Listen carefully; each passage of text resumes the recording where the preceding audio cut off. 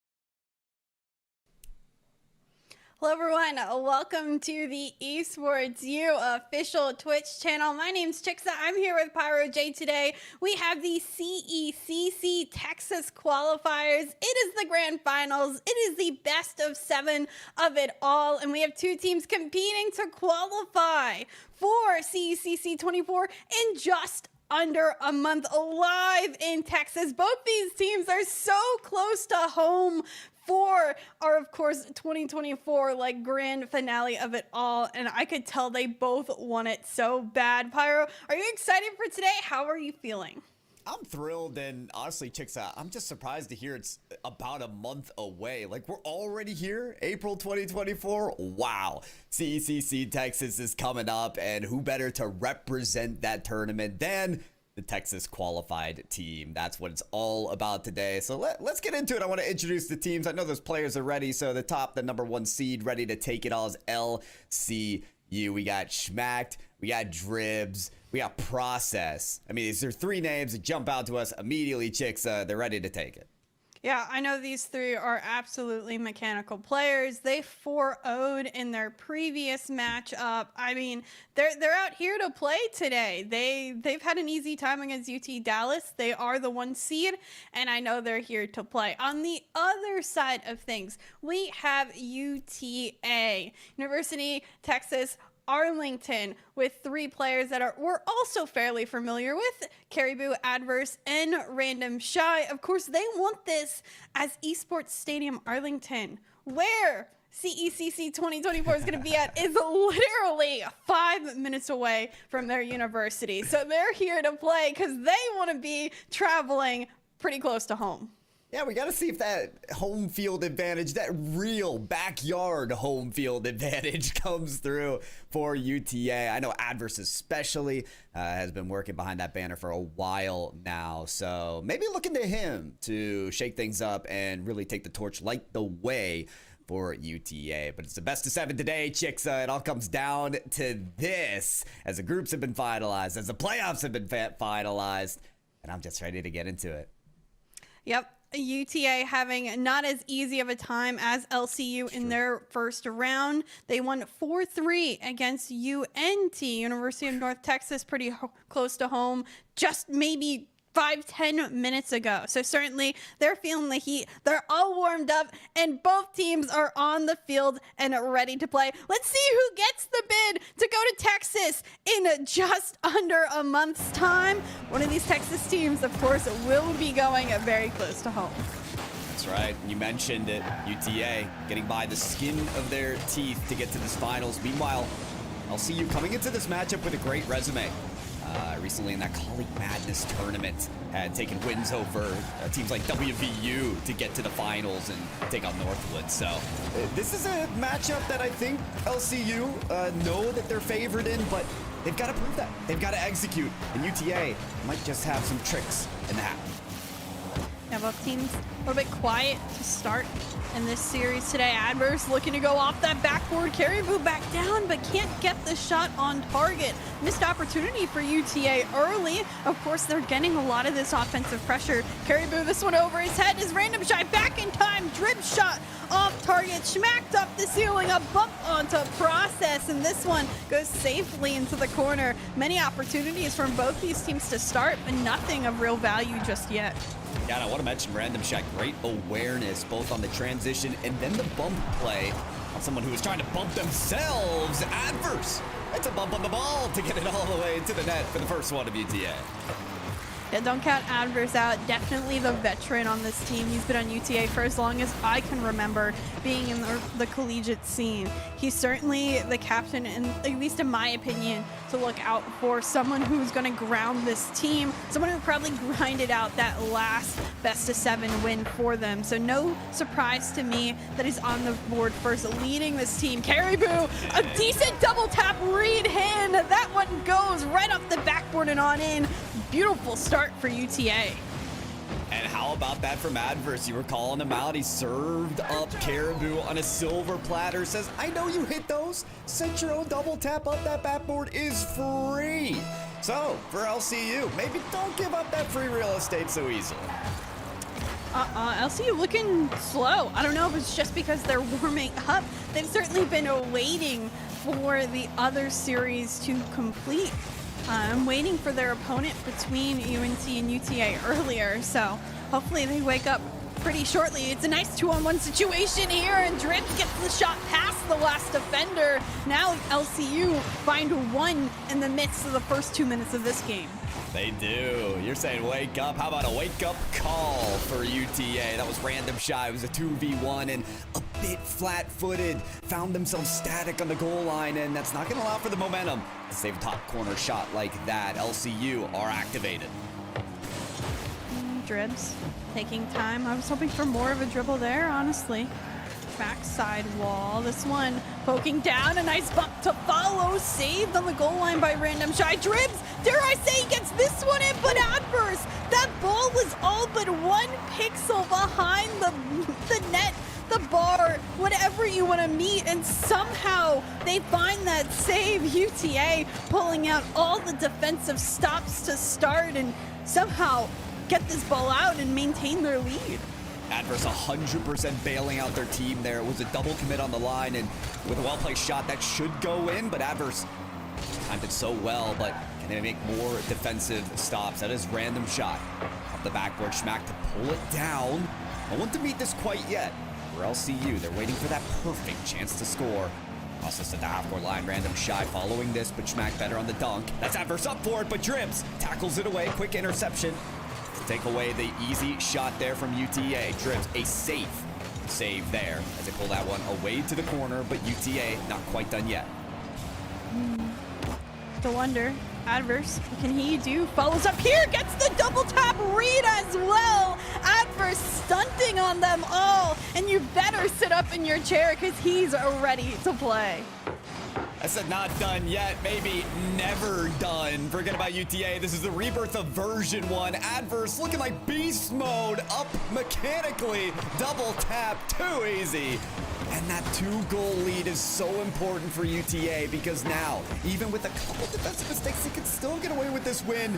They even pile on more of the pressure through the bump, through the shots. That one's still not yet in.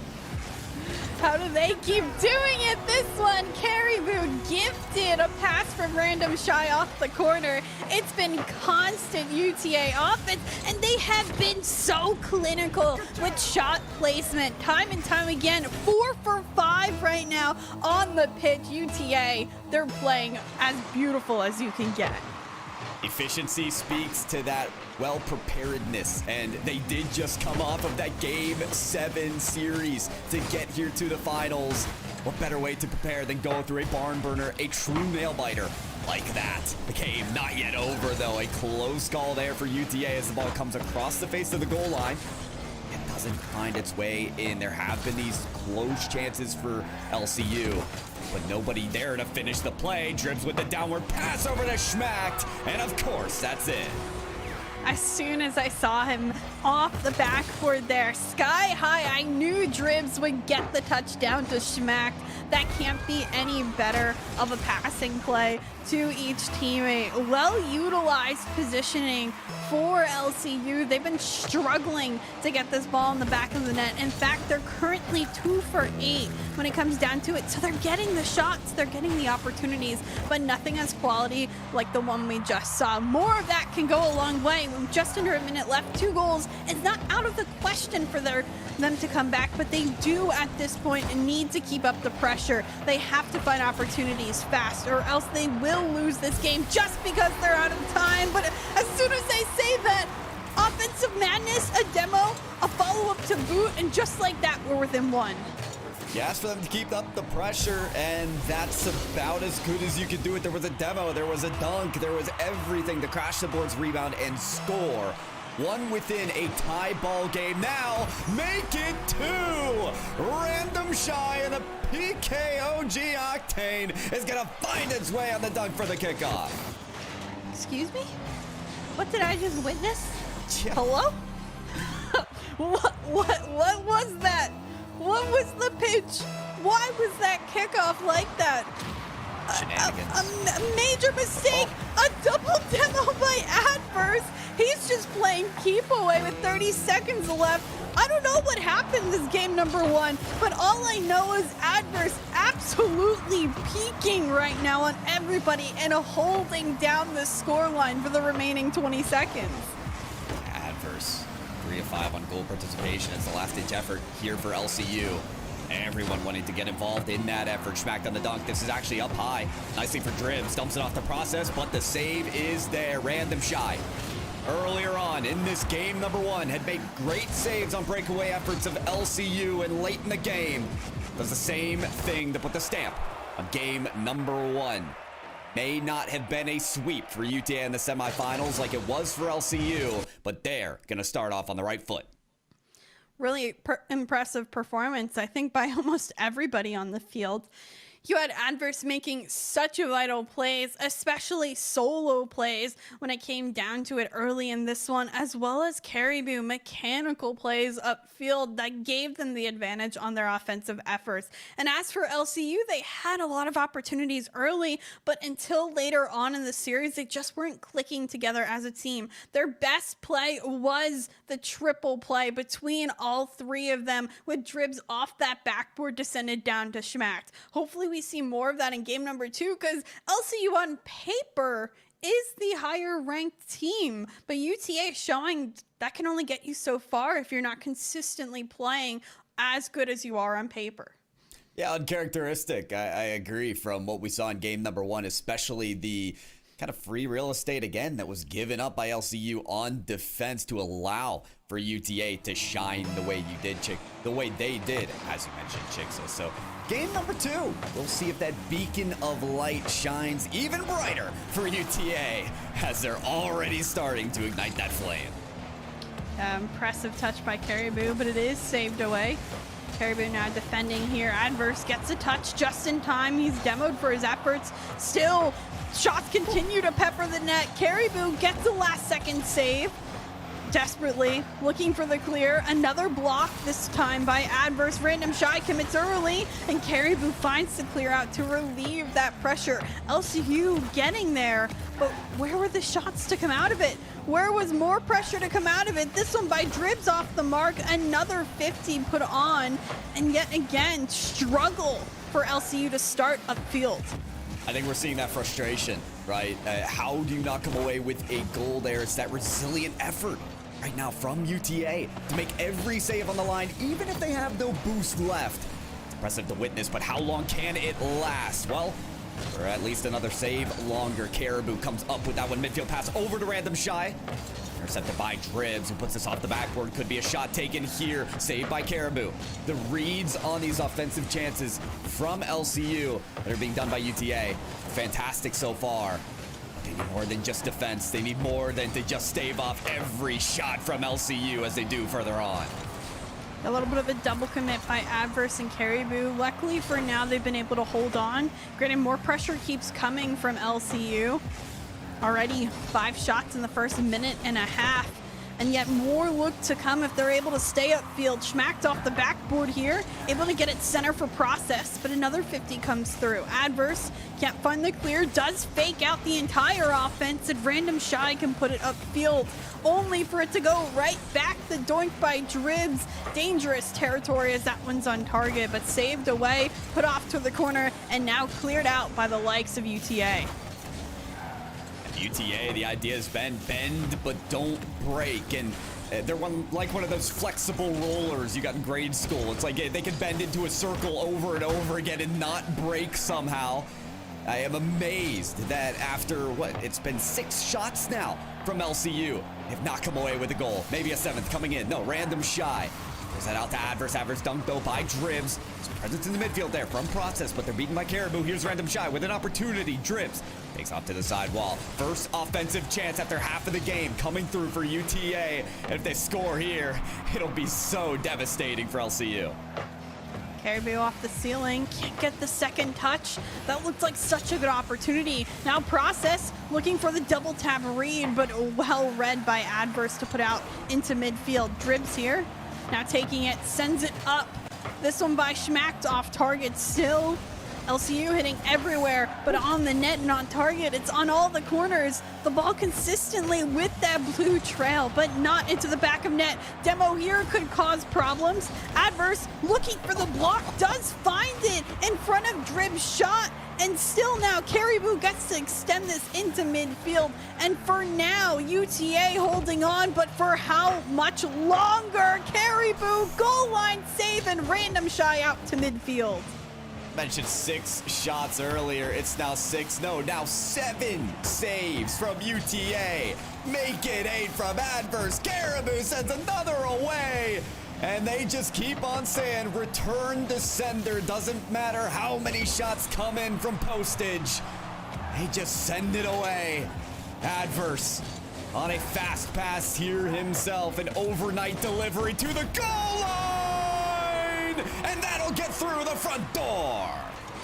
1 shot, 1 kill. That's all that matters. Adverse, the only registered shot. In fact, it's not even Caribou's is the registered shot. He has 1 goal, 0 shots for UTA, and he manages to get that in off the 50. Now LCU with 12 right now, 0 for 12. That's a crazy stat line. And with 50 seconds left and down by 1, UTA may save off yet another game if they're able to hold on just a little bit longer.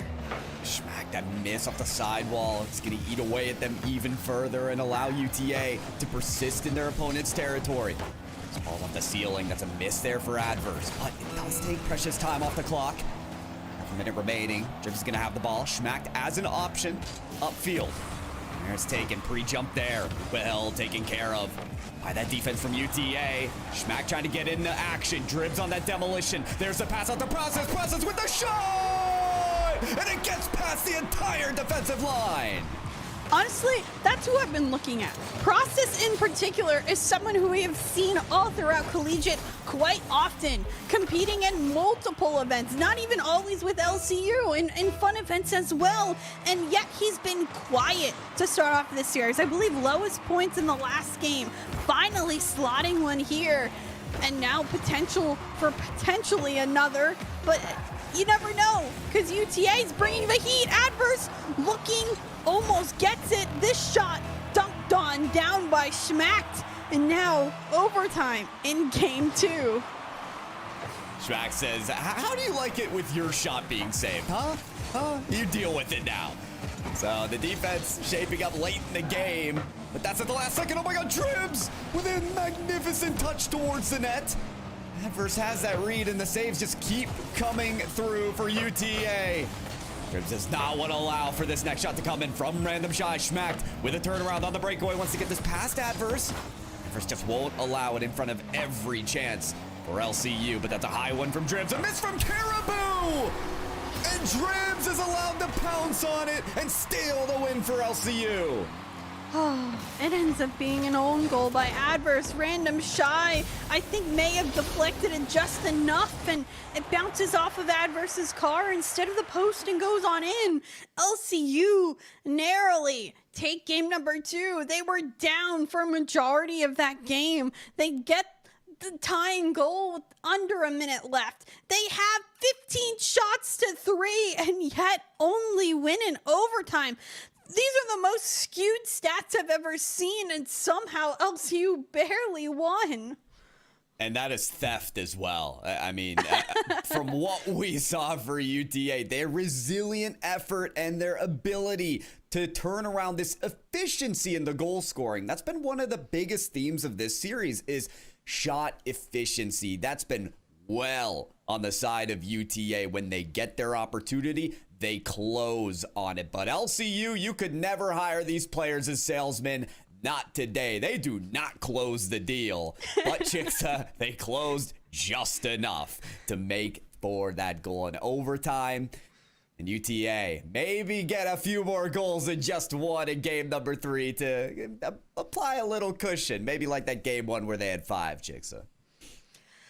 Yeah, I don't know. Honestly, I don't know how to feel about this series. It's giving me a lot of mixed emotions. And again, on paper, especially with the amount of shots LCU had, they should be winning this very handily. But the fact is they're not. UTA came to play, and now Dribs potentially going for something crazy isn't able to execute that there. But LCU, I don't know. Are they playing maybe only 70%? What is happening on the field that UTA just seems to have the special sauce to deny them so many times? Part of it for me has to be the comms and the actual cohesion from UTA, because you don't make as many saves like that if you don't have good comms, if you don't have a limiting of the double commits, because we've seen a couple from them, but they're limiting enough to allow for all that defense to apply. Adverse might have a shot here. He actually backflips after trying to get the double bump to go. Oh, he was really close. But as we see more opportunities come through for LCU and they're trying to close on these efforts, my eyes are on Tribs. That was 9 shots in the last game with only 1 single goal. He's just added to a second. Schmacked has a third on just his possession effort, and that gets past the last one. Finally seems like things are starting to get easier for LCU. A little bit of a double/triple commit for UTA on that goal line, and the follow-up well done by Schmacked to be able to get it through the last defender. LCU 1 for 4 early to start this one. Definitely better odds than what we've seen in the past couple of games. Can they continue? Contests like that certainly puts them on the line. Dribs gets past one, holds up, pops this up. Has process in midfield, but maybe he could do it himself. Adverse off the post and out, managing to still stay on top, and look at that vision to extend that much farther upfield with the help of a teammate. I love that shadowed defense effort from Adverse to get that near save on the flip reset goal from Dribs. Because again, if UTA doesn't make these sublime defensive efforts, we see goal after goal from LCU. And that has what has been impressed me the most. It's the defense of UTA. How can they shift that into an offense that works though, as they look to extend this possession? Pop up here in the corner. Process getting to it, patiently waiting, puts one on target. Adverse credited with yet another save. As well with that demo, can hopefully give Caribou some space. Granted, the 50 comes in fast, and the follow-up by Schmacked off the ceiling. Can he get to it? Maybe goes a little early, and this one gets past Dribbed and Process. Random shy with time, but without boost, it's hard to have one or the other. You need both really to make plays happen. Adverse doing his best to stunt on everyone, but Dribbs quickly takes it away. Now will be a reset for UTA as Process and the rest of LCU look to challenge and possibly get another goal as quickly as possible. Couple nice reads from LCU to keep themselves within control of this game so far, and Dribbs ready to cherry pick. There's the touch. It was a redirect towards the net that allows for Process to close the deal. Crazy play. We see Dribbs up. We see him cherry picking. Adverse does get credited with that save, but unfortunately it stalls. It drops right in front of net.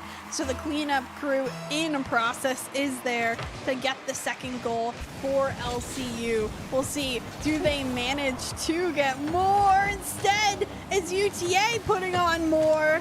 Crazy to think they have been able to somehow find ways to transition upfield. The UTA can only go as far as transition. The goals need to come with it, and they desperately need to find one quick. This is also the first time in the series that we are seeing UTA down by more than a goal, and we've got to see how this team actually takes risks, because off that kickoff, they sent everybody. If Dribbs had that clear on target, it was in. So they've effectively pulled the goalie, but that shot taker is pulled out of the field. A quick demolition from Process means that this ball game's turned completely around. I was so ready for this Adverse shot.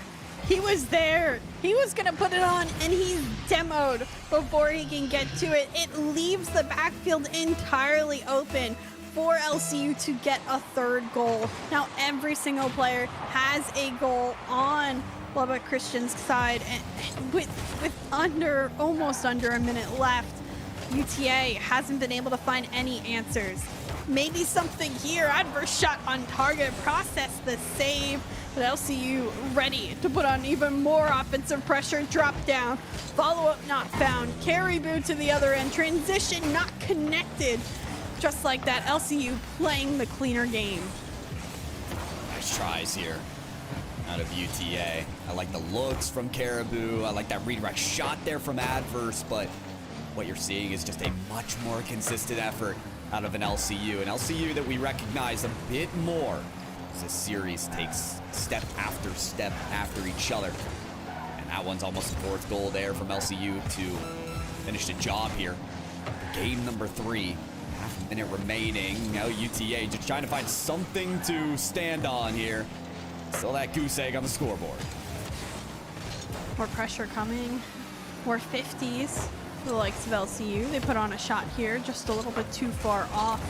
Process off the ceiling. Almost able to find it. But all that UTA could do is just thread the needle, try to find a couple of touches out and upfield. But with time run out and a 3-goal difference, LCU will take game 3 and go up in this series 2-1. LCU really did weather the attacks from UTA in the second half of that game. You saw how UTA took their risks. They pulled everyone to the opponent's side to try and force their way through goals, but not only do they not score, that's kind of not on pace with how they have scored their goals. Chicksa, it hasn't taken a lot of shots for this team to score. We've talked about the goal efficiency from UTA. 5 in game number 1, and then not many shots finished for just the goals that UTA needed in the last game. This one, they have 7 for 0. So it's really a full-on opposite effort from UTA, a far cry from what we've seen. think what's important too is the 9 shots by LCU, 6 saves for UTA. Of course, the 3 that weren't saved went on in. But on the other end of things, you mentioned the 7 shots for UTA, 0 in, but 6 saves for LCU, just 1 off target. The difference being both teams are putting shots on target, but of course, some are a lot easier saved than others, and LCU's have been that quality needed to go into the back of the net. But a big game upon us. LCU looking to go up to match point with this one. UTA looking to tie up this series 2-2 if they can take the win. We've seen the potential from both ends of the field. Certainly for me, adverse. Those are who my eyes are at for UTA. On the other end of things, I'm still looking at process to get things started, but Dribs and Schmacked, all 3 together, have just been phenomenal at times. They take turns popping off, and that's what makes this LCU team quite exciting. And we think about what Dribs has done as he's demoed there by adverse. And actually with a shot here, the process does deny. Dribs twice on those cherry pick efforts have set up fantastic goals for LCU, breaking completely apart that strong defense that we've seen from UTA. My eyes are on UTA to see how they can deny that continual effort from Dribs, who does take a shot here. Just barely gets deflected by UTA. They're up again to save this one. That's random shy. To get in front of this clear as well. Gets this ball under control. Gets dunked into the corner. UTA, they have survived that one effort from LCU. They've got another one coming. Random Shy credited with another save on the back end. Adverse with some boost, a little time. Trying to get the 50 through. Finish for Random Shy, blocked away on the second effort. Great try from UTA, and now Adverse trying to block it here. Does get just enough to poke it on out. Dribs waiting patiently, does get a touch. The 50 will roll up this wall, and Adverse there first to pinch it onto the LCU half. Schmacked. Over 1, almost over 2. To keep that ball on top of his car, incredible, but nothing will come out of it. Caribou and the rest of UTA looking for a clear. And I think they'll just get it in a moment. Adverse doing his job, but quickly to be 50'd. Oh, they still got an effort here. It's the pass off the backboard, out and over to Dribs. The positioning. That possession that was just outlasting the defense of UTA was more than enough for LCU to get their first. Really great work by LCU to slowly break down the defense. Again, 104. That's their 4th opportunity upfield that they finally get the first one to fall through. Process dangerously. Committed early to that one and almost missed it. Caribou, though, has an opportunity here. Drip saving it off the crossbar, follows it up as well with a half squishy. And just like that, now they're upfield. Now they're looking for pressure. Schmacked off the crossbar. Dribs as well, smacking one towards the net. But Caribou finding the save. LCU with more pressure. Random Shy the save. This is what LCU does. They put on pressure. They put on shots. But they can't seem to get the goals they desperately need. I'll tell you what, though, Dribs is having a highlight reel of the game right now. That double save. And you mix that in with the one and only goal that we've seen. So we're actually setting up a double tap there, almost. I saw the vision. Good bit of pass as well, but the turnaround for UTA just wasn't quick enough. There's a high touch here. Should buy some time for UTA. Consolidate an effort. On the 50-50 now. Caribou, in front of this ball. Process has to make a save. Gets it above the crossbar. Enough time for Schmacked to take away and stay behind this ball. Look at the time saving being done by LCU. Not a lot of boost to work with, but because of that, they just stay in front of the ball. They force 50 after 50, and they just set up this blockade that's impossible for UTA to get past. Schmack still finding a piece of it as he goes upfield. This one deflected away. Random Shy to it first. Potentially a one-on-one, but Schmack safely throwing it towards that corner. A follow-up here for Dribs to keep it upfield. Shot comes on through. This one right over Caribou. Someone in net as well with an extra annoyance, and LCU now up by 2.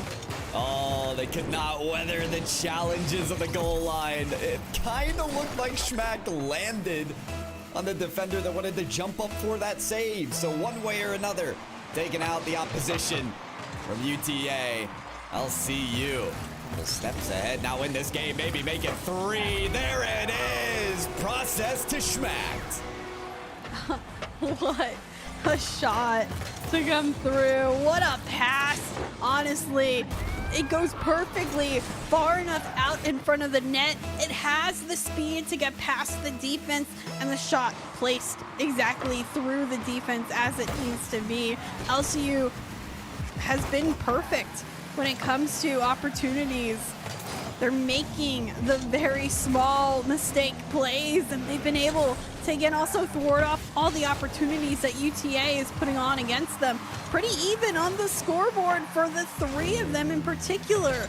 They're playing much more warmed up, much more like a team compared to what we saw earlier in game number 1. LCU just need to hold on the under a minute that remains, and they'll get themselves to match point as they deserve. Unless you believe in miracles. 40 seconds. 3-goal deficit. We're working for it. Schmack, though, has this play under control from the logo. The pop-up. Adverse just clears that over and out to Dribs. Those touches have to be more intentional. Got to be to a teammate. They want to make this comeback here, but it looks like it's unlikely. It looks that it will be impossible. Dribs, who had a masterclass at the beginning of this game to keep LCU ahead, will cap off with a 2nd goal. Honestly, I'm going to call Dribs a cheater in the sense that he cheats upfield constantly. How often do you see Dribs on the backboard kind of cherry picking, outletting himself all the way up as far as he can go? He's crazy with it. I don't think he's anywhere but upfield. 90%. There, he's on the backboard again to drop this one down. This man just likes to stay upfield, and it's allowed for some really phenomenal plays on the side of LCU. 3-1 right now. Game number 5. I can do math upon us, and this is almost the end for UTA if they can't come back in this series. Yeah, the comeback looks like it could be unlikely, but we got to just remember that form that they could return to. 5 goals from UTA in game number 1. Not a single one here in game number 4 as they concede 4. You mentioned how Dribs always cherry picking, and that's just the tip of the iceberg when we talk about shot quality from LCU. To me, that has been the biggest game changer, the hugest adaptation that we've seen from LCU this series. UTA made save after save after save in the first couple of games, and that was great for their defensive effort, but it was also due to LCU not being able to finish on strong chances. This time, their shot quality, Chicks, I think you'd agree, has just looked better and better. Yeah, they're doing exactly what they do. They're playing to their game plan, playing to their strengths. And again, that scoreboard within 57 points of one another. So you know what? UTA, you better sit up in your chair or else you're about to go home. And you know, speaking of good chairs, the CECC Texas Qualifier is brought to you by ZipChair. As the official gaming chair for the CECC, head over to zipchair.com to elevate your gaming chair today. Also, put exclamation point as ZipChair in chat if you're looking for that. But I think at this point, UTA, they better stand up. They better sit up because you know what? Who other than Dribs is looking upfield to make plays right now already? Oh, imagine the players not just sitting up, but actually standing and trying to play this game. Oh boy, stand up for the save, somebody. There's not a save to be made. That shot just never came. The ball bounced too high. Shot taker to take advantage of. Dribs was just up too far. A mistake that usually doesn't cost LCU as Dribs upfield usually helps them. It will help them in this regard. Dribs about to hassle the last goalkeeper. It's not needed. Schmacked a pinpoint accurate shot for the first goal. You know what? Process may not get an assist in that play, but he did demo the goalie, and Dribs able to get past one, give Schmack the open layup to finish it on out. Again, team plays flowing through LCU right now. May have been a little blip during game number 1, but they're looking still so strong in this game 5. Momentum to start in their favor, and they continue to hold on. A couple of demos for UTA, trying to break down their own defense. Adverse in midfield, trying to keep it close. losing a little bit of control. Random Shy in the sky, smacked a miss. Dribs though coming on in for the save. Caribou as well can't get the pass, and just like that, it's a clear to midfield. Look how quickly that possession turns over in favor of LCU. Scary shot there from Dribs as well to give up that chance. Adverse and Caribou tag teaming this effort downfield. There's the pass just wide for Random Shot to actually pick up. If that's in his pocket, then that could be a shot that's pocketed and on target for a goal for UTA. Chances are there, but I wanted to mention possessions. They just get outlived so quickly for UTA, especially compared to what LCU have been doing to just set up camp on UTA's side. I think that may be one shift that we need to see UTA actually getting consistent chances for rebounds on their efforts. Dribs here blocking this one upfield. Pass to Adverse, keeps it close, tries to pop it over Process, but the 50 comes through strong. Dribs controlling, midfield pressure and Adverse there, but Process, he sees him and instead goes to that midfield mark. Dribs a miss, Caribou potentially to it first, gets the 50, but it's still safely in the corner for LCU. They've had difficulty getting into dangerous territory for UTA. They need to find a good shot here. Adverse left it up and Random Shy, the cleanup crew, to come through. 1-1 tied with 2:18 left.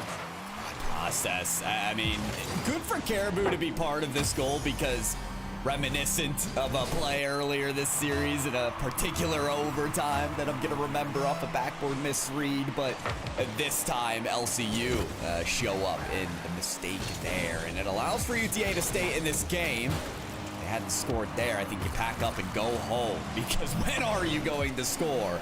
It's now tied up at 1-1, UTA surviving in this series. Dribs doing something kind of crazy. I don't know if I could call whatever he decided to do there, but it sets up Process to send it over to Schmack to send it up for the finish. Just like that, LCU back on top. That's big brain from Process. Don't go for the shot. Just get it past the last defender. Your team, they'll do the rest.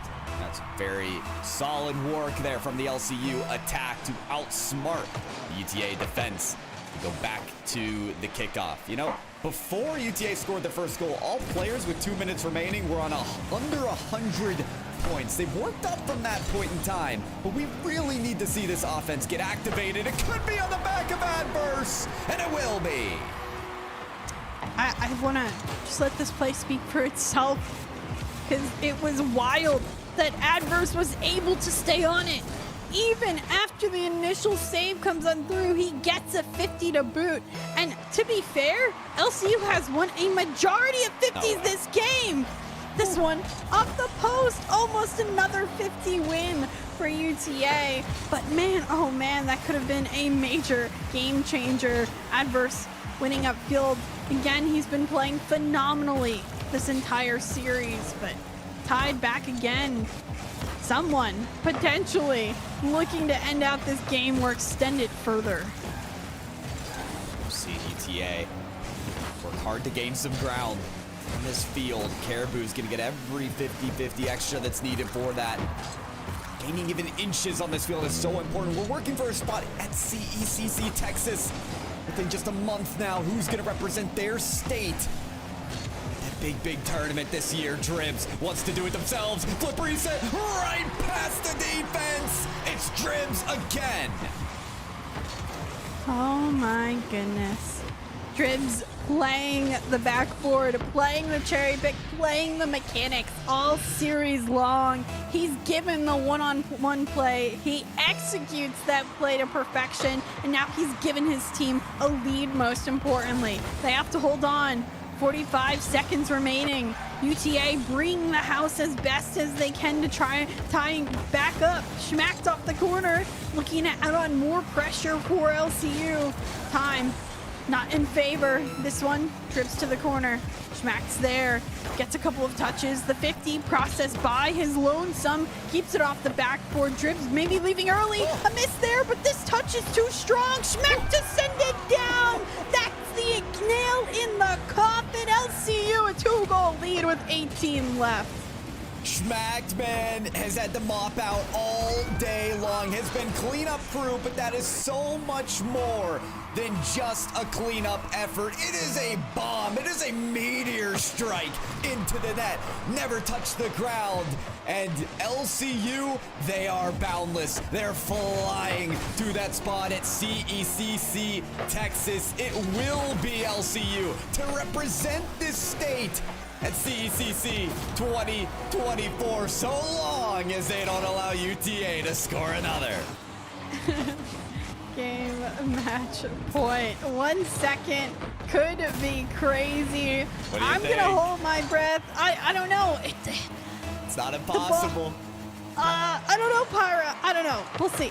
We'll see. It's done. It's done. It's done. It's done. Just like that. Over. Done. LCU qualifying for CECC Texas 2024. Congratulations to the squad. And what better way than to run amok through all of the Texas teams? I mean, we're talking UT Dallas, UNT, UTA, all of them. Get out of here. If you want to qualify for CECC Texas, you got to do it in your other conferences if you're competing in those. But for now, LCU, you ain't got to worry about that. Your recent efforts in these collegiate tournaments with a finale showing in the Colleague Madness, getting wins over WVU, all the accolades you've put to your name, they're worth it in the sense of the CECC. You have stamped approval from us to get on your way to the tournament. And a great effort and a great adaptation all over Chixa from LCU. Looked a little shaky at the start, but they made their ends meet at the end. Yeah, I think honestly major shout outs to Adverse though. He played his heart out throughout that entire series, made minimal mistakes on the UTA, and definitely a player who deserves a shout out in his own right. I enjoyed him very much on that field. But of course, LCU, the entire team, schmacked, dribs, process, making plays as a team together, one-on-one throughout the series today. They have an impressive showing, and I know they're going to do well when it comes to being in Texas next month for it all.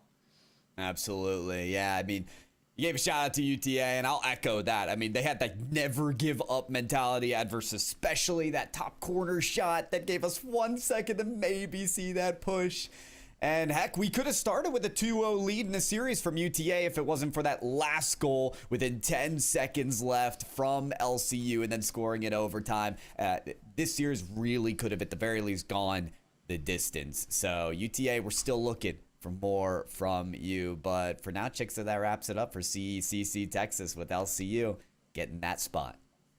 Yeah, absolutely. It does not wrap up this stream, though. Of course, thank you to Pyro for joining me on it, and Leighton in the background pushing all those buttons. We still have more on the Esports U main channel. We have the Overwatch Finals. It's going to be Blinn versus either UTD or UNT. Speaking of Texas teams, as that match is still happening, it'll be Septilence and Twin Salty casting that. So join them in just a little bit. We will see you guys around and of course on this channel occasionally soon to come.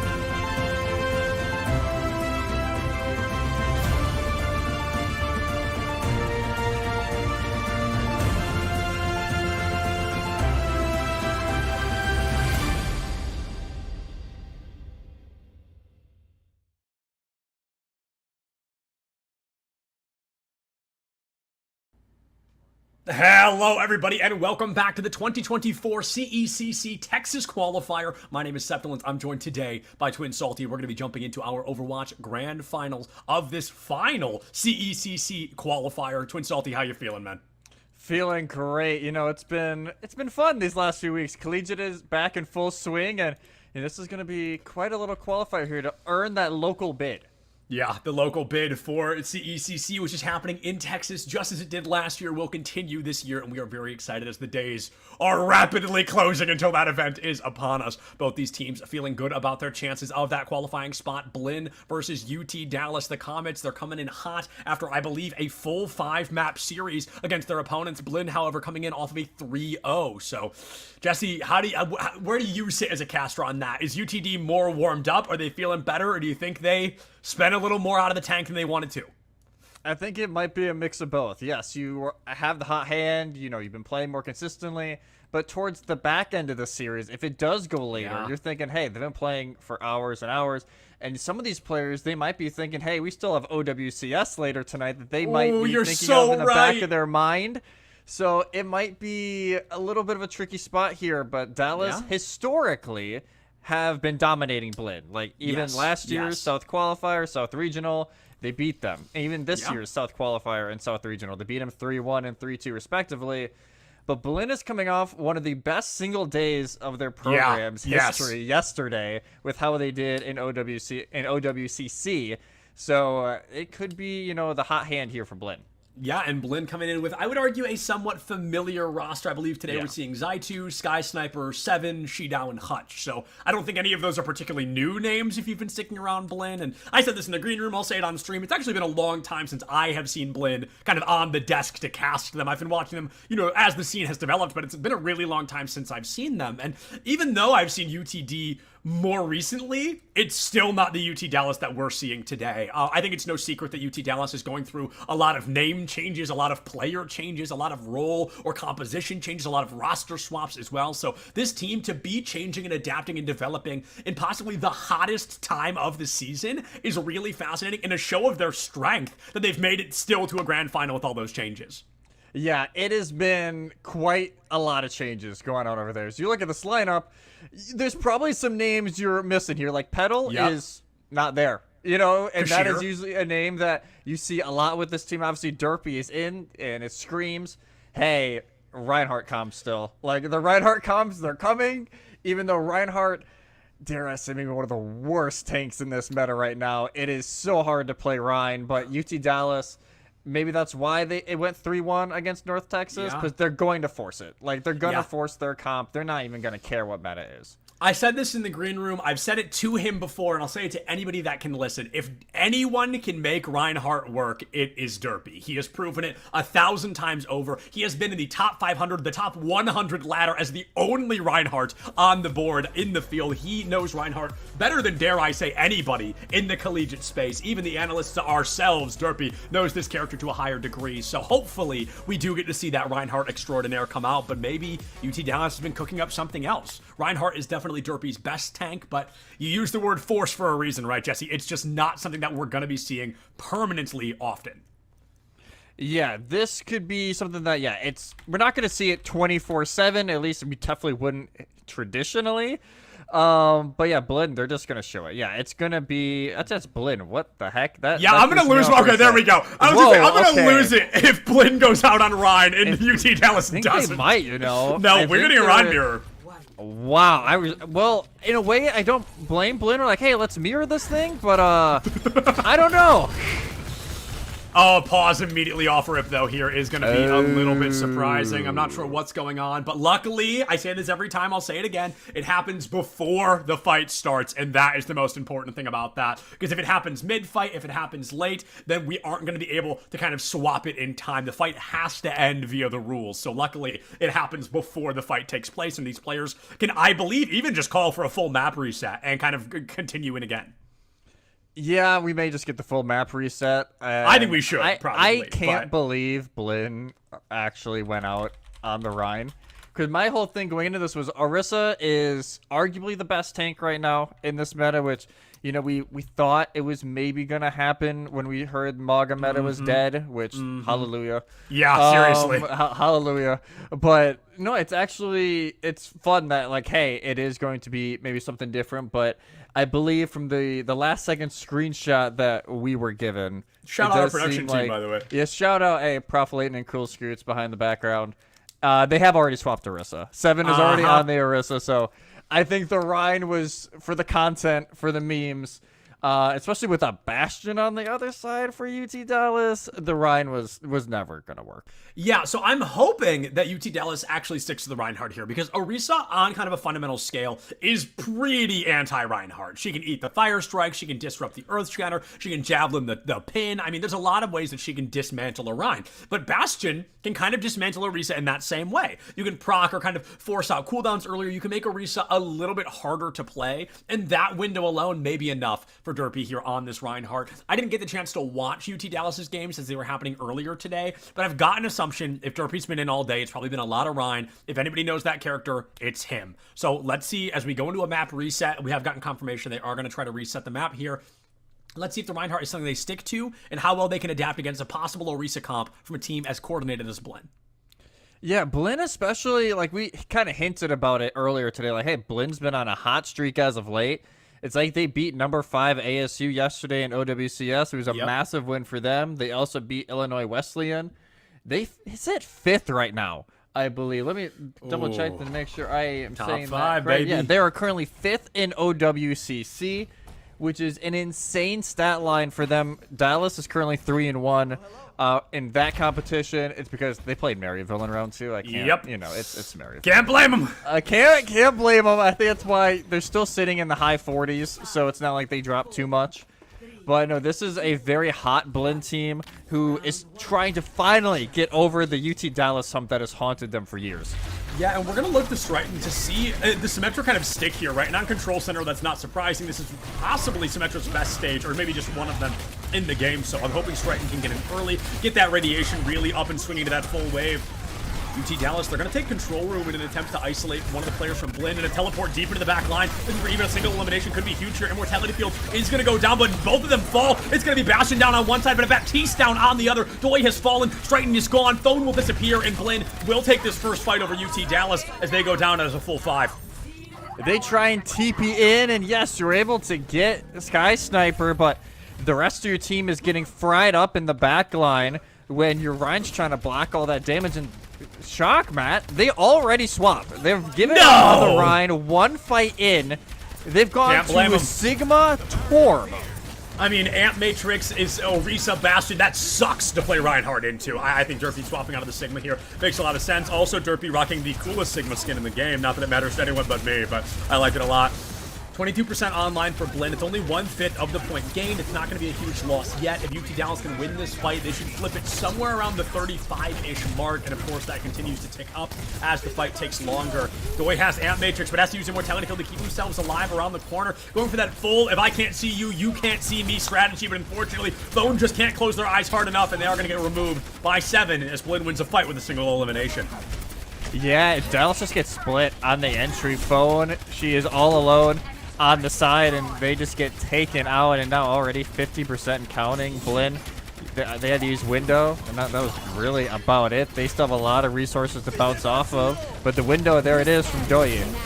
Doi brings out that window early on. We've got an Amp Matrix on the opposing side. Blinn finds a little bit of value, but Immortality Field out. It does go down. Zaitu, no eliminations, but you've stalled out a lot of time, and that typically is what matters with an ultimate like that overclock. Derpy is going to go down here, caught out by a fascinating 7 flank. One player dismissed, possibly going to turn to 2. Strighton loses their turret with the tank gone. UT Dallas has to backpedal all the way back to spawn. Unbelievable stagger onto Doi here is going to give Blinn pretty much another fight win. UT Dallas going to be going into a last fight scenario.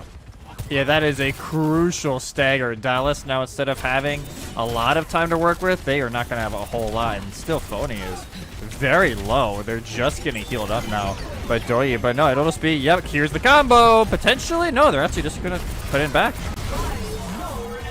There goes the Terra Surge pull. Immortality Field is going to go down, and Derpy goes down all the same. A rough start for UT Dallas there, but it's only the first stage of Control. This is a best of 5 series, by the way. So even if they do lose that first stage, they've got at least one more. The question is it Gardens or Day Market? It will be Gardens, and they will already go back to the Reinhardt at least to start. Well, at least for a second. We'll have to see what they end up landing on. But I think, honestly, for them, they were just disorganized, Matt. I don't know if you were catching up on that, but at one point, Derpy was all alone by point when the rest of their team was trying to push up server side. And it's like, you talked about, you know, the 7 flank. It wasn't even as much of a flank as it was just, what are you doing? Like, he kind of looked like, you have no teammates here. Like, you're kind of all alone, buddy. And they just dive on them right away. Both teams will TP. Dallas, again, will stick the sim. Sniper will go over to the Bastion. Oh, and no! already, Doy's gone. Oh, there. All right, well, my play-by-play job's done. Fight's over. There's not much else to say. Doy just eats a javelin for breakfast, and that's really going to shake up UT Dallas's approach. Maybe a teleport into window as Doy reemerges. No. Oh, no. Okay, all right. Your turn. Wow. You know, just the fact that it was jab into the alt fire from Zaitu. It will be the cap for Blinn as the Buccaneers. What a start for them so far in this series. And they're going to try and TP over now. You can tell that. But yeah, Blindo, this is a potential option. Shido is, they're hanging out over here. And yeah, it's just going to deny that that's even a possibility. They'll have to do the full rotate. And just more time taken off the clock. And Dallas, dare I say, haven't really done much on this map so far. I mean, they really haven't had the chance to do so 2 fights in a row, and they have just found themselves completely back against the wall. They're going to try to go for the quicker isolation. Cheeto goes for the boop. No pickup there. TP into backline on bridge. Sky Sniper has fallen, and for the first time, UT Dallas has the numbers advantage. They lose it just as quickly. Derpy off the map. Shidu with a double kill. 5 down, and UT Dallas. Uber Eats goes for the reset. Blinn just not losing a fight so far. Near flawless performance. Sky Sniper knew exactly what they were doing there. They're like, if I sit over here by bridge, they're going to want to TP onto the Bastion. Because, again, that is like a viable win condition, right? You TP onto the Bastion, you take them out of the equation, so your Ryan shield survives. But Blinn knew exactly what they were doing. They're willing to bait their Bastion to make sure that, hey, the boops come in afterwards. It's just like the first fight over on Control Center. I mean, a 5-for-1 trade is lethal, right? Yeah. I mean, it is just absolutely ideal. No. No! Okay, all right. Oh. Okay, oh, okay. Strighton does still go down. Doy is gone. Hutch bringing out full supportal combat. And UT Dallas being dismantled here once again by Blinn. 30% remaining here. UT Dallas has one more fight to try and shake up Lijiang Tower, or this may come to a close in the blink of an eye. The upside, Jesse, and there always is one, is that UT Dallas, if they do lose this map, they get to pick the next one. They would get to pick the next one, and with this formatting, they would also get to pick the map type. Yep, exactly. So that will definitely help them a lot, especially with this format. But Blinn, on the other side of it, they haven't used an ult, Matt. Like, they have everything. Have they had the chance? Yeah, I mean, it really has been. They haven't really needed to use an ultimate quite yet. Immortality Field already down from Doy. It's going to be a double support ultimate commitment here from UT Dallas, and they don't have an elimination to show for it. A late support commit is going to be coming through. Phone taken out by 7. Hutch finds Derpy, and this is going to be over before it can even really begin for our friends at UT Dallas. It's a dominant performance and one that they have to be proud of on the side of Blinn. 2-0 over UT Dallas. Dare I say, that didn't even feel competitive. I know that's maybe like a dig, but that was Blinn's lobby, like, the entire time. It felt like UT Dallas had no way in. Blinn were controlling the tempo, they were controlling where fights were taken, and this bait play was gorgeous. Like, you leave your Bastion behind, and you know, like, UT Dallas, knowing especially how they play, they love TPing in on somebody that's alone. And that's exactly what they do. Just leave the Bastion by the bridge. Oh, you know, look at the lone Bastion. Booped. Everybody gone. Yeah. And it just feels like, yes, UT Dallas, we talked about it a little bit. They're experimenting with their roster a little bit right now. And I think that's maybe, you know, part of it. They're trying to learn these new comps. But this is a Blinn team that, I think is playing the best it has in years. See, I agreed. Honestly, maybe even the program's history right now. And also the fact that I think they're trying to get revenge for the last 2 years of just not being able to beat this team. And there's a little bit of a spite that is being played with right now, and you can see it. And there's a little bit of a story to be told, right, of Blinn losing this time and time again to UT Dallas. And I like a lot of what you said there. I don't want to say that UT Dallas felt like sloppy, because it wasn't sloppy. It felt like they were trying to execute 2 plans at the same time. That's very much what it felt like we were seeing is, oh, teleport into the back line. Then who are we attacking? Because when they got to that teleport, it almost always split into 2 targets, whether it was the Baptiste in the Bastion or the Orisa in the Bastion. Bastion was always one of them, but it always felt like a double target dynamic. And I think that's where UT Dallas fell just a little bit short, is their composition wasn't, this is going to sound weird to say, wasn't particularly damage dealing across the board. You know, with the Reinhardt online, the Symmetra didn't have time to get charged up. They really needed that target focus to be successful. And I think, unfortunately, they weren't able to find it yet. If I had to guess where we're headed, I'm going to say push. I think they want to try again. I think the plan was almost there, but I think it fell short. And I think UT Dallas, maybe they would disagree with me. I think they tend to do pretty well on push maps. I just don't think they go escort. Yes. I don't think you go escort. But no, like you were talking about, it just felt like there was 2 different game plans going on for UTD. And it's like, I didn't even mind when they went the Sigma for a little bit. I don't mind that look. But you could tell they're not rehearsed on it. Like, they don't have enough reps with it to actually make those win conditions work. And then there's Blinn, who's like, it feels like they've been waiting for this Orisa meta for months. Like, they're collected, they're very organized on some of these plays.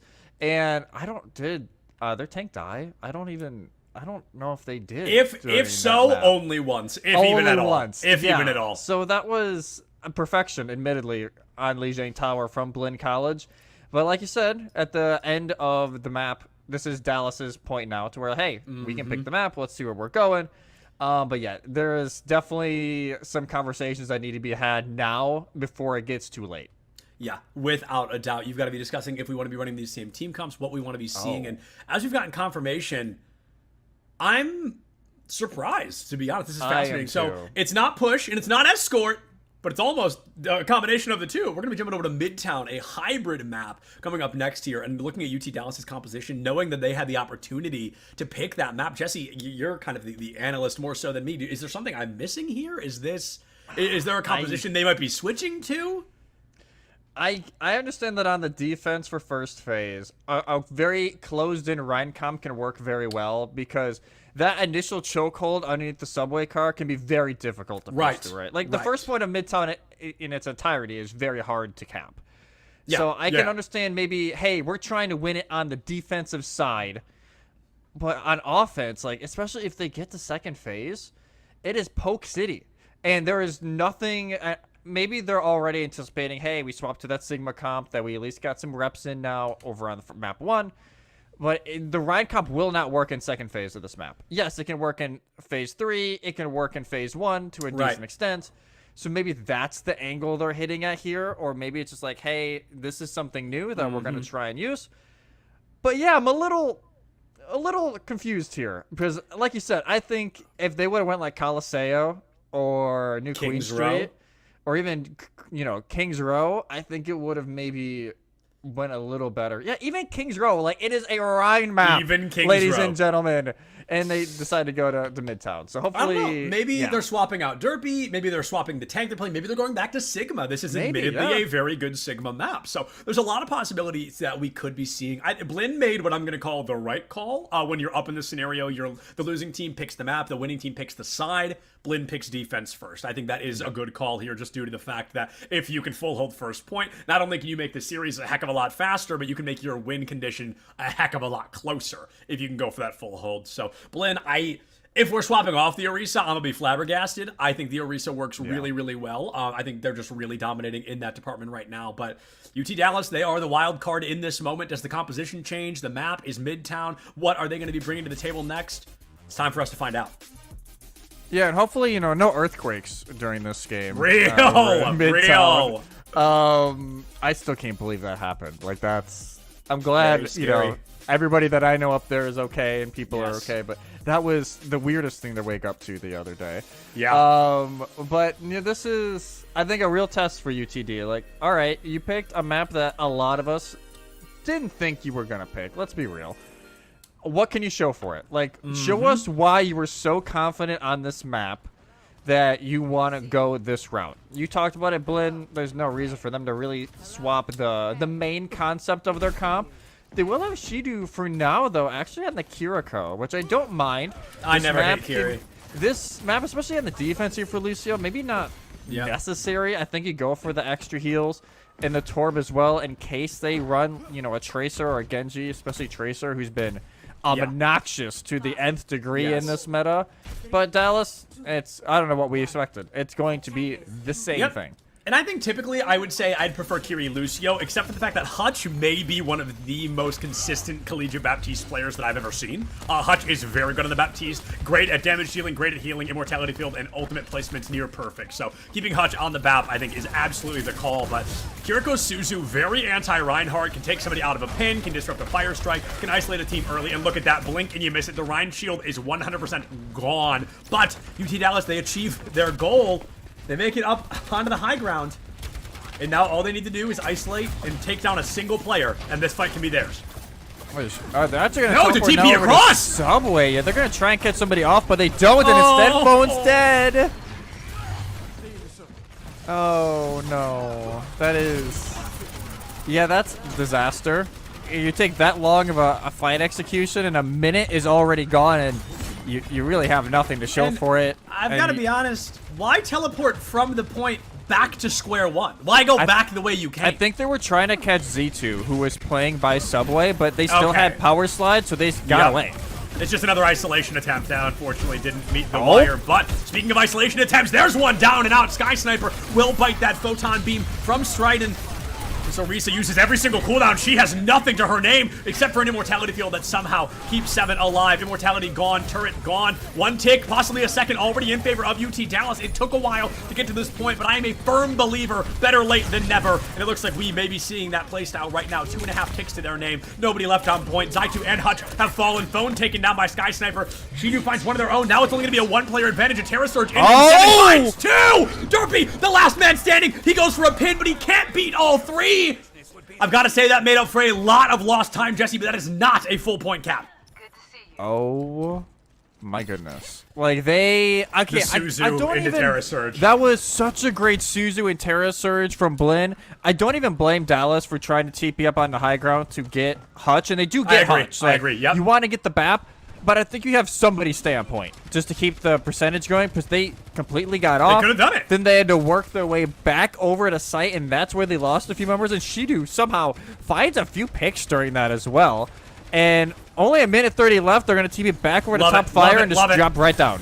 This is perfect. You got to jump right into the fight as quickly as possible. You've got to bait out their ultimates or use some of your own. With an overclock amplification matrix already online, the beat drop from Uber Eats is not going to be enough to keep anybody alive. Zaitu cleaning this team up. A couple of clicks, a few players down, and Blinn College are going to win that fight in record time. We're down to 76 seconds left on the clock here for UT Dallas, whose silver lining only used 1 ultimate in that exchange.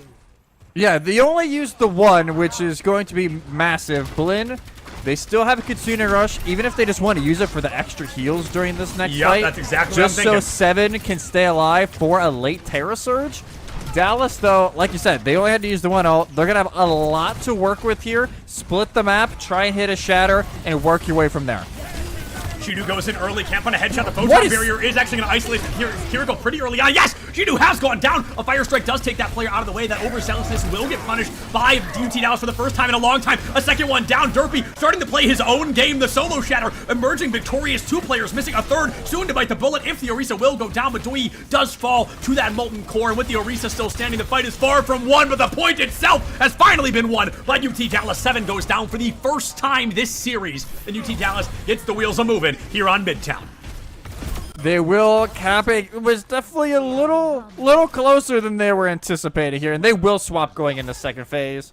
I do like this. Do I actually go over to the Iari? Okay. Oh, yes. I like this actually, and the Echo as well. So they are complete poke shift here for UT Dallas, and I like to see this versatility. Ashita will actually also make that swap. Oh my god, how excited! I can't play Iari to save my life, but I love watching other people do it. I think she's such a fun my character. aim is so bad, it is, I'm a support player too, but there's something about her specifically that I just don't know how to do it. I can't make it work, but right now, UT Dallas, they're going to be swapping on. They've got the pylon available. We see an artillery strike from Phone early. This should isolate the inside, and actually, no! Immortality field from Hutch saves the day. I thought Shidu was a shoo-in to go down.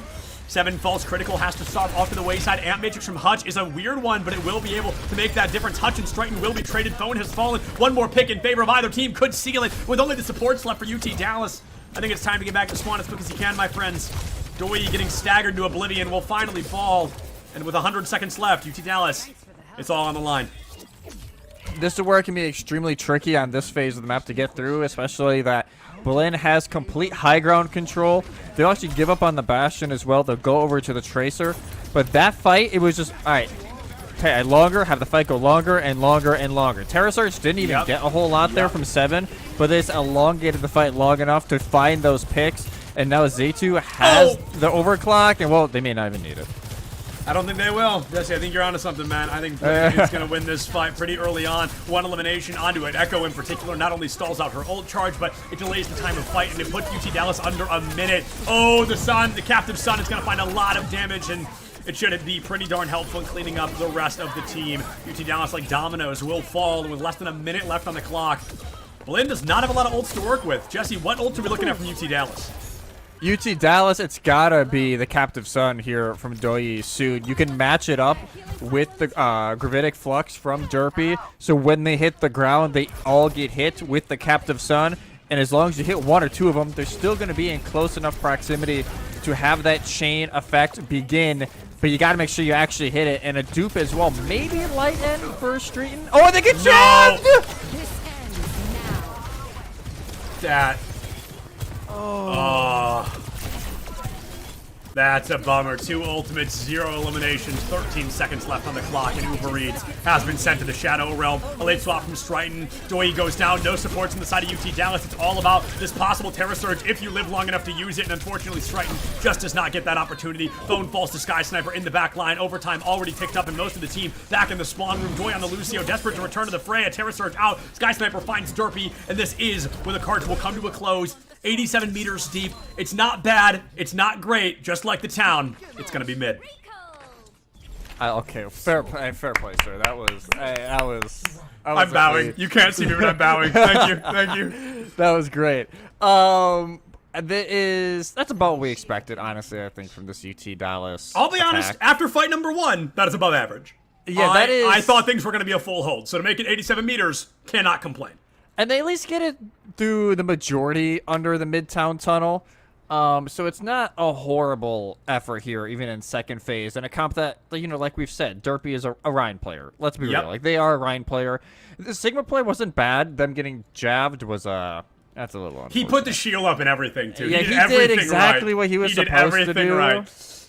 And it was like, oh. That's a little unfortunate, but this is where they really feel like it's going to work. Here on defense, they're actually not going to play the rush that I thought they would do, holding close. They're going to run the poke. Striton will stay on the Echo, but Doi will go over to the Zen instead to try and take advantage of the Discord Orb. That is a real counter to 7, which has been running this lobby from periods of time. I'm surprised that it's taken this long to see the Zen swap, especially with a player like Doi on their team, a very decorated Zenyatta player in the collegiate space. So to see him make an appearance here actually gets my hopes up quite a bit for the side of UT Dallas, because that damage increase is huge against, like you said, Orisa in particular. It'll be really helpful in taking her down. But Jesse, as all these maps tend to play out, it's all going to depend on this first fight in particular.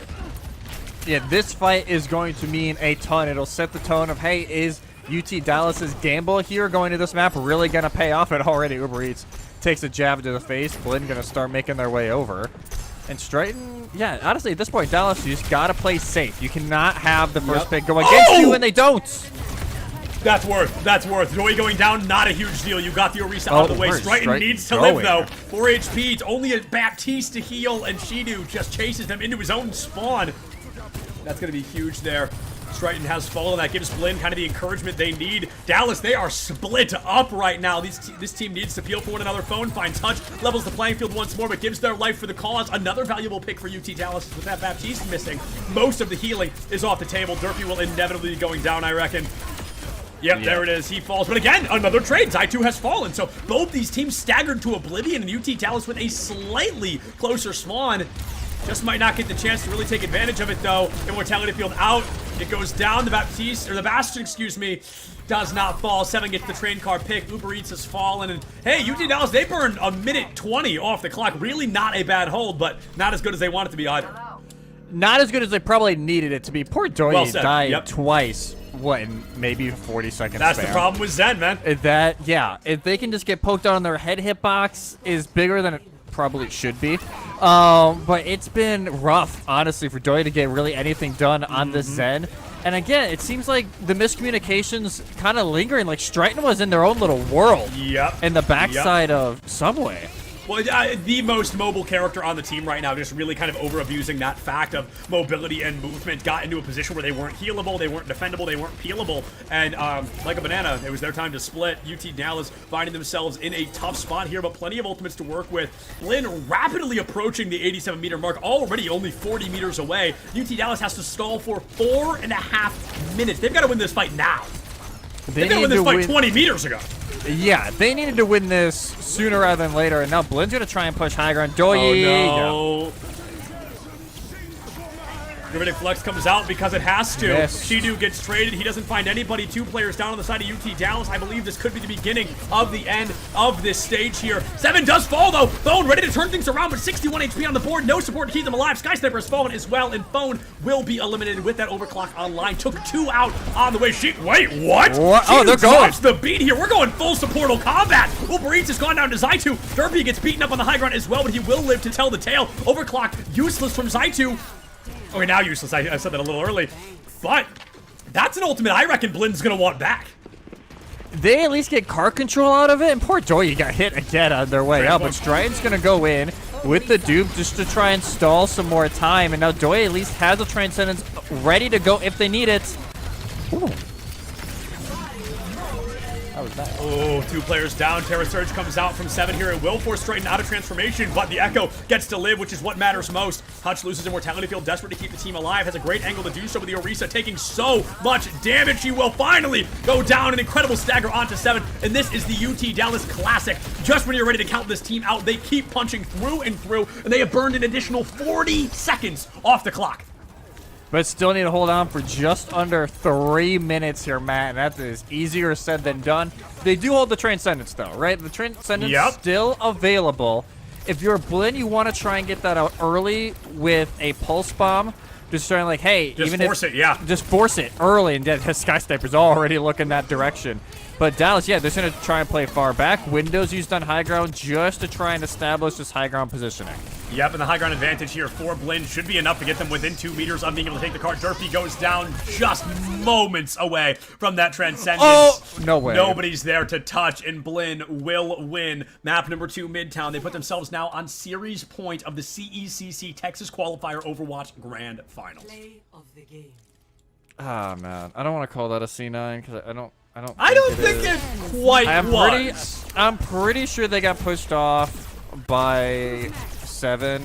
Yes, correct. So correct. I'm not gonna call it a C9, but it was still not the prettiest end to a map. That is for sure here for the comments. And you know, we're talking about the Transcendence. They have it if they need it, and then the window, instead of like establishing just high ground control, they realize that, hey, Derpy is alone by point. Everybody else is having to hide backside near the end of second phase. He has nobody to help him over on point. And they just jump him. Transcendence is just, what, half second late to get over there? If even a half second. If even that, yeah. But that was, hey, you know, the aggression, a couple of times has caught Blinn out, but that time worked to perfection. And I've got to say, I've complimented Hutch a million times today, and I'll continue to do so because I think Hutch is one of the most consistent Baptiste players in the collegiate scene. But for the first time in my casting career, I wish I had one of those little ESPN things where I can draw on the map. But there's that point of the Amp Matrix being on the high ground, Jesse, as you said, it intentionally isolates somebody. Because when it's put up on top of the bridge, you have 2 places to go. Back to your spawn or under the bridge. And if anybody went under, gone, deleted from the Mortal Coil. They got isolated, they got eliminated, and they got obliterated. UT Dallas there are going to lose that second map, and I would argue a significantly closer matchup, but unfortunately just not close enough going into map number 3. My guess remains that, never mind. Okay. I'm not guessing at all. We go from Control to Hybrid, back to Control. We're running it down on Nepal. Now, Jesse, going into Lijiang Tower, that was a 2-0 loss against UT Dallas. What's the game plan here? Why go back to that map type? This is historically, granted, with the old roster they used to play a lot. Maybe not this, experimental roster that they've had. It's been one of their favorite maps, right? Especially over on Nepal Village, because that is Rhine City. You can put Rhine, Mei, Sim. You know, you can kind of mess with the DPS a little bit, but Mei and Sim are usually the key parts of that comp. And you can just run it down. And even on Sanctuary and Shrine, it's not like it's that bad, right? Like, you can make the Rhine comps work on those 2 sub-maps. So I don't mind this. You're like, hey, this is a map we know for 1,000% we are at least confident on. Yep. We just got to make sure we actually play our style and force our tempo, because right now Blinn has been running it. Like, they're saying, this is the tempo we're playing. We're either going to play slow on certain maps, we're going to play really fast on other times. UT Dallas has really had to just to succumb to that, and they really have had no answer to 7, even though, yes, you put Joyi on the Zen. We saw 7 die a few times because of that. But then where's your answer to Z2? Where's your answer to Sky Sniper? And they didn't have an answer for both at the same time. There's just this dynamic of, you know, I think you said it well. You take down 7. Okay, what about everyone else? What about the remaining 4 players on the team? Because it was always 7 got eliminated, but it was a trade with blank, right? It was never a clean elimination across the board in favor of UT Dallas, but perhaps that story can be shaken up a little bit, and maybe they can change the way things will unfold here on my personal least favorite Nepal map. Let's see how well they can do here. Oh, okay. New little Septilence. Little Septilence lore, yeah. Yeah, okay. And so shield is... Oh, yeah, already broke. Oh, His shield is already broken. Sky Sniper is just going to push. I didn't even realize there's an echo on the board, so it's going to be up to Phone and Phone alone, maybe with the help of Doi, who's on the Baptiste for the first time in a long time, to take that player out of the sky. But look at this, UT Dallas, they are split. The target focus is insecure, and they don't know which way to go. Trying to take down the Orisa, who's arguably the hardest target to eliminate. Hutch now on the Kirikos, where you actually are swapping to that Kiri Lucio I hinted at last map, but Doi, Baptiste, no mobility, nowhere to run, nowhere to hide. Going to be sent back to spawn. And Phone will be joining them, Strighton not far behind. Blinn, not only do they win that fight after a long engagement, but they already snuck away a quarter of the stage here of Nepal. I'm just going to be honest. This will not work for Dallas. I agree. You have the Echo especially. Like, they didn't even run the Echo over on Li Jiang, and it was a little difficult. The Echo is the Rhine killer in this meta right now. If you try and run it, the shield is going to be non-existent. And Sky Sniper already has the dupe if they want to try and pop it to match the Rhine, but no, TP instead, over to right. Uber Eats is down. Transformation already into the second fight of the game. Players being deleted from the fray. 7 does go down in Terra Surge, but it is a consolation prize for UT Dallas. They are going to be removed once again, and if they're quick, they can get back before 7, but that's a huge if. That is a massive if, and they still have, and Blinn have the sound barrier to work with. And it's like, all right, UT Dallas, they're gonna, you know, TP in, they're gonna try and find somebody, and I think Shido just boops him away. 7, I'm pretty sure, draved Uber Eats off the map. Like, they didn't even get to play a lot during that fight, and the rest of UT Dallas just were so separated. Blinn just took him out. They're gonna try and push again here, but you look at this discipline here for Blinn. They're so spread out. Discipline. Oh. Blinn, Kitsune Rush goes out from Hutch here, and they're looking to find themselves a bit more value. Teleportation from Strighton early on gives that Photon Barrier just around the corner. Derpy has Shatter all the same, but getting Javelin out of it is a very real fear. Derpy nearly charges out of that Sound Barrier, but it's going to be mirrored now by Shido, so everybody has an additional shield online. Overclock out from the side 2. Still not going to be enough to keep Phone alive. Shatter goes out, Derpy goes down. Nobody gets stunned except for Hutch, and nobody's there to take that elimination down. 3 ultimates out from UT Dallas. 4 players already down, and only 1 left standing. Strighton, and Strighton alone just cannot make it happen. Blinn with the win to put themselves on series point on this series so far. It's like they chucked everything at Blinn, and they still couldn't get more than 2 picks, Matt. It's like that was excellent healing there from Shido and Hutch. Like, all right, no, we're staying alive. Like, we're not dying during this fight. Make sure, hey, everyone is at least in LOS for all that healing. We get the beat down, and Z2. Did nobody look at Z2 on the outside when they were popped over clock? They was like, all right, bye, Phone. You know, they just started grinding down. Derpy, I think, technically got the Shatter off, but died like as they hit the ground with it. Stunned 1, I believe. It's going from bad to worse here for the Comets, and if nothing changes soon here, it's gonna be a big bang, but the opposite way around here.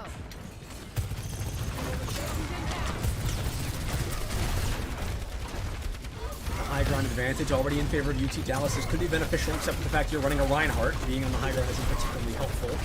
in a scenario like this, but maybe just a couple of good fire strikes one way or another could be beneficial for the team. But they are going to be eaten up by 7, who gets eaten up by many a bullet here. Taken down, takes Blinn from 7 down to 4 players left standing on the board. UT Dallas, this is, we said it best, Village. This is the Reinhardt stage. Let's see if UT Dallas can live up to that expectation and that caliber of play. Yeah, this is the stage they need to win, right? Like, well, Correct. obviously now they need to win this to even force a third sub-map. But this is the one they need to win. Like, this is put up on a silver platter for them, at least composition-wise, to try and make it work. But already, Blinn will just kind of put some pressure over down by a point.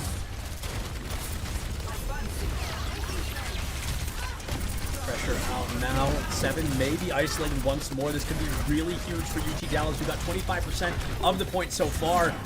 Teleporters out, turrets go down. 7 tries to claim space on the stage, and as Doi falls, Phone joins them. And look at that, Blinn was so able to take advantage of UT Dallas because they were so split up. Doi all the way on the far side, Stratton and Derpy completely on the opposite. UT Dallas just not able to stay together. Will get them dismantled. Yeah, and even though, yes, you get the window down, they didn't get to use any of it, right? Doi dies basically as they get it down. And by that point, the rest of UT Dallas are on the other side of point trying to hunt down 7. And they just can't take advantage of the window.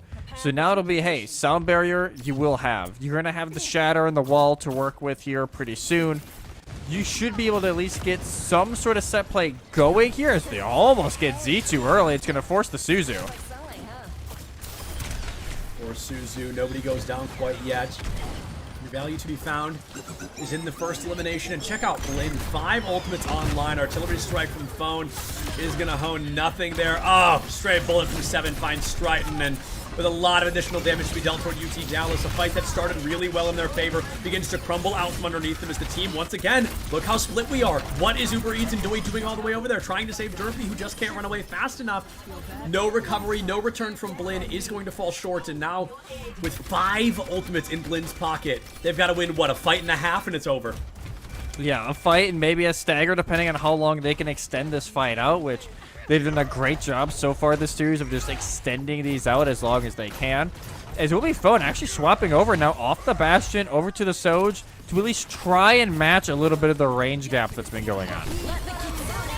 Oh, but that is a Photon ballsy barrier rush. out into Kitsune rush, and Blinn, they're going to try to use it. I mean, hey, you've got 5 ultimates. Might as well have some fun with them. Terra Surge out, Immortality Field down. They will be the only fatality to be lost. Their Phone is going to be eliminated. Oh, the pin not quite off the map. The Shatter into the Javelin. Derpy gone. Solo Shatter taken down in the blink of an eye. UT Dallas, they flip the point, but at what cost? At what cost? Everything. Everything got put into that. It oh, poor Uber Eats. Oh man, this went from rough to bad to 1-star review all over again for UT Dallas. They're gonna have a touch, but they have no ultimates to work with. Blinn have an overclock. Yeah, they used everything, and this, yeah, they're gonna need a miracle here. I'm not gonna lie.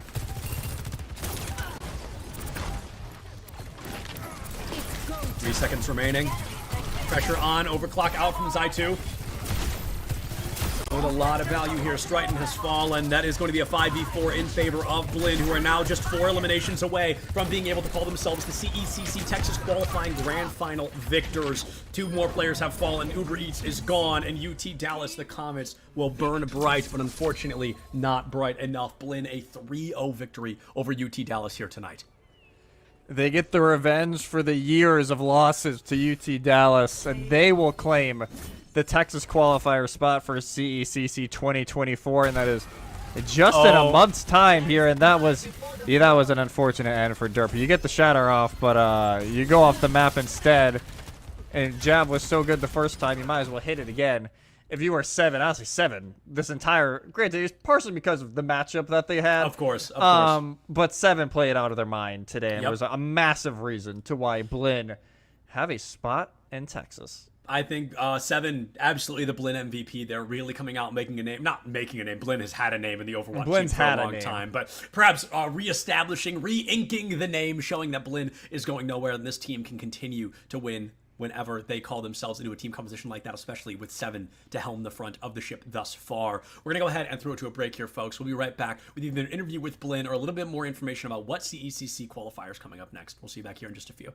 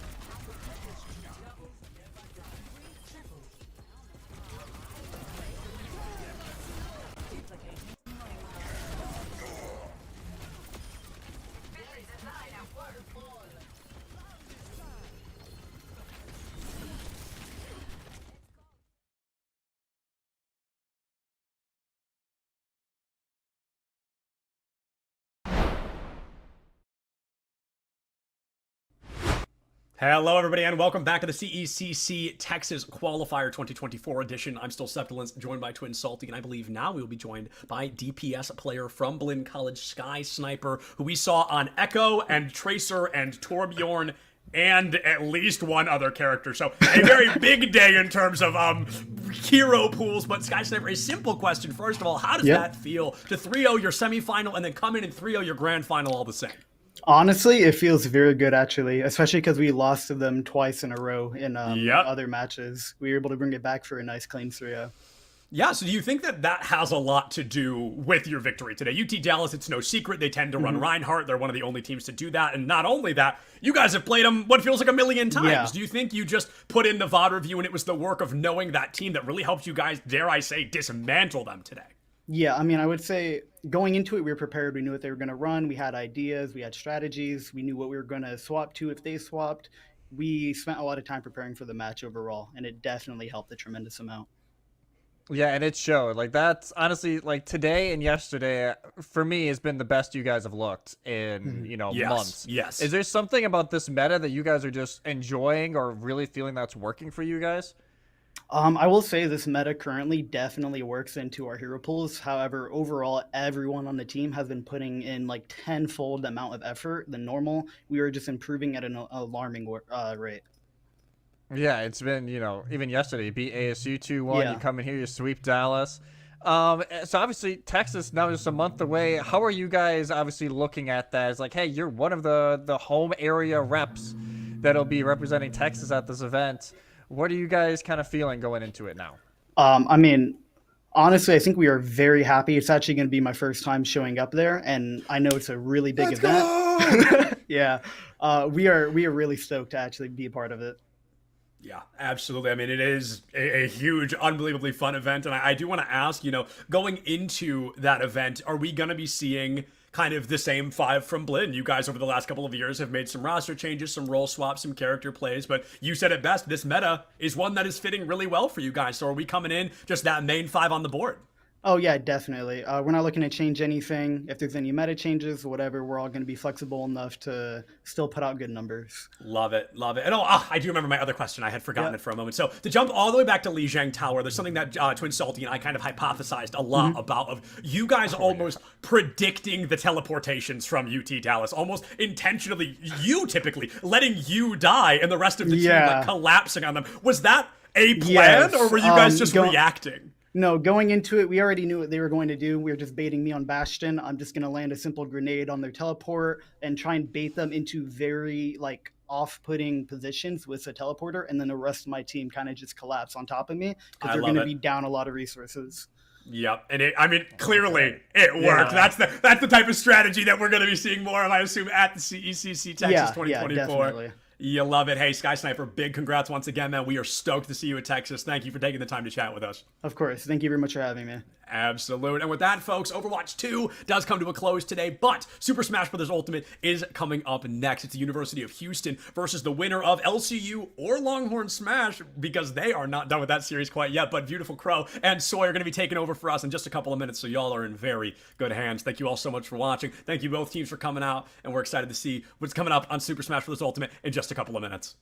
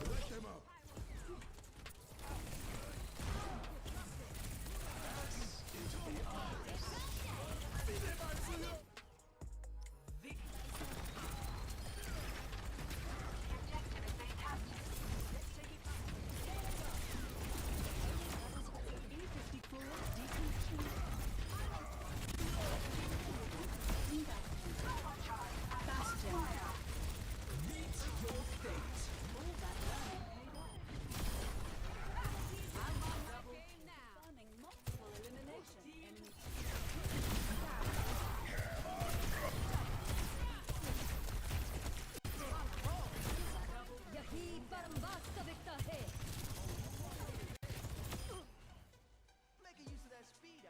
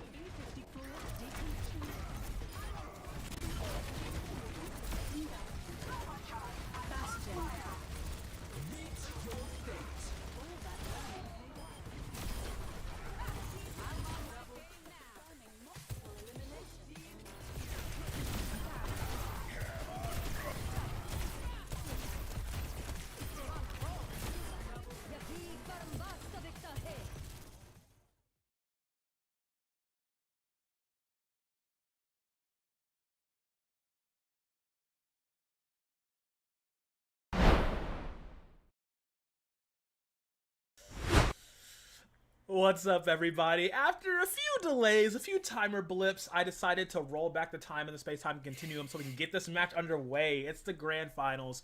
We got another qualifier banger series coming in. It's UH Red versus Longhorn.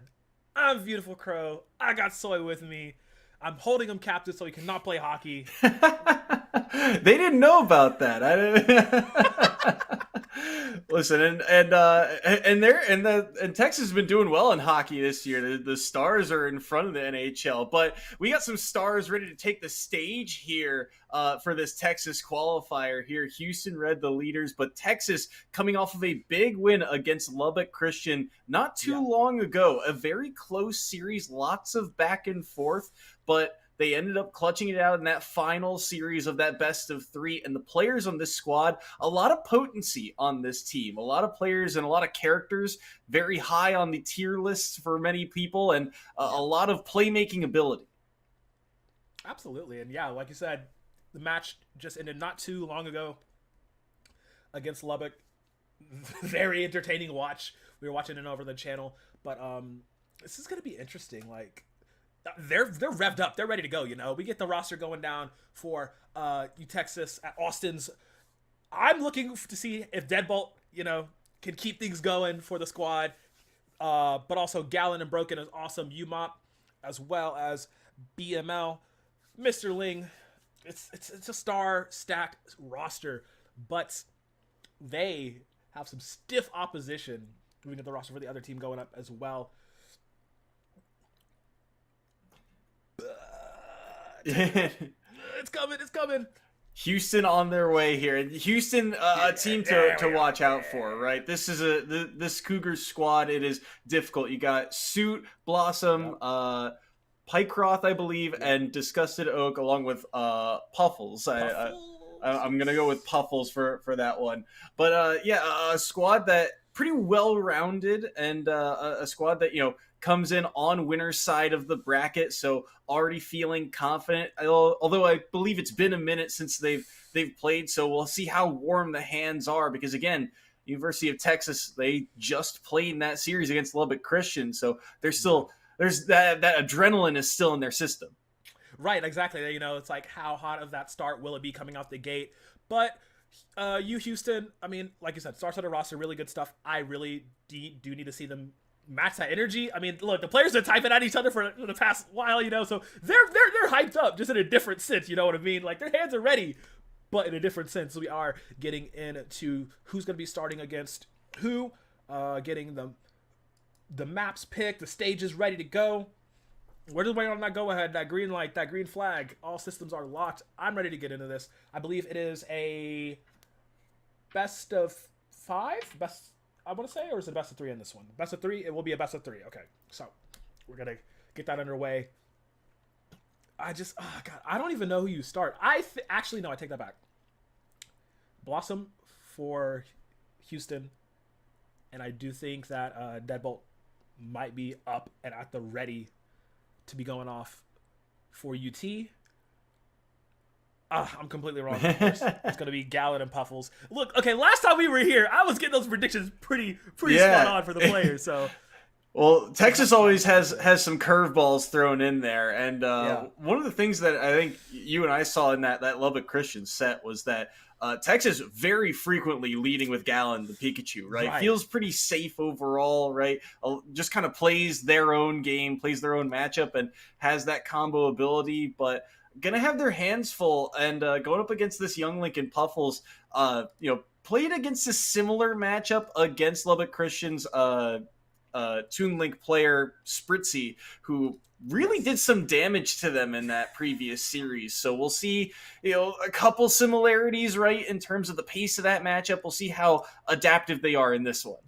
Yeah, absolutely. I mean, we were talking about it. We were watching. It's like, the young Link tech, what's going on? The Toon Link tech, what's going on? It's these speedy little heroes of time. I'm telling you, they can do a lot of damage real fast, stacking up the bombs and arrows in the boomerang play. But up against Gallon on the Pikachu,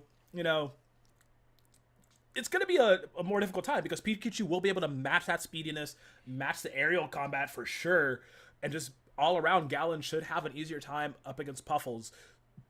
That is to say, I mean, But like that is also going with the bias of, UT having that revved up engine since they did just come off of that series. So Puffle has to start off real hot, real fast, because we know Gallant is going to bring it from the start. This is also one of those cases where it feels like, yes, Gallant should be able to break in and do damage, but traditionally, right, Pikachu has had their struggles with some sword characters in the past, so if they don't get in, if they don't find a way to break through neutral, all of a sudden, this becomes a very tall mountain to climb, and very quickly, because the links themselves have pretty easy bread and butter combos, right? Yep. Especially at this level, the execution that they have is just very, very clean. So you have to be on point right from Halo platform, essentially, in order to try and get the advantage in this type of matchup. So Gallant has got to come to the table prepared for this, has seen a little bit of it in that previous series. Puffles, I mean, solid control over the neutral game is the name of the game. Projectiles galore. We'll see how much the neutral B of Gallant comes into play, because that also covers a decent amount of space. Doesn't really interact with too many of Young Link's projectiles as well, so something to watch for in terms of breaking through that neutral, but that is really what it's all about, and it will be kind of, you'll see it dictated in the first couple of seconds which play style will be kind of forcing their hand and taking control in just the first seconds of the match. Yeah, and like, I wish I had like the full list of like what they're gonna start the orders for, because that really does interest me a lot, momentum wise, going in, passing off that baton once your first player falls, because we always talk about like some of the other leagues when it's just a 3v3 squad battle. It's like, okay, it's significantly easier to determine starting orders when it's the 3, but when it's 4 members, that does add another layer into it, right? That doesn't be like, okay, normally who would we want here, like the middleman spot, quote unquote, right? So for UT Austin, I mean, they have a really good squad coming into this, but like, man, like how far back are you thinking, right? Like how far in the future are you like, okay, if this matchup isn't good for me, don't worry, we know who we can put in for our second and how that's going to carry for them going onward, which is why I always love squad battles, especially at this collegiate level. As I do have word the game is ready, and we'll be starting very, very soon, so I promise you, yap time will be over, and there's some good match analysis going to be happening on your screens. And will be small battlefield to start things off. Small battlefield for game number 1, set number 1, and we're underway here. Gallant versus Puffles, and right at the beginning here, good combo game, but Gallant almost a chance to turn that around with the bomb catch, but not so much off the back of it. So far, back and forth they go, stringing together some aerials is Gallant, but now a little bit too far off stage to get caught, and they go a little bit greedy there with the forward smash, feeling confident, but don't land it. Still pretty even back and forth here in terms of pacing.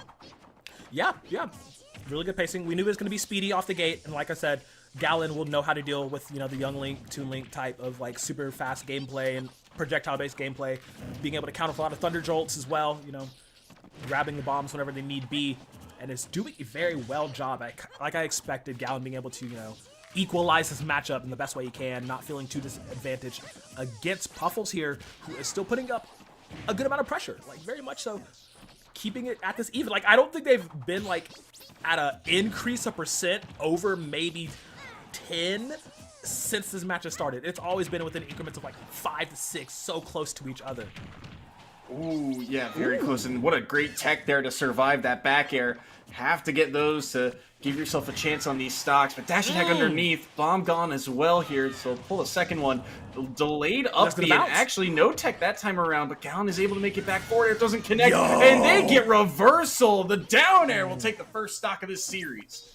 Yeah, Gallant, that's one of those big things, right? You have to be looking out for Pikachu off stage, the tool belt, all the electricity in the world taking you down, as connects with the quick attack. It's going to interrupt the combo that Puffle's trying to start. Now taking him off the side of the stage, goes for another Thunder, not quite going to happen. Puffle's playing like he's on like 30%, completely unfazed, completely unscared, knows he has that tempo advantage and wants to keep going with it. Goes for another down air, unsuccessful this time though, but man, Gallant doing real good work right now.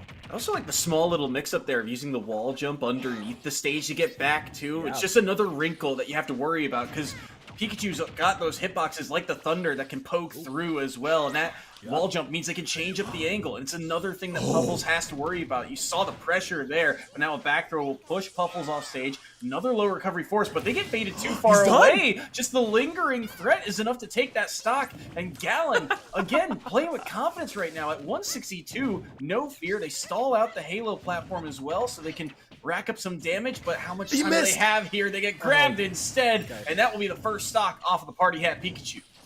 Okay, yep. Took him a long time to grab that stock, but Puffles will finally get one. Gallon was looking for that 3-0 sweep. Not quite going to get it there, but did a real good job pushing his advantage as far as he could. But yeah, playing completely unfazed regardless of what the percentage is on the Pikachu. Gallon just really showing Puffles that, hey bro, you had a while. You had a little bit of time to try to get ahead, but now your time is up. You've just been playing immaculately ever since. Back to this ranged game here. Gotta be careful though. The Nair connects underneath, and oh wow, they almost caught the air dodge in as well there. That was everything, but somehow they don't come up with it. Just not quite tall enough to reach that platform quite yet.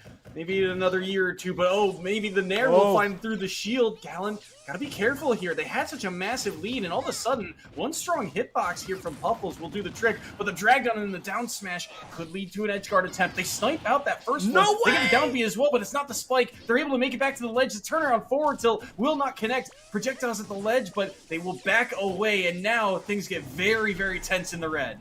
He just dashed straight through the bomb. He did not care about the timing at all. They're fighting off stage. Gallon can take this, and yes! Just tick, tick, tick away. Gallon starting off hard for Longhorn Smash. Woo-wee!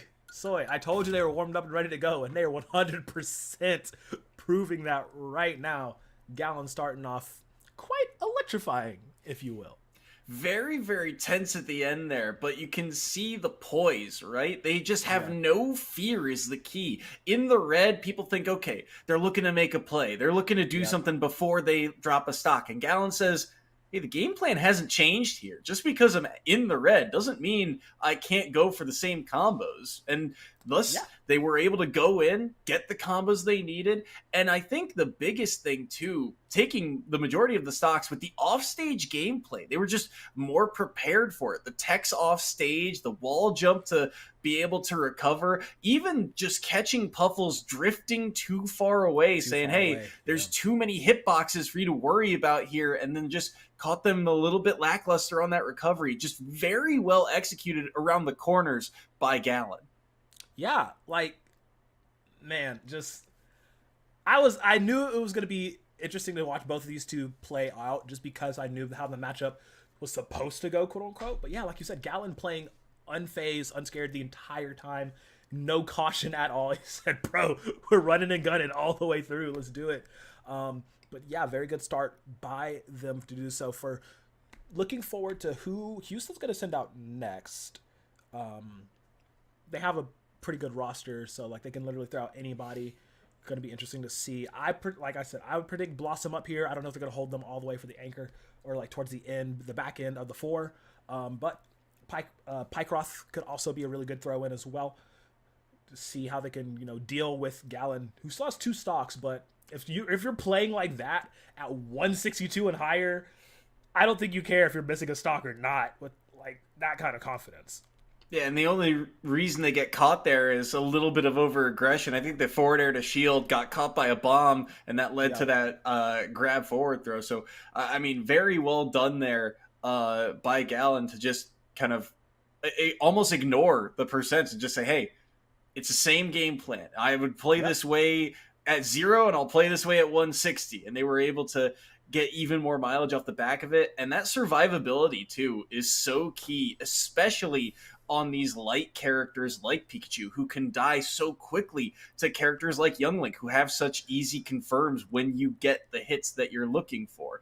Because these light characters, I mean, Pikachu, they're going to die at, 60-ish% by the ledge. So you have to be careful at times. And yet Gallon, just no fear, is able to find those windows, get the damage on. And the other thing, too, about these light combo characters, you would think they might struggle to get kills. Gallon seemingly kind of shrugging that bit off of the game plan as well, just saying, hey, I can get edge guards here, so able to find that window of opportunity and hold a 2-stock lead now for University of Texas. Yeah, and now this is interesting. Looking into the chat, and I see who Houston's gonna send in next. It's Oak, man. On this Ganon, we were just talking about. It's like, oh yeah, light, fluffy, bouncy character is gonna be pretty cool for Pikachu to deal with. But as soon as you get a heavier character that hits harder, I mean, this is look okay. We know Gallon will play very confidently, does know the matchup. Most people wouldn't really put too much stock into the Ganondorf pick, but this is Ganondorf online. That does make things slightly scarier. Seen a lot of really good Ganon players in the collegiate system because they are using the bonus of being online a little bit to their advantage. But like at this juncture, taking this man all the way to the finals, he's worth his weight in gold, and I'm excited to get into this matchup. Gallon, let's see how long he can survive, because disguised Oak is disguised as one King of Darkness. It's just a fear factor that Ganon brings to every single game. And you almost think of it like Terry, right? Terry, you need those 2 or 3 combos, you win neutral 2 or 3 times, and all of a sudden, you just get the stock on that third interaction, that third win. Ganon kind of plays similarly, right? You get in, you get your damage, all of a sudden, they eat 30% for losing once. You do that 3 times, and all of a sudden, your next combo kills. And that's why this character is so scary, especially for a light character like Pikachu.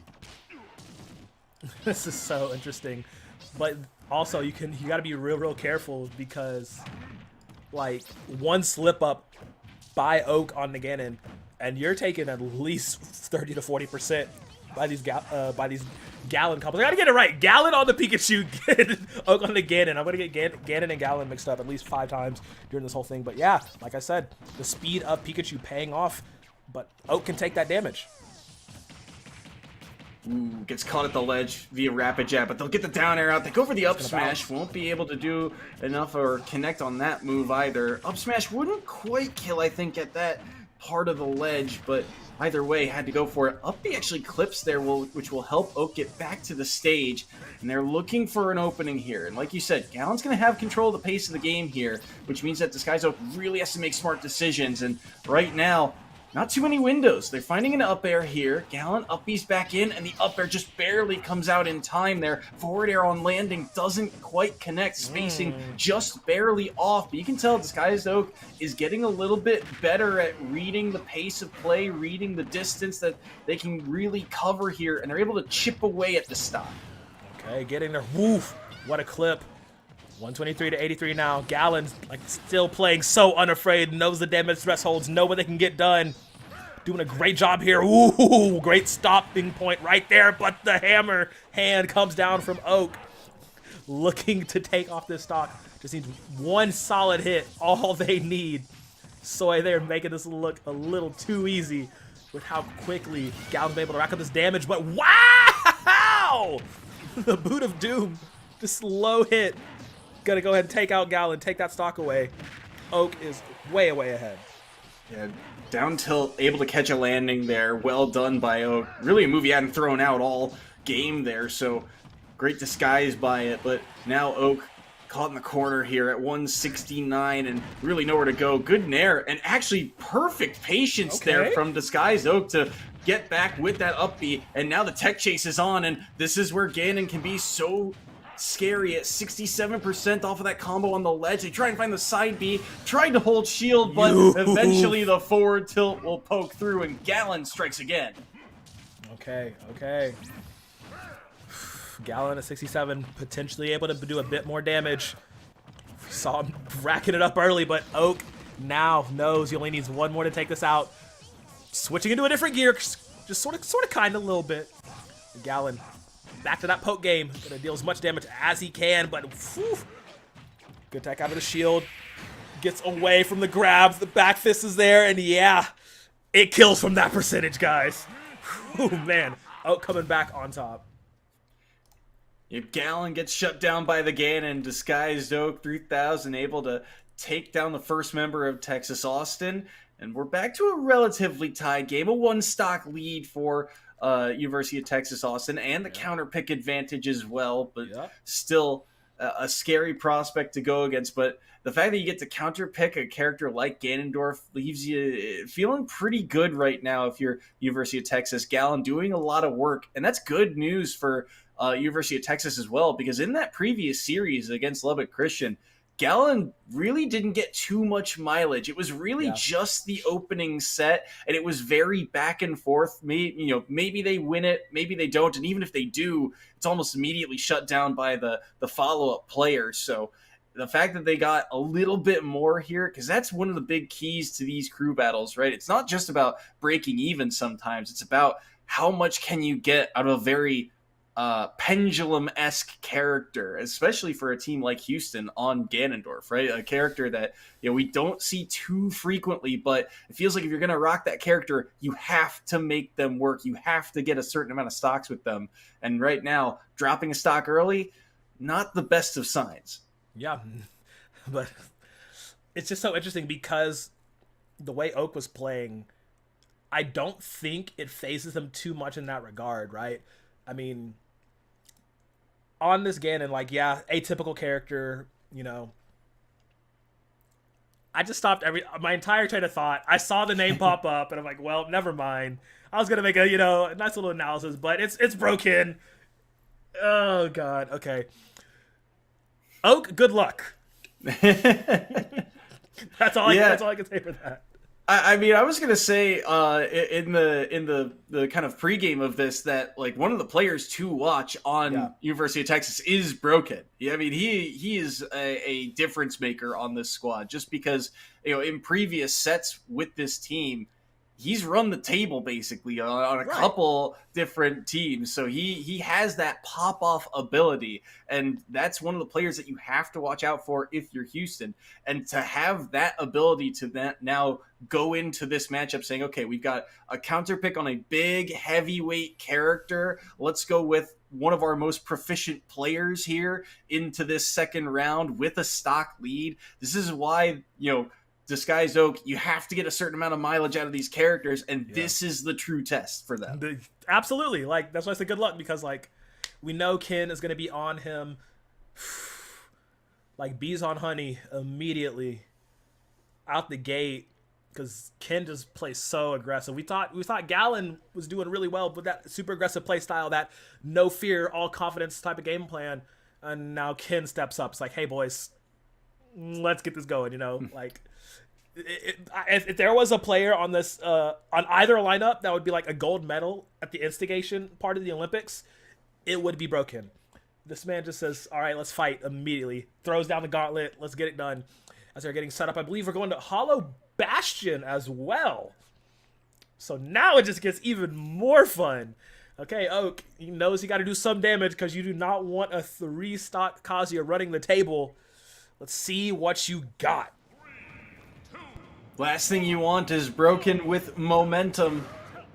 Disguised Oak will have to SD that first stock, and we'll get underway on Hollow Bastion. That platform a little shorter and easier to reach, so I understand why you end up on this stage too, but also nowhere to really run from either player here. So willing to brawl is the name of the game here on this platform. Look at the dashing back and forth, right? One interaction, but the range advantage for Broken. He will just continue to chip away at this stock gladly.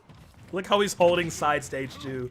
He's daring Oak to try and come into this, and they will go a little bit off stage. But bro, you don't win that interaction. All right, getting back into center. Oh no. I can't even get back. It's Jover. It's so Jover. Oak gonna go ahead and lose that stock. Broken. Happy to take that. That was did he not take any damage through that? It was low, right? But yeah, very, very low percentage there. Maybe hit once, but that was a very clean stock from Broken. And now, look at that, able to make it back too. No up B required. Disguised Oak, they're looking for any window here to try and take something back here on their last stock. Yep, 78. So, I mean, there is, yes, Kazuya is a little bit heavier, quote-unquote, but Ganon will still send him flying if he gets his hand on him, and that's exactly what we're looking for right here. Playing once again to the side of the stage. He knew it. He read it like a book. Jumped out of it. Rolled away. He's at 86. Just got to land something. A knee. Throws him all the way across and catches him in the air. Okay, Oak manages to get one stock off. Let's even go for another one. Oh, wow, the invulnerability just runs out so he can land that side B. Oh, these side Bs, they're everything right now for Disguised Oak. It's how he's getting so much damage, and Broken knows this. He knows that that side B is coming. He just doesn't quite know when or where. This time around, won't be able to pull off that up smash, and now Disguised Oak gets caught here. The up B doesn't connect this time. That's a chance for a punish. Yes, he will land a side B, no combo after though for Oak as he jumps over. His boots going the wrong way. They're scrambling right in the middle. Gets caught, pushed forward off the stage. He can still make it back. Yes, he will. Up B for up B traded. The sword comes out, not fully charged, so it's not going to be a kill. But oh, he rolls back through. He gets caught. He gets tagged. Broken says, let me stop playing around. Tries to land for the laser, going off stage again. The up B connects as the recovery comes out. What a long-winded scramble, but Broken wins it in the end. Oh, that was close. I mean, the up B only catches there, I think, because Disguised Oak jumps from ledge. They were in the emotion of getting out. Now, I do think they were about to run out of invincibility because, you know, that invincibility rate gets shortened with the higher percent. So a pickle of a situation for Disguised Oak to be in. But still, the fact that it got that close shows how good Oak had to play in those final moments. And that's the power of this character, right? One opening, and all of a sudden, 0 to 50 very quickly. 50 becomes 100. That up smash nearly kills from center stage. And if he gets the timing right on that roll in after the side B, that up smash likely takes the stock. But instead, the timing was just perfect from Broken. He's able to survive, gets out, gets the stock, and now University of Texas Austin hold the lead once more. If he had charged that up smash that 1 second more, just a few more frames, that charge up would have been enough to take that stock. Fortunately, not the case, and then just a series of unlucky misses or great text, depending on who you were rooting for, allows Broken and UTA to get that win. Now, Houston got to play catch up, but I will say, I did say before that match started, it will be really good if Oak can get at least one stock off, because you do not want a 3-stock Kazuya, especially in the hands of Broken, to go wild in this matchup, as we're going to get Great coming in on the Sonic for Houston.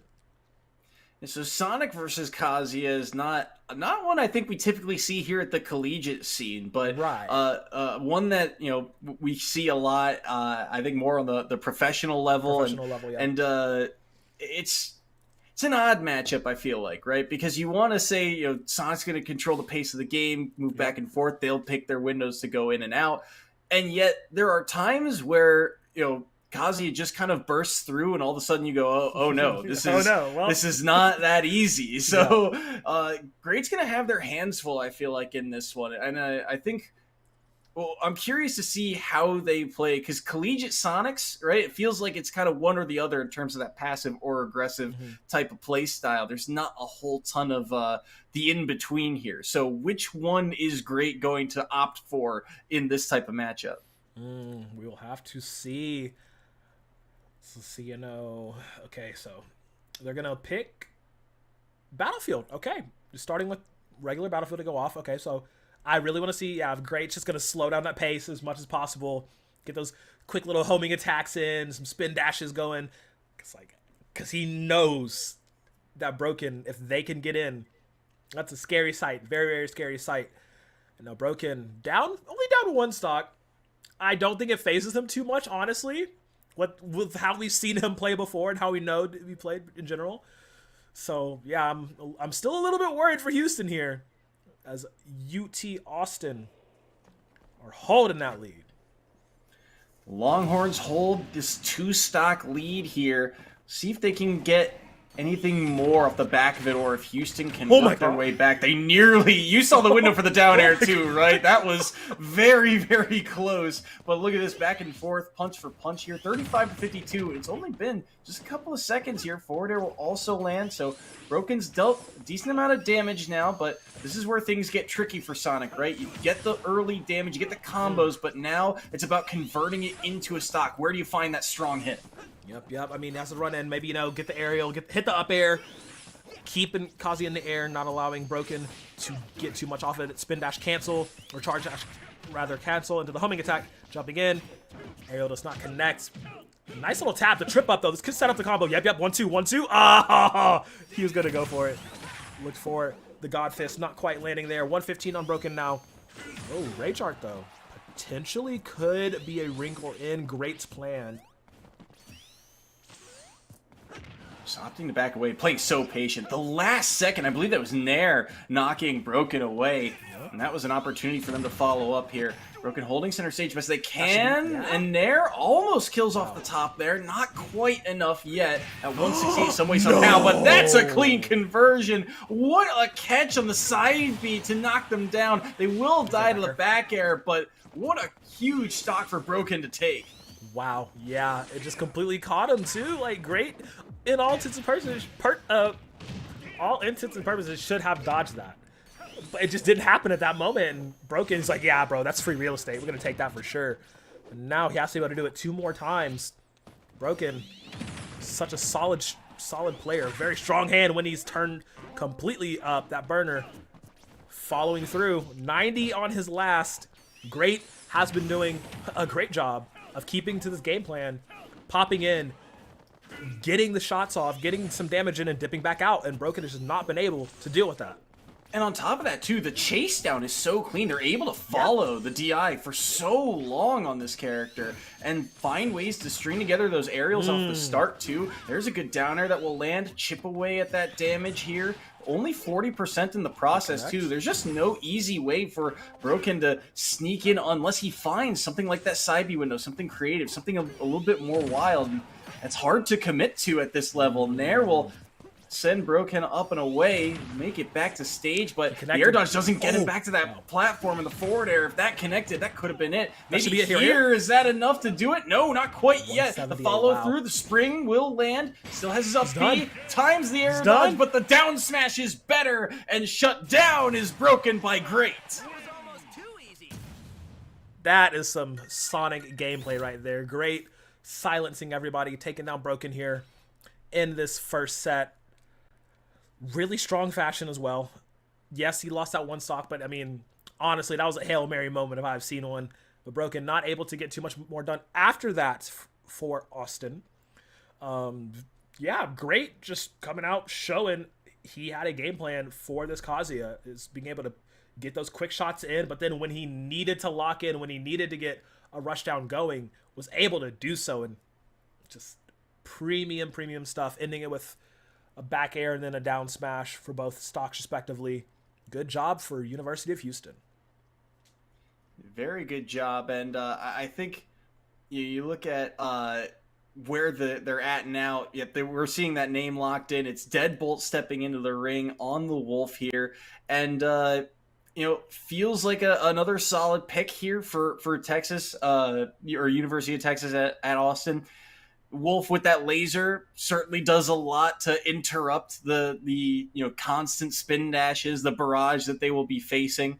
So and Deadbolt, a player that very frequently in these crew battles too, kind of slotted in around 2 and 3. Not always the anchor, not always the leadoff man, but a counter pick type of player. And so seeing their opponent having that advantage of that full stock as well feels like that could do wonders for them.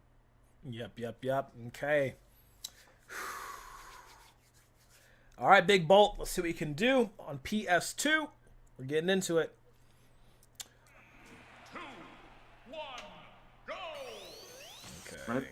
Run it back to PS2. 1 stock off the board for Great because of that last series. So feels like, again, back and forth here. Great did a really good job in that last sequence of just not only finding aerials, but again, it was about the chase down, right? Not only getting the bread and butter combos, but being able to potentially follow it up, get one more hit, and picking and choosing the perfect times to weave in and out. Going to be a lot harder with that neutral B this time.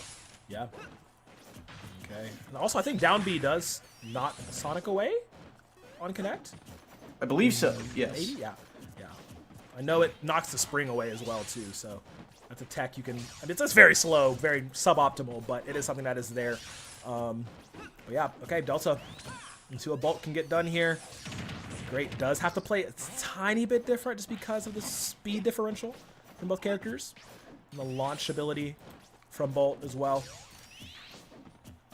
But let's see what he can get done here. Currently, it feels like they're just feeling each other out, trying to land something. Nothing's connecting concretely for either. Bolt needs to get a game plan together and fast, or Great will get this puzzle figured out. Yeah, I feel like we saw a lot of this too in the Lubbock Christian series right before this, right? It felt like they were very passive, right? No one wanted to give an inch, right? Because at this level, at this stage, you give up an opportunity or you take that chance and it doesn't work out, all of a sudden you're at 60%, you're at 110, 120, and you are in kill range, and just giving up that much damage just feels so costly. So players being a bit more passive here, being a bit more cautious with their approaches, feels like it's just a very tensious part of the game. Okay. 87 on Bolt. Let's see what she can do. Bolt holding on. Great, still holding on as well. Oh, no, nothing confirmed just yet, though. Like, I feel like Bolt is doing... I don't know if he's playing cautiously or he's just trying to just stay holding onto the stage. Oh, wow. That forward smash was charging up, but the forward air should connect and kill. Yes, it will. Okay, Bolt lost that stock. It took a long time for it to get there, but Great finally solidified something. Able to get that back air to take that stock off the board. Now, tie game technically, but still, that percent ever lingering here at 131 here. Great. Holding on for now. Weaving around the projectile best they can. Maybe they can find something here. Again, neutral bees will just chip away. And Delta Bolt also knows at this point too, right? Like any strong hit's gonna kill. The tilts, the up smash, and, even just a throw or a catch, any opportunity. But they'll just continue to chip away so that any stray hit they might get will be that much closer to earning that stock off the board. But that's the down air opening. Okay, Great. Prying open this shell of Deadbolt. I mean Delta Bolt rather, and it's just him not going for. I harken back. It's like, is he playing cautious or is he playing scared? Because like, there's so many opportunities you would have thought Bolt would have gone for something, and that clash does connect, but it's still not going to be enough to take down Great. Woo-wee! But that aerial though kills about 80% of the time. Finally, they will take down. That was Great's first stock falling as Bolt gets caught. What a clank! That was everything there. The fact that side B connects means he gets back to stage. That could have been everything for Great. But now he's got to find a way to take the stock. He's throwing out forward smashes, and they aren't landing here. Got to be cautious around center stage, but now the combo game. Don't get the forward tilt, but they wanted to get the spot dodge to the forward air. Just barely didn't connect there for Delta Bolt. Now Great weaving back and forth, trying to reset here, trying to find another opening, and they do. They also catch him with the forward air, and that's the opening. That's the stock, and we're back to a tie game. Oh my god, yeah, back to 1-1. And this is insane. Great has really just turned on to another level, just revved it up to 11 as Sonic tends to do. Potentially could take out Delta Bolt here if he doesn't step things up.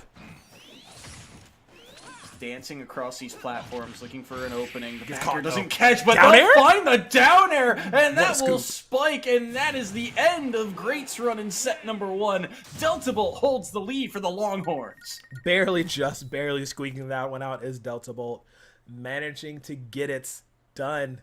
It took a while. It was a lengthy match, but Bolt clinches it out just in the end. That was a good scoop, I'm not going to lie. Yeah, I didn't see that coming at all, but yeah, ending it with the down air with that spike. Going to get it done for Austin. 1 stock, so now there's only 4 versus 3 remaining. Austin versus Houston. They can argue about barbecue all they want, but right now it's Smash Brothers time. Man, that was chaotic. I love that. Very back and forth, very passive, and like you said, a little bit longer gameplay. But at this point, right, it is about the not making mistakes, minimizing the chances that your opponent gets, and that's really what that set was about. Great did a good job of weaving around, finding opportunities, got it a little close at the end, but at the end of the day, have to reach occasionally, right? In order to win the game, you have to score at some point, right? And that's where the offense comes in. And at some point, they reached a little bit too far, and Delta Bolt taking that stock at a very low percent, honestly. I want to say it was around 40-ish or so. 40-50, I want to say. 40-50 when that down air connects. So very well done to take that stock. And that's also, right, in a match like that where it is elongated, dragged out, high percents typically, to drop one at 40 is going to leave a little bit of a sting there for Great. Yep. And now Houston will be sitting in their last man. And it will be, Richter on the Min. This is going to be a fun one, yeah. Depending on who you're rooting for, absolutely. But Delta Bolt might have some trouble with this one, especially like with one stock remaining on him, right? So Richter, all they got to do is really just immediately start that game plan, immediately start that keep away. Just use those arms to your advantage, right? And it's really going to be interesting to see if, Delta Bolt can even get one stock off here, just because of like the disparity that they're going into. But yeah, they're like, all right, let's get it done. Let's get it going. And I do like Richter's being the last man, because Min is just such a interesting character to deal with if you're not familiar with playing against her. If you don't have that matchup knowledge, you just gotta get a little lost. You're like, wait, is she a long range character? Does she have like grabs? What's going on? Like, help, please. Yeah. I mean, the Min-Mins we've seen at the collegiate level are often very proficient, very good at covering platforms and covering the stage.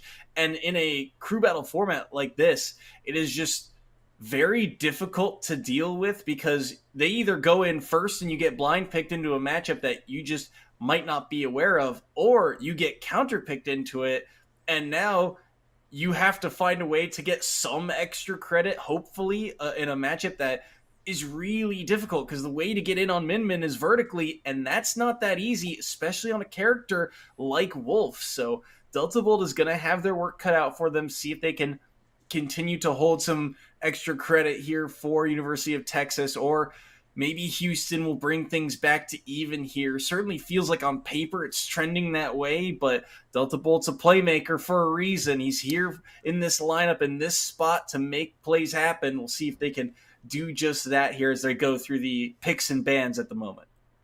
Yeah, my only worry is that like Delta Bolt, I mean, you can't afford to like start off slow. You can't afford to play slow at the beginning of the wall, like he was against Great in that last match. It was like we were waiting. We were like, hey, Bolt, go for this. You could do it. Hey, there's some openings. Like, we're seeing these things, but he's opting not to go for them to get something more, 100% more concrete, more optimal, if you will, but also just kind of giving up some of these hits. And they'll be like, oh, bro, that's free damage right there. And you say, one of the keys to fighting Amendment is going for that vertical disruption, getting in as well as you can. Wolf has a few tools for that. Just a tiny bit, but we're getting into it. Starting off here on small battlefield. Okay, Bolt. Got a big old mountain to climb. I hope you bought the right shoes for it. Well, let's see. 3-1 stock count. Delta Bolt holding the lead for the Longhorns. They taunt, and we are underway here. Richter, see what they can do here. Immediately aggressing forward here. Just trying to beat Delta Bolt to the punch, essentially. Finding him down tilt into a back throw. And this is a chance of the edge guard. The catch, no. Still had the jump, and the side B will get them back to the ledge. But that is the area where the stock is likely to be taken in those edge guards. Yep, and you see Bolt knowing he needs to close the distance immediately. Not allow Richters to get any damage off, is staying up close and personal. Eliminates a lot of the options that Min does have to do max damage. And Delta Bolt is on this Wolf, who is snappy enough, who is quick enough to get things going. As we have a little bit of a pause. Oh man, the Smash Gods want to deny us of our match today, apparently. Oh? Are we not in? Are we in it? Did we speak too soon? You know what? We're good. We're going in. We're going in. We're going in. Okay, 68 to 58. Delta Bolt on the verge of defeat here. So, oh, wow, yeah, the Megawatt lands. Got to be very careful here around center stage. Falling up air will connect here. And this is where things get interesting, too, as we trend towards the red, because, well, Min is pretty good at finding ways to secure these stocks. Wolf is as well, and like you said, Delta Bolt very aware of the fact that they have to get in, so they're finding the hits to keep themselves in range here. One good smash attack could do the trick, but the landing Nair mix-up was good there. Last second from Richter to connect that. Delta Bolt now forced to the corner once more, shielding their way in. Up smash doesn't connect, but down smash will. What? Delta Bolt's punish whiffs, and Richter ties the game. Huh. All right. The down smash to win it all. And yeah, just like that. I mean, hey, we said it was going to be a really tall task for Bolt to actually get something done, get a stock off of Richter's. There were some spots in there where it was looking like a nifty little down air scenario or a forward smash scenario to win it. But will not be the case, and now it is all tied up down to the last. We said this matchup was going to be hot. We said it might be a little scrappy down to all the way to the end. And now we are here. 3 stocks apiece down to the last man for both sides. Ooh, man, the Battle of Texas. Always exciting. I mean, there's just so much talent in this state, right? I mean, there's just so many schools, so many players, such high caliber, right? And so the last chance qualifiers to make it to this part of the stage really shows how strong these players are and how much depth they have in their lineups too, right? We're seeing, Houston's got 5 or 6 players, University of Texas, Austin, I think about 7 players or something on the roster too, based off of what we've seen from their couple of series. So, the ability to counter pick and weave. I thought we'd see, potentially the Incineroar step into the ring, but instead, the Robin is going to enter the ring here as the anchor for this tied 3-3 match. Okay, UMOP, let's go. Let's see what I can get done here. Let's see. I do not know where we are heading just yet. Actually, yeah, we are. We're going to Hollow Bastion. Cool. Okay, that's a good choice. I like that. I like that a lot, actually. I mean, UMOP should be able to get a lot of damage done. Should be able to start off, Levin Sword, just start spamming Thunder, just immediately get it going. There is so much damage that UMOP can get off early and still be at the safe range up against the Min. So Richter's, this is going to be a little bit of a difficult fight on your end. Houston, will you be able to clutch out game number 1? Whoa! As soon as the match started, Richter's getting a little bit of damage on to UMOP.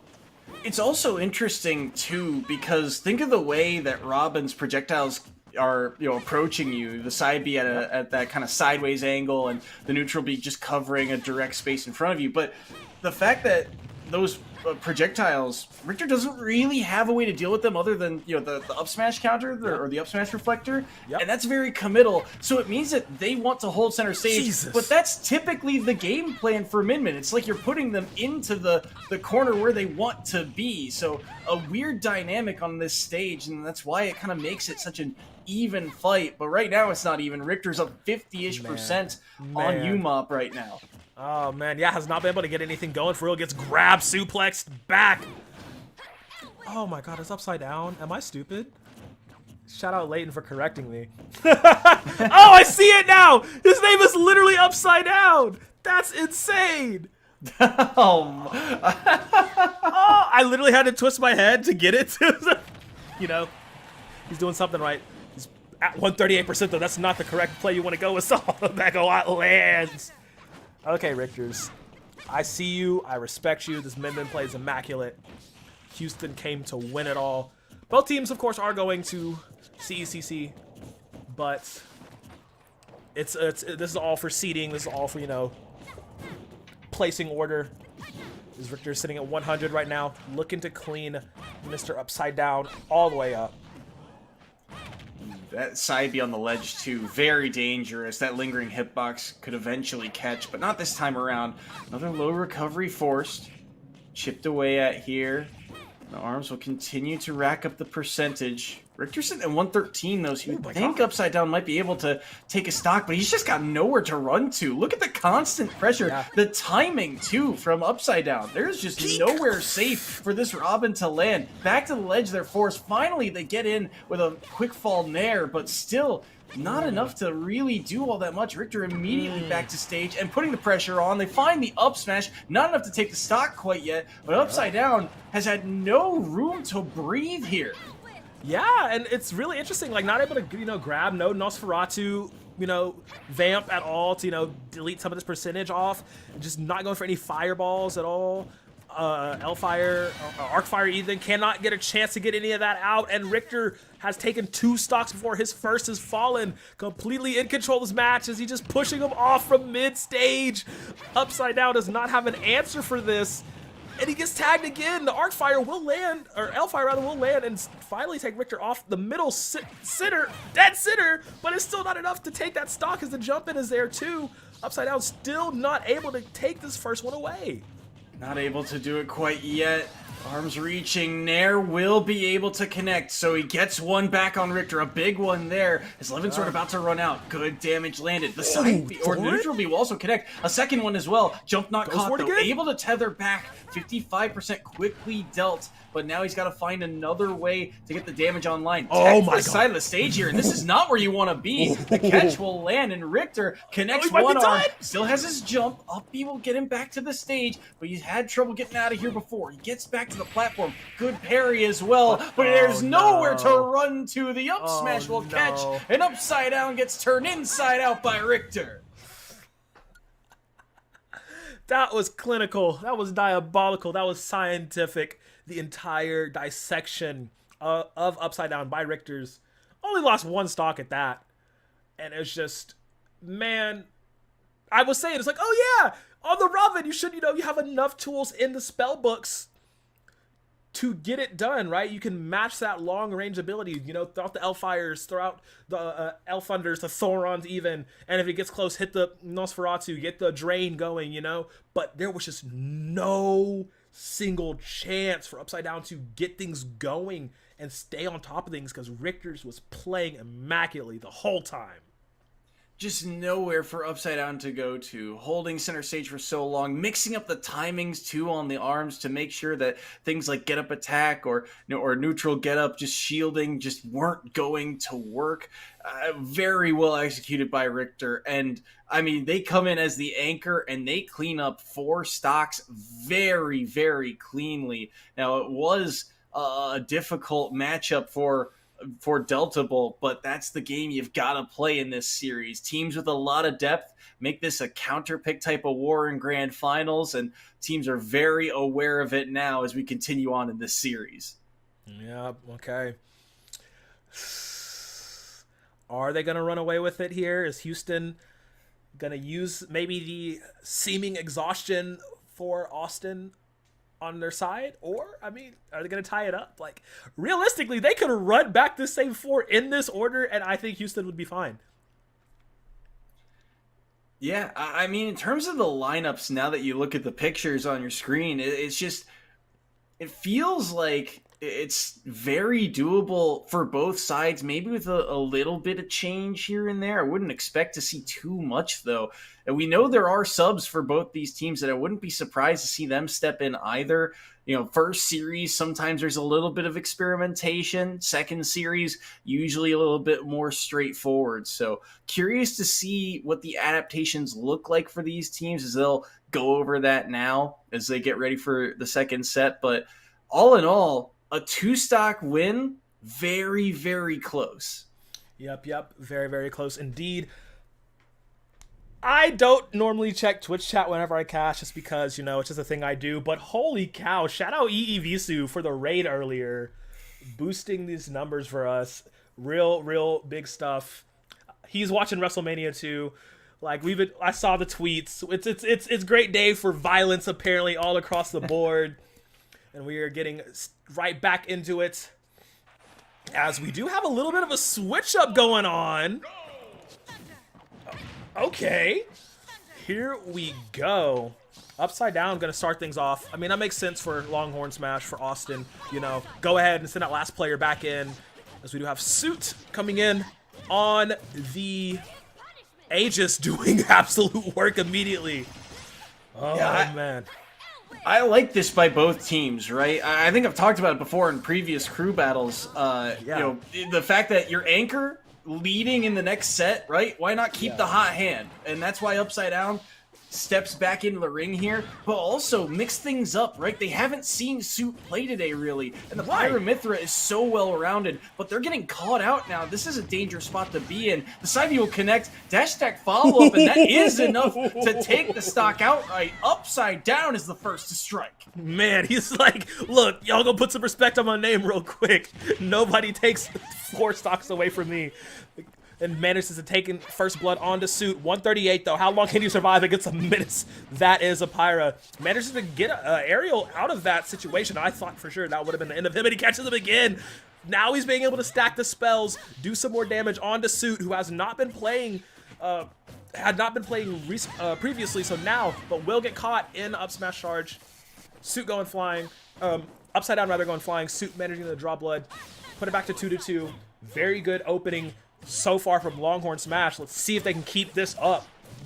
Yeah, Pyra not required to take that stock either. Up smash outright does it.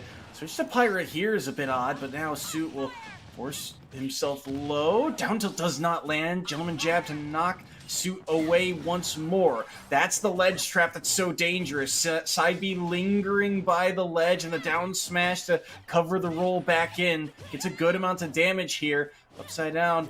Now in a bit of a bind here. A lot of spells kind of falling off the table, and that means Suit can approach here with Mythra. The forward smash actually beats the projectile that was being used, and now Pyra is out to play, and all the knockback is online. Upside Down will roll back in, get caught by the down tilt, but they will evade for the moment. Not that nair though, but it still won't take the stock. Oh my god, going literally from side stage to side stage. Great shield up, off recovery as well. Upside Down sitting at 131% right now. Both of them are trying to stay alive as much as possible on the second stock. This is very, very close. Down to the nail. Good shielding, pushing out, but once again, dead center of stage. The up smash from Suit gonna take another stock away from Upside Down. Projectile catches as well. Good snipes here by Upside Down. They are warmed up and ready to play right now. Unable to take that stock quite yet though. Down smash. Pulled the trigger a second too early. Either the range wasn't right or the hitbox didn't connect, but either way, side B to up smash will lead to Suit's downfall in stock number 2, which means once again, it's a dead even game. Oh man, they are at each other's throats through the entirety of this match, and I'm loving it. Okay, Houston needs to keep this lead of theirs. Suit needs to prove why switching into him is the good idea, is the good play. Lands 2 down airs, staggering and stacking them as well, but there's another spell from Upside Down. Gotta connect. They change position on the side of the stage, vying for that control. 87 to 75%. It's raring up to the climax. You'd have to think so. As yes, Upside Down will connect. The back air in the air sends them clear and far away. He gets that win back. Longhorn Smash taking the lead in match number 2. That was huge by Upside Down. Not only did they get back to that ledge in that tricky situation, right? They overextended and nearly died for it. They get back to the ledge. Forward air back to stage is a good mix-up that they haven't really done this game. And they only have so many uses of Levin Sword left. So they find one more hit in there, and then they find the turnaround back air, I believe, right as Suit was fading away. So the perfect catch there with that back air. They had maybe one more swing left. They were running out of time to potentially take that stock. Otherwise, Rageful Pyro was going to come out for Suit, and that was going to be really difficult for Upside Down to try and avoid or evade. So in that situation, huge clutch up to hold the lead once again for University of Texas at Austin. Look, Soy, man, they were fighting for their lives every single second of that match. I'm excited to see Puffles coming in.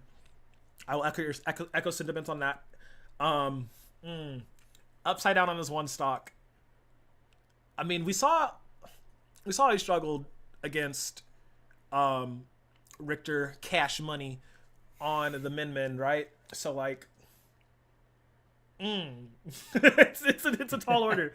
But as we always say in these crew battle situations, if you get 1, you're good. If you get 2, you're great. If you get 3, we love you. So we'll have to see how the boys in Austin are feeling going into this. So we are looking at the stage bands right now. Okay. No small battlefield. No battlefield. Smashville. So that would leave...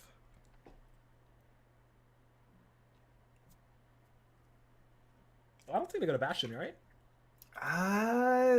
Maybe. I'm trying to think in my head where they would go, but part of me thinks back to I've seen a little bit of this matchup in the collegiate scene, and it's just funky, right? Because you've got so many projectiles to worry about, and yet it feels like once one connects, you do get the kind of similar strings of hits together, right? Because everyone knows links, right? Either bomb, boomerang, or arrow connects. You throw out another one, and it ends in the forward air. It's about 2 or 3 hits that get strung together. Meanwhile, on the flip side, for Robin, it's the side B connects. You land the ladder into things like the back air, the up air, depending on the situation. But one thing is almost guaranteed to lead into another, really for both sides. So it's almost a game of which projectile will land first in this type of matchup. Yes, and that's actually like one of my favorite forms of Smash Bros. To be played, right? You're trying to see who can stack first with all of their combos, who can get, all the projectiles off. I mean, you can argue, right? Like, Young Link's projectiles fly faster. You can, get them off before any time Robin wants to try and get any of the spells cycled through. Unless it's like, I think Elf Thunder just travels really fast, and Fire doesn't as well. So it is really a matter of who can stack that off. But also, the bombs from, Young Link and Toon Link, the way they detonate different from, older Link or classic Link, whatever you want to call them in that regard, does make a big difference. As we are actually going to be going to town. Okay. Let's get it going here. Is this the strike back from Houston, or are Longhorn going to hold on to this lead? Lots of space to work with on the stage, some platforms to maneuver around as well, so some safe areas for both to be able to mess with, and we'll see how this one kind of paces out. Upside down again, only 1 stock here, so Puffles immediately aggressing in, trying to close down the distance here, because Robin does kind of win at that longer range. But at the end of the day, too, even things like... This matchup also gets scary in the fact that, things like the shield for Link that do technically block projectiles, Young Link has to be so mobile that it really doesn't come into effect. And, like we said, 1 catch is really all either of these players is looking for. They get a grab underneath, but they will only get the back throw off the back of it, one of the more damaging throws in terms of percent, so they'll just take that and then chip away at the damage. Levin Sword gone as well. Another book about to disappear, and the boomerang interrupting that potential combo. Yup, and there it is, the stacks from Puffles. Went for the downer, didn't connect! Oh no, we'll be able to tech out of that, but it gets caught point blank with the bomb. I believe the fire spell actually does activate that as well, too. So now it's a matter of whose fire is burning brighter in this situation, right? As the Levin Sword comes back from upside down. Big difference maker here. Catches him in the air. Puts him at 84%. Looking to end it here. Has it charged up? No. Strike. Gonna land us. Man, Puffles wants to put the kibosh on this final stock. Remaining for upside down. Staying alive here. Try not to lose his, but the air dodge is so good. Manages to dodge away from the boomerang and the arrows, but it gets caught. Jump up, down air, send him out of here. Puffles takes it without dropping a single stock. And upside down's just caught there, right? The Yep. second that arrow lands, the down air is coming, and even I think tried to tech away, and there's just nowhere to run on that platform. So Puffles cleans it up. Well done. They tie things back up. No blood lost in that situation. So holding things to an even 3-3. Texas does get the chance to counterpick Houston here, but still going in all tied up feels a whole lot better than trying to battle your way back like you were in that previous series. Okay. And with that being said, Austin and them Longhorns, they say send them in, get them in here. It's going to be Deadbolt coming in on the Wolf. Now, we were a little critical of his play earlier, just, you know, being a little too cautious, giving a bit too much respect to his opponent during the match. This time around, Austin cannot afford to do that. They cannot afford to play with their food. They have to be able to reclaim that lead and push ahead here. Let's see if they can get it done. Yeah, very, very doable here for Delta Bolt. And I think Delta Bolt here, you know, in terms of that more passive play style, right? We were talking about it in terms of just like we were looking for a little bit more reach, but there's also that confidence factor, right? If you're not confident, you can extend out there to get those hits. You know, why not take the easier percent? You take the easier path. It's worked out for them so far to get to this grand final. So you kind of understand the comfort level that they're in. And once again, being used in that counterpick style, the counterpick fashion here to have that advantage. And on top of that too, the reflector being ever present here, right? The second that down B comes out, you force Puffles in, and you've got a lot of quick defensive options as Wolf. This is a very back and forth game that you're going to have to play out. Very mind game-esque that I imagine we see here on PS2. Man, if we thought the first matchup in this set was hot, speedy, crazy, fast, wild action, we got another one right here.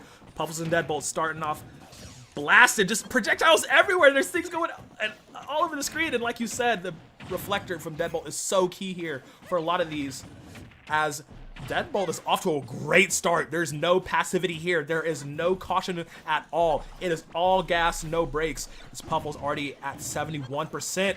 Climbing though, but great bomb usage back from Puffles to get out of those combos. See how long he can survive for though.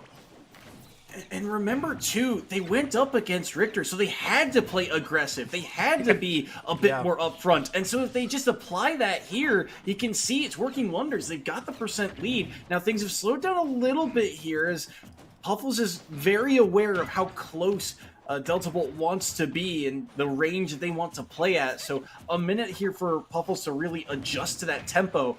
But still, that is the type of game that this is going to be. It is minute adjustments in the neutral, especially in terms of the pacing of this matchup, that can make all the difference. For sure, for sure. Both of them sitting up at those high percentages, the 119, the 92. Wolf is a little bit bulkier, so he may be able to take more damage and not be launched quite as far. Puffles can be definitely taking a lot more damage. It's a little bit of a screen stutter, but no, we're good. We're chilling. We're vibing. As we do see, Puffles is taking significant more damage. Still alive on that first stock. Delta Bolt, rather, not able to finish off this stock. It's right there on the cusp of doing so. Bomb interrupting, too.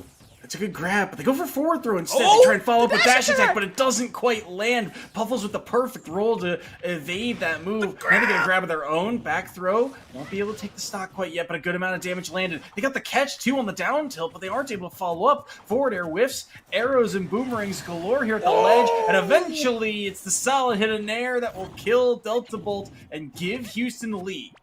Yeah, he squeaks it out. Okay, Bolt falling first here. Actually surprising considering how much punishment he's putting on Buffles, who responds in kind. 158. He set up shop. He has the bombs. If he comes too close, he has the ranks to keep him away, and the fire arrows just to chip for damage. The loop is going crazy. I think I'm watching Marvel 3 at this point.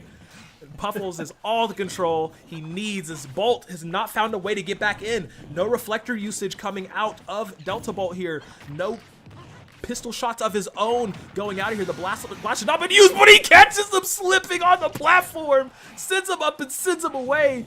Ties it for a moment, but bro, you were significantly down bad percentage-wise.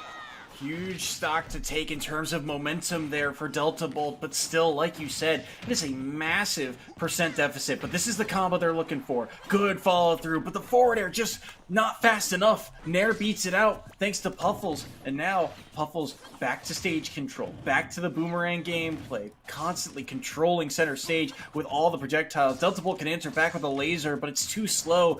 It will connect there, maybe an opening for Delta Bolt, but again, not too much off the back of it here. Back and forth, trading projectiles, but this is all in Puffles' favor. They just constantly moving around, making it impossible for Delta Bolt to track them down. Man.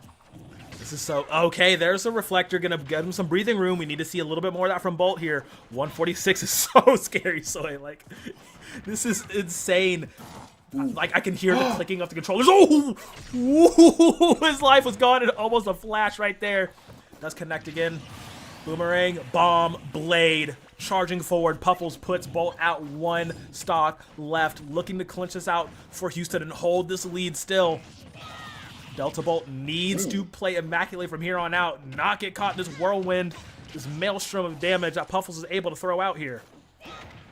Low recovery, Nair to intercept, but the bomb, again, saving him. Went for the downer spike, and now Puffles makes it back to stage here. Survivability again, playing a key factor. Oh, if that arrow landed, that could have been everything. That was likely the stock, but instead, the air dodge gets Delta Bolt out of it, but he's still at 99% here, and it is a minefield that he has to work his way through. Bombs galore here around this platform. Boomerang connects, arrow, boomerang again. There's just no safe space, and Delta Bolt knows he has to approach. He knows he has to go in, and he will eventually catch the over-aggression. It's the up smash to tie things up. Okay, but how long can he survive off of this? Can he actually convert this into a win? Bolt as a 122. The beginning of this match was so even comparatively for both players, but Puffles, through strategy time and time again, has prevailed and adapted, and he does it one more time. Down to his last breath, keeping the lead for Houston. And I think for this series, this set, it has been the first time that the Cougars have really held the lead consistently for back-to-back players. So a big mark for them to hold the lead as they came in, I believe, from winner's side. So it is just a very difficult matchup there for Delta Bolt. You could tell Puffles really, after that early bit of damage that they took, they flipped a switch. They said, okay, I'm getting caught out way too much. Let me slow this game down. Yeah. Let me just cover space here. And it did a lot of damage. Just boomerangs, bombs, arrows, constantly covering not only just distance, but specific areas, right? Delta Bolt had limited options in terms of getting in, and if they chose wrong, it was only a little bit of damage, but over time, you get hit by enough of them, it adds up, and that's what really dealt Delta Bolt in that series. Yeah, like I said, once you set up that shop, that loop, and it's the way he did it, right? Using the boomerangs to cover the high option anytime that Bolt wanted to jump, using the arrows to cover the mid option anytime they wanted to try to go for that. But my favorite usage was the way that Puffles was using the bombs, right? You would see him summon one, but drop it right in front of him, go back to the arrow boomerang, pick it up, and then throw it, depending on where Bolt was. And it just worked so well the entire match. And Bolt was just unable to deal with that onslaught. But now, I mean, I will say though, before he fell, getting that second stock before on the platform, that was so sneaky. It was so beautiful and it was well done. That sets up Gallon coming in for Austin to finish off Puffles. 1 stock is all he needs, and if there's someone for the job, baby, we've seen Gallon go to work, and he's about to clock right back in. And Gallon, normally the leadoff man for Texas, is able to step in here as player number 3 for the Longhorns lineup. And, all they need to tie things back up is that 1 stock. They did a good job of dealing with it in that previous series, right? 2 stocks to 0 at the end in that opening round. So Gallon feels like they're set up for success here. We'll see what stage they end up going to. Puffles, we'll see if they can get anything off the board now that their hands are warmed up from that matchup against Delta Bolt. Yeah, absolutely. It's going to be interesting because high possibility for Puffles to, I mean, I don't want to say he can set up, projectile loops a little bit easier against Gallon because Pikachu is so well, literally squirrely in that regard. Yes, he's a mouse, blah, blah, blah, whatever, rodent family, shut up. But his ability to get through all of that, right? I mean, Skull Bash, Thunder Jolt, Aerial Thunder Jolt, even Quick Attack, the up B, just to move through and get right up in Puffle's face can serve him very well. And I believe, yeah, these two met in game number 1, and Gallon took that game, if I'm remembering correctly. So, I mean, just has to do it again, just significantly quicker.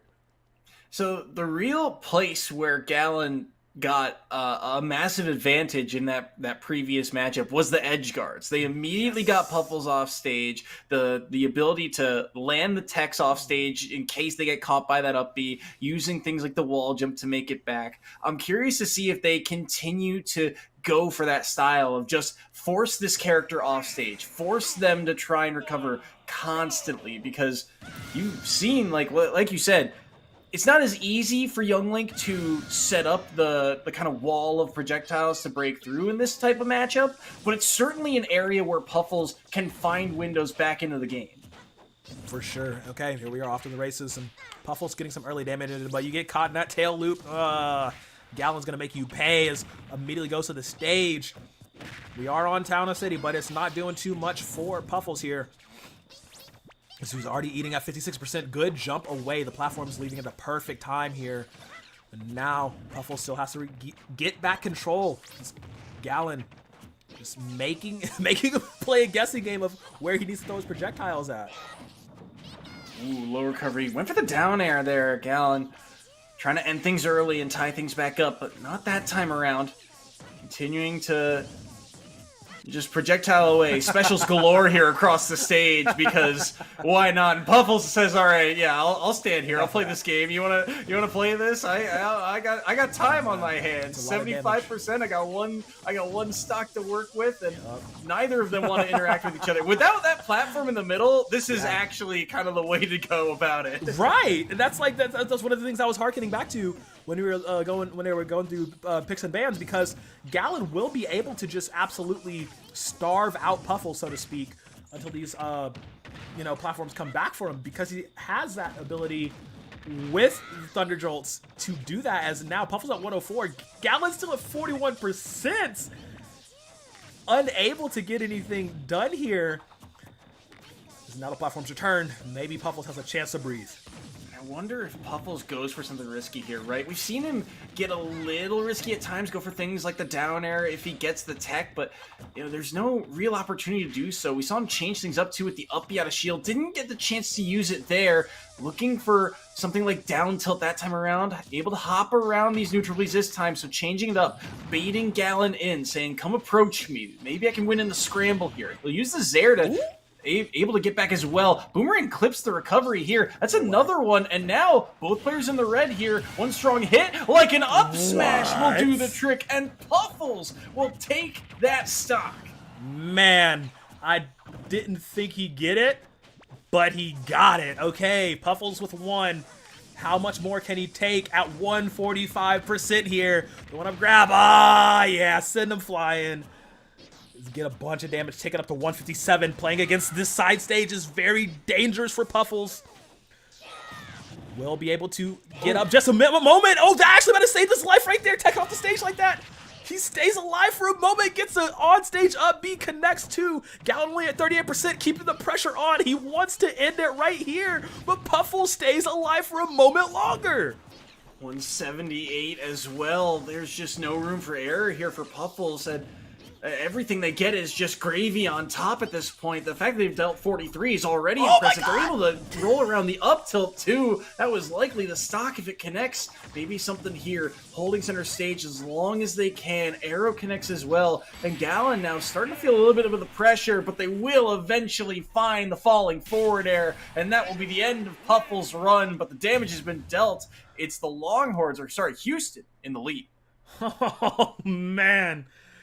Oh, he made him work for it. If there's one thing we have to say, Soy, Puffles really made Gallon work for that. Great job for taking off that one stock, but wow.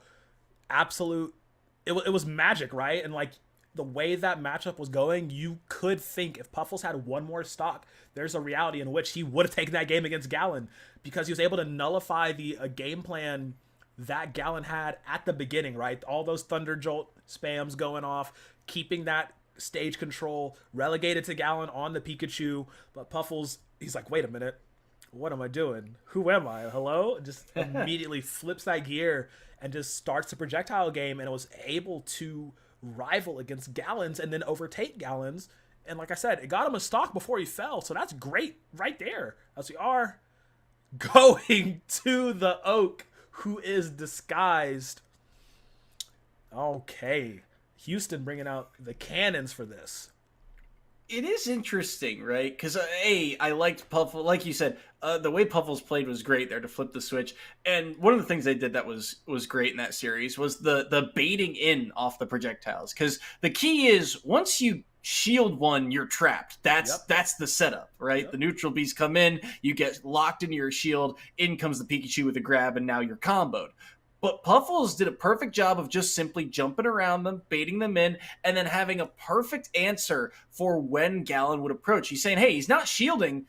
He's vulnerable. Let me go in and do something. Let me get something out of it. And that's where Puffles said, all right, I'll wait for that exact moment, and bam, flip the switch, their combo, their damage online, and eventually they're able to get a stock off the back of it. The other part here that's interesting for the side of Houston is the counterpick war here. This is not a counterpick that you typically see, right? The heavy into the light character, but they're just saying, hey, we've got a Min, I think, in our pocket here for that fourth member that has been the anchor, and that is our go-to player. Let's send out the heavyweight, see what they can do, especially since, hey, it is both ends of the pendulum here. Gallon makes a mistake. Ganon is happy to take these stocks at 40. And on the flip side, he can do some damage and make Gallon really work for it. Yeah. Oh, man. This is going to be so much fun, right? This is going to be really, really fun. I definitely want to see how they're going to handle this. Because, like, I mean, we saw Oak in, game number 1 do a significant amount of damage. And, like, we were like, oh, yeah, nah, he's not going to be able to get on. But that was against, Broken, right? So, I'm a little, just a little worried for Gallon here. I'm not going to lie. The other gamble here, too, for Houston to put in Disguised Oak is that if the Min's the anchor, we see Texas lineup. Broken is the anchor, very likely, for the Longhorns. And seeing that it's probably going to be, Kazuya into Min, that's not easy for Kazuya. That's what they're trying to get to. So they're gambling it all right now on this Ganondorf into a Pikachu, which is not an easy matchup. So we'll see if Oak can put in the work here against the Party Hat Pikachu. I'm so worried for the boy. Okay, Gallon, let's see what you can do. Let's see what you can do. Disguised Oak. 3 on the Ganon. Now, Gallon, all he needs to do is turn up highest gear possible. Damn near evolve into a Raichu at this point. And just go ballistic, as we know he can. We saw how well he did in game number 1, right? Just being able to be an omnipotent force, his complete aggression missile the entire time.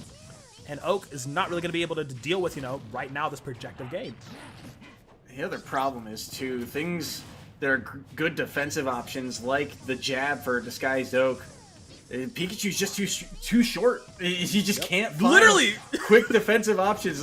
You see that punch come out, and it only finds air, and Gallon just then has free range of, all right, well, do I want a forward tilt? Do I want a down tilt? What option do I want here? They get forward tilted off stage, though, and this is where things get scary again. Off stage, 96 for Gallon. They're able to make it back. The up B will click, and they'll be able to get the back throw as well. But again, the timing and the immediate air dodge, well aware is Disguised Oak. Yo, very, very good stuff, picking his spots, and gets another one in the same interaction. Same result, but this time it's a little bit more devious. Disguised Oak landing that back air, sealing the fate of Gallon, putting him down to 1. As now, Oak is at 100%, but that's just regular damage levels for Ganondorf, as Gallon needs to do a bit more work to try to take this stock off.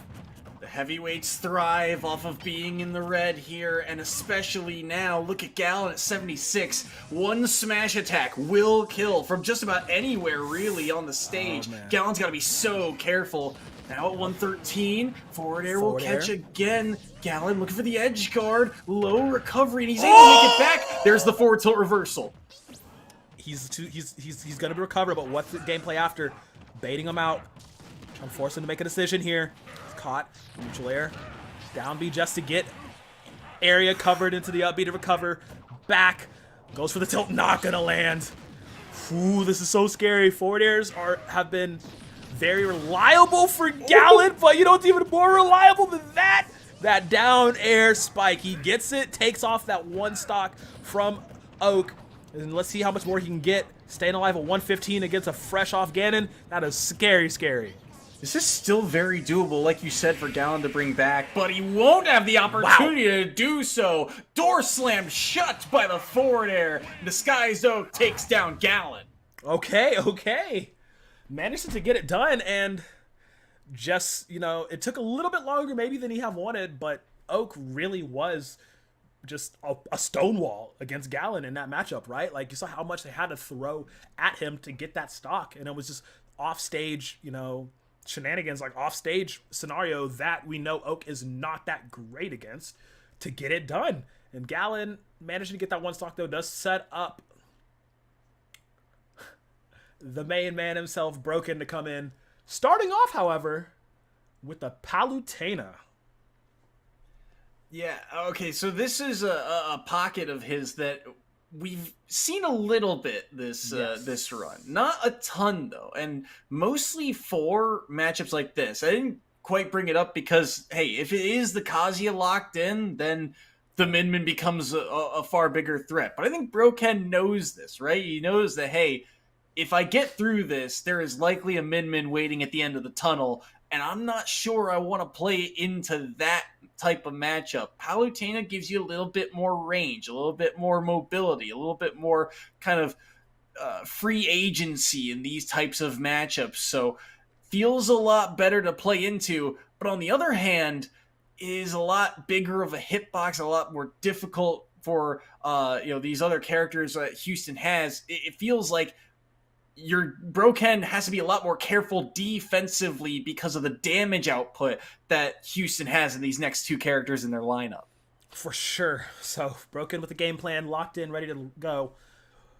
I don't think Oak cares. I'm going to be honest. Like, with the way he's been playing, like, he knows what his objective is. He knows what he needs to do. Yes, the Min matchup goes a bit differently when going up against, the Palutena for sure. But he ain't even worried about that. He's like, don't worry, bros. I got this. I mean, I'm just really interested to see how much Oak can get off damage-wise on Broken here. As we do have the bans coming out. Okay, so no Final Destination, no Smashville, no Town. Okay. It's good for Oak right now. It's setting up for something fun here. But it's just really, Houston wants to get this 2-0. They don't want to have to force another game, right? I mean, honestly, it's a little bit of surprise, like, well, no, because they came in on winner's side, right? Yeah, Houston came in on winner's side, if I remember correctly. Okay, so yeah, it's almost like, I mean, Austin, really trying to punch through, right? They really want that first seeding. They don't want to go through second seeding, but it's a long road for them to climb to have to get back there, and Oak is really poised to prevent that from happening, because yes, dealing with Gallon was, a little bit easier, lighter, faster character to deal with, but just 3 good hits, they're gone. Palutena, though, I mean, the warp, so many abilities to deal with. Broken, though, woo, sorry there. Pet hair gets everywhere. Thank you. But Broken, though, can definitely deal with that mischief that Oak wants to try and cause. It's just a matter of, can he get it done right here and right now to force game 3?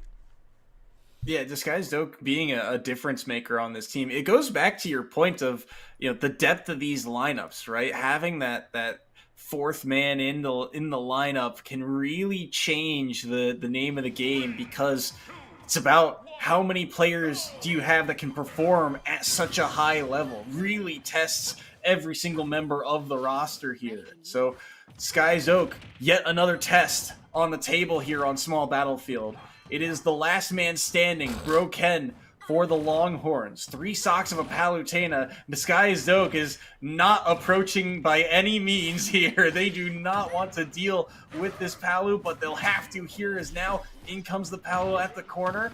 Gets a good grab as well. Back air, 76%. Oh, wow. And they're able to weave around that recovery. That was huge. The neutral air was likely the stock. Yeah, I'm actually really surprised he got back in that. Look at that, 4 hits and you confusing me. And Broken is already at 40%, now at 66 for that next grab. 96 for Oak, going once again off stage, staying alive. One for the downer, not going to connect. The sword not going to land either. No smash for you, brother, as he's getting chased and pushed around by Broken here, who just needs to push him off a little bit more. Target shot not going to land. Great shield. Not get clipped by the kicks. Broken, though, at 84%. Now, very frequently do you see that down air almost connect into up air, but they're able to do so at the moment. Explosive Flare will connect there. Again, Ganon's recovery, a little lackluster, and he'd been using that down B to try and mix up the angle a couple times. That time, scouted out, nowhere to run to, and now they're on the Nair train. The multi-hits continue to rack up the damage, 46% here. Falling back but here, okay. this is where things get interesting, right? Little bit of damage online, and Palu in the red, Disguised Oak. This stock is really everything for them. Yeah, he just needs to land one solid hit. You can see it. He's fishing for a lot. Oh, wow. Warlock Magic will land. Shield through, back air, not there. Oh. What? Oh, no. Not going to happen. No up every you, but the kick is good. Broken staying alive there. A sigh of relief there.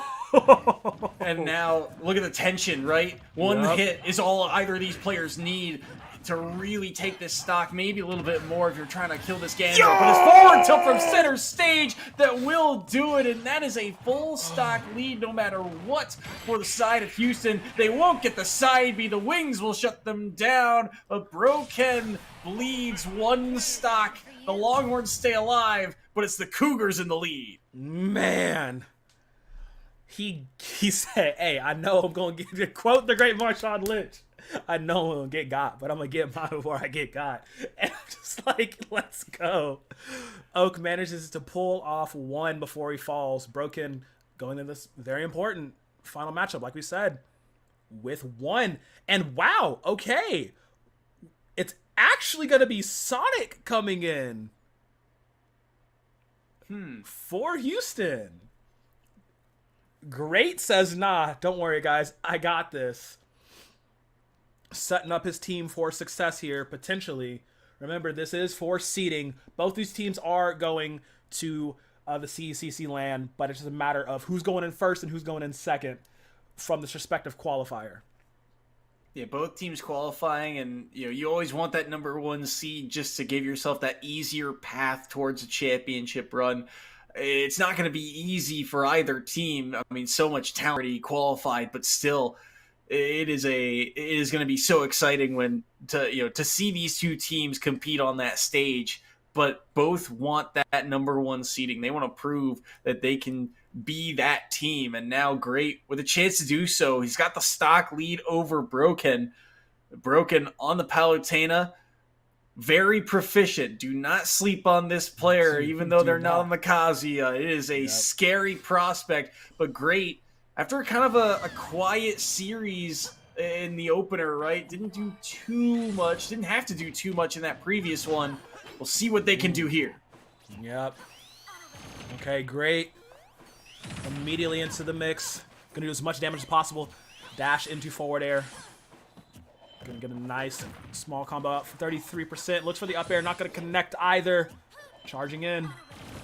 Broken. Knows he can play this pretty aggressively, but still has to pick his spots properly. Explosive Flare not gonna land point blank.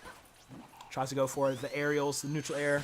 Spin to win on both sides, actually. Just depends on what you're spinning. Yeah. Interesting there. Broken looking for a little bit of a lackadaisical recovery with that forward smash. So you can tell that, at a stock disadvantage, there is a little bit of pressure on Broken to make a play, to find something. But they also know that the way this matchup kind of tempos out, especially through neutral, right? When there's so much distance, you kind of have to play a bit more passive, a bit more projectile heavy. But now, brawling back and forth, you're scrapping in these kind of mid-high percentages. The up air multi-hits, everything connecting, which means goodbye stock number 1. Broken strikes first. Okay, wow. Not the outcome we expected, but a welcome one indeed. Manages to grab one. All right. Great. Needs to take this out. Broken at 127. The survivability of the Goddess of Light herself. Doing so well right now, Broken. 4 Longhorn Smash. Needs to win this to get us to a game 3. Right now, Great is trying to put the damper on that to make sure this stays the 2-0. There goes Great, sitting him into the stratosphere. 2-1 now. All comes down to this. Very close right now. That 1 stock lead for Great means so much. Broken has to work so hard just to track down this character, right? The projectiles can only cover so much, and they only come out so quickly. So Broken has to go in. They have to scrap.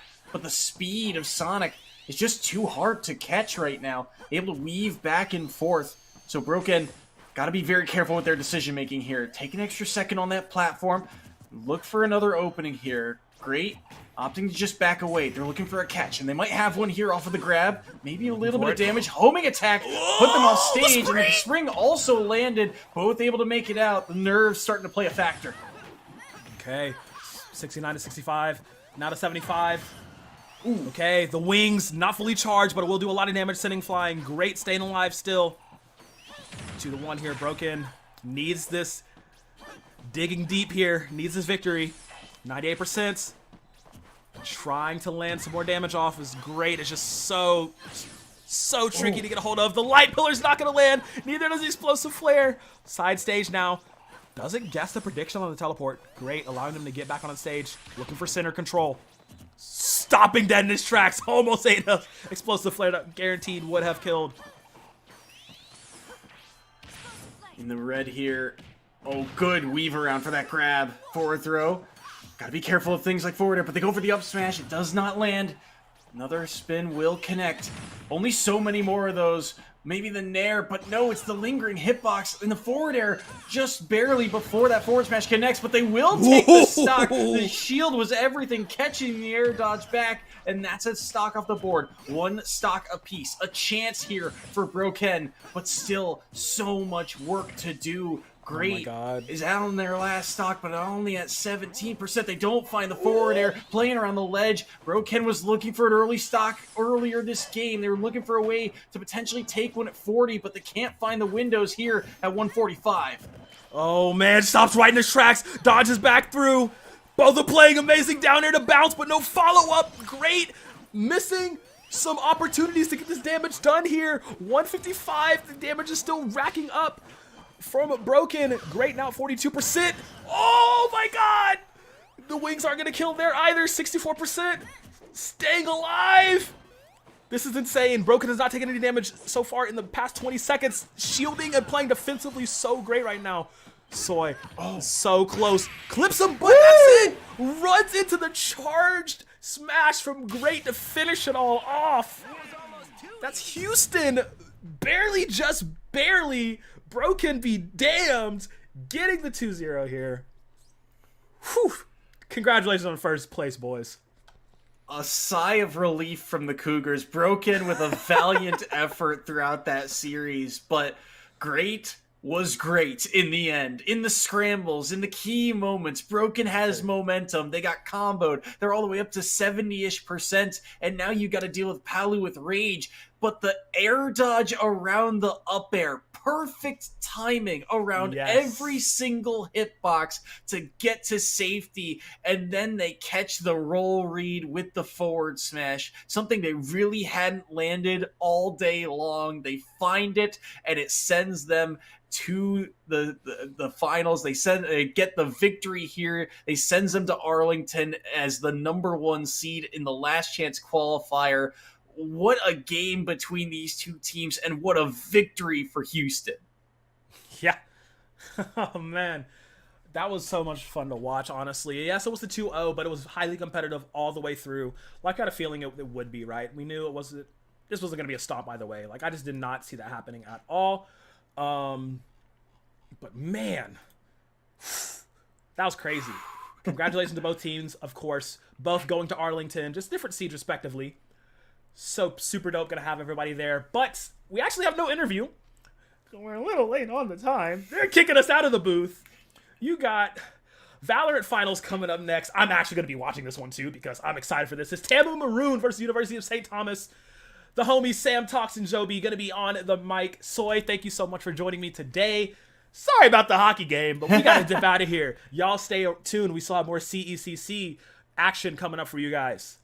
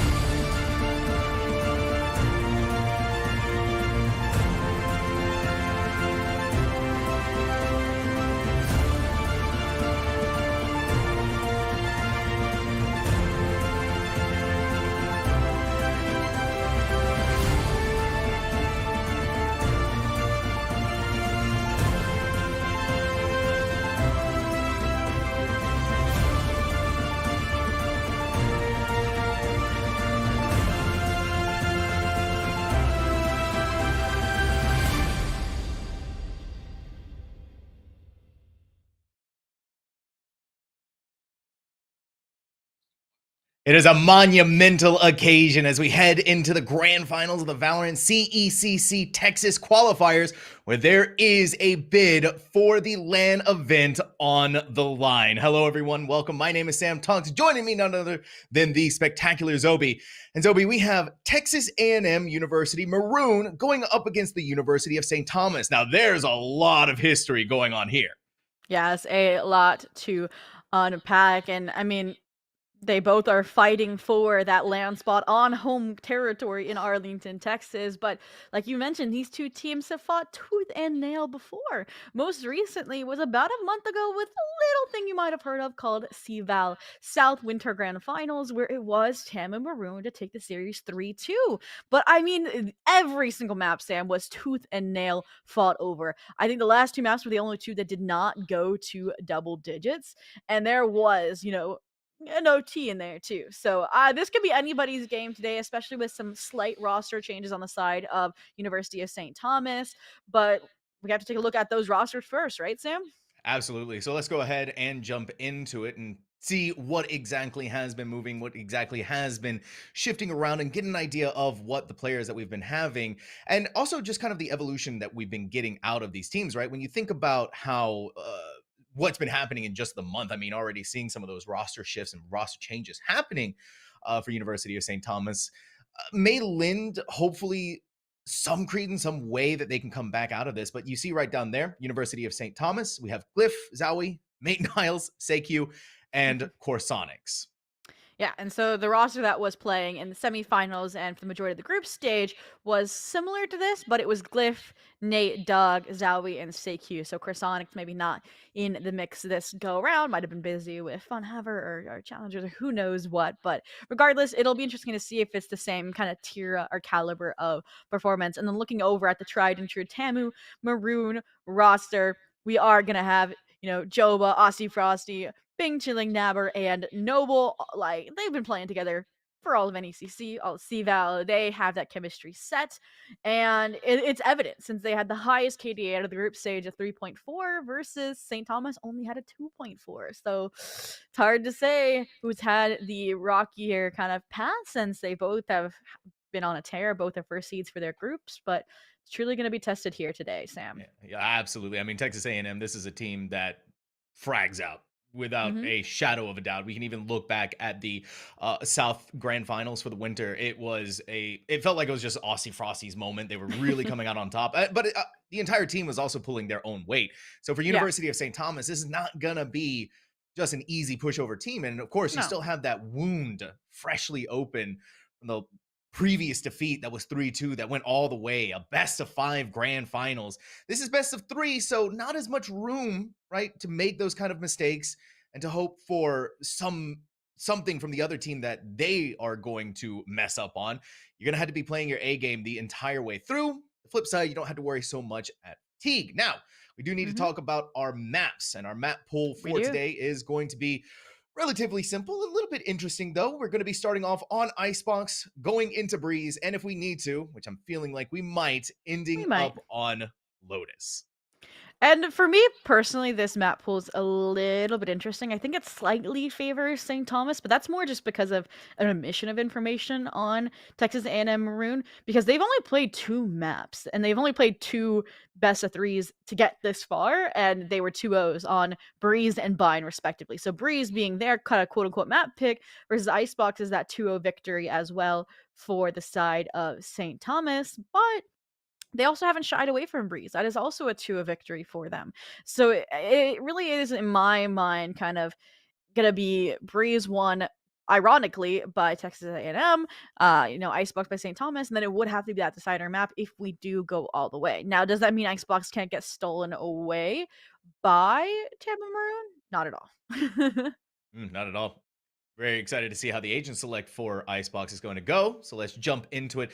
Last time we saw UST playing on Icebox, we did see the presence of a Reyna. This time around, though, pulling back from it. They're pulling away. Instead, got pretty much similar to what we've been seeing lately out of Icebox. It looks like Texas A&M is also kind of leaning a little bit in that direction. Big noticeable difference here is that the initiator, instead of a KO, we have a Sova for Texas A&M. Otherwise, pretty much the same all across the board. Yeah, it's definitely interesting because, like you said, it feels like both teams have kind of shifted away from compositions they've historically run, namely no double duelist here for St. Thomas, and then also no double controller with that Right. harbor pick that Nabber sometimes goes with on the side of Texas and A&M Maroon. So I'm hoping it's not going to be kind of issue of if it ain't broke, don't fix it, and both of these teams are going to struggle to readapt, especially since that Gecko, yes, can bring a lot of promise, can bring a lot of utility to an attack side where you can kind of reinforce some of those site hits, but it does kind of require a lot of coordination with then a solo duelist to make work correctly. And that's always something too that when you miss out on having that double controller also Mhm. adds on to the pressure. And that's where you're sort of seeing the gap being filled by the other initiator. So for Tamu to decide to stick with Sova rather than the KO of University of St. Thomas, you're thinking to yourself, right? One team is looking to gain the information off of the recon darts, off of the owl drone. The other team is looking towards the knife being that Mhm. deciding factor, but you're also getting flashbangs out of it. So you're getting that little bit of easier way to initiate on site.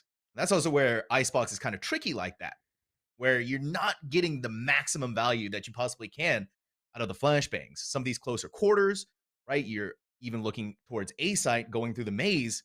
It's going to be that layering of the initiator utility, but also really going to be, like you said, on the shoulders of this solo duelist to be Mhm. able to frag out. Yeah, and I mean, you said it. Aussie Frosty usually does put up those numbers, so our eyes are going to be on Nate to see if they can fill that similar bill. But I do like, Noble on the Sova because that Hunter's Fury can be huge for a post plant strategy versus you do have to have those lineups a little bit more in tune with a KO pick. Then again, sight takes are that much more effective with a null command per se, but none of that's in the mix yet because it's a pistol, it's the first round, and we've already had a first blood drawn thanks to that kind of overzealousness getting punished on the side of Tam and Maroon. Always look for plays to get out of there. I see Frosty and Noble holding the line. Ooh. This is quickly. University of St. Thomas had that first blood, but could not turn that to a first round win. Texas A&M, University Maroon, showing us what they're made of. I mean, Bing Chilling's probably like, hey, what happened? I'm just getting here, and everybody's already out of the picture. And that's just a solid read, solid numbers advantage on the site to completely clothesline that site hit. And you wouldn't think that's what's going to happen since St. Thomas was the one to draw first blood. But when you trust in your shots, trust in these trades, and yeah, you can come away with now the first round, come away with now these better weapons. And I'm surprised at how many sniper rifles we have here. We'll see if they can kind of punish that early first blood mentality St. Thomas showed on their pistol. And do they expect this angle? Oh, why did you fall off, Aussie Frosty? It's a simple matter of timing, but Frosty didn't feel confident enough staying up there for too long. But of course, it is the Outlaw. Just one body shot. Nate counting their lucky star still alive. The tail! Aussie Frosty saw the pixel of Glyph's arm, and that's good enough for them to get rid of that KO. Noble's gonna follow it up with another headshot. It feels like this dynamic duo. A lot about the presence that they have on A, and they're making their presence known. Here. They have. And that's caused a full halt to full rotation from the remaining two members here for St. Thomas. Fortunately, there's been a little bit of a reserve, a little bit of receding of control here from Bing Chilling back towards Snowman. They don't want to give away any undue weaponry. Then again, I mean, they're one of the other members that has an outlaw. And with Icebox being an outlaw playground, if they had hit those shots, that would have been the one shot, one kill, but at this point it's all falling on. Oh, what with the party and one trade follows. Doesn't matter though. Gamma Maroon again. Known for trades, Bing Chilling covers their ground, makes it a semi-flawless second round, and they'll be able to build strength bonus here now. I gotta give it to Howie, though, for how long they were wanting to stay and try to fight against the Outlaw. They even jumped over one of the shots from Bing Chilling. Couldn't avoid the second one, but regardless, we are seeing that bonus round now coming to actuality, coming to fruition for Texas A&M. They just need to clinch it here. Lost to Joe, but not that big of a deal, so really, they're still going in it with most of their weapons. And if this Outlaw can land the headshot, if Bing Chilling can do it, they're blinded, they're flashed, they're still gonna hold here. They even get rid of Mr. Nate. I mean, those are the repercussions of those light shields. You should know that this squad was bonusing a few outlaws. You cannot take chances like that for the St. Thomas squad. So now, they've expected where the outlaws posted up. They recognize they have to lean into this lurk play from Zowie towards the A site. But even then, not only is the Killjoy set up here, but Joba's on an off angle. So it's going to be the last thing you were expecting, and there it is! A body shot, they get in a dodge, unscathed. Regardless, though, it is going to be a site conceded, and it should be a plant, unless you have lineups. Doug is out of here. They still get the spike planted. They are not at full force. They're hemorrhaging. They're bleeding. Texas A&M is coming. They located Howie. Quick recon dart just to try and move away their vision of sight, move away the crosshair.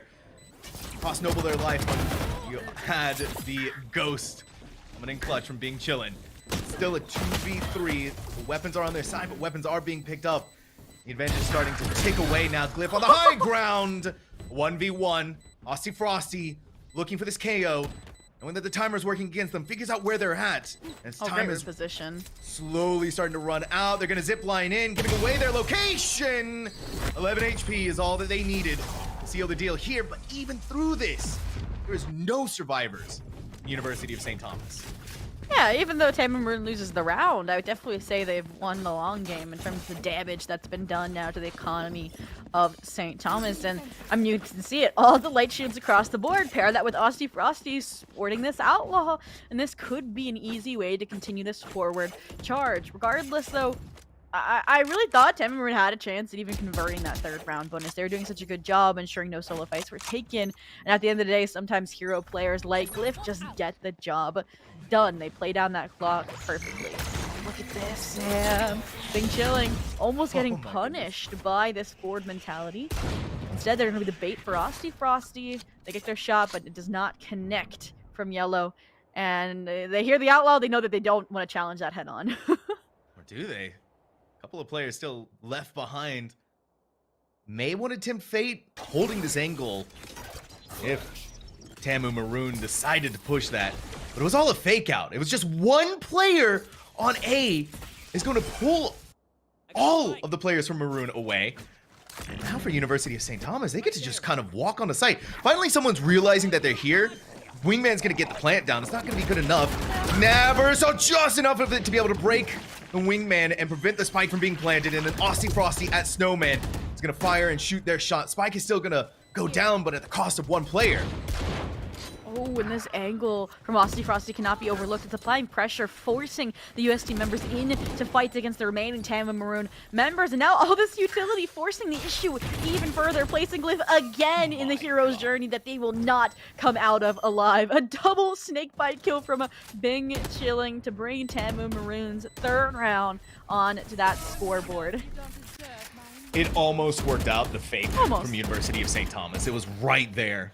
But a good recognition from Naber, and also kind of sacrificing themselves, right, to go forward, to break the Wingman, and rely on Aussie Frosty to go for the rest of those picks. They had 20 HP. At that point, there was not much else they could do, but by stopping the plant, it forced University of St. Thomas to commit their members to play that forward position and to take even more damage, lose even more numbers, and then being chilling with their snake bites was next level. And so now we're looking at a save round here for University of St. Thomas. The economy not looking good. It's sheriffs across the board, except for one player.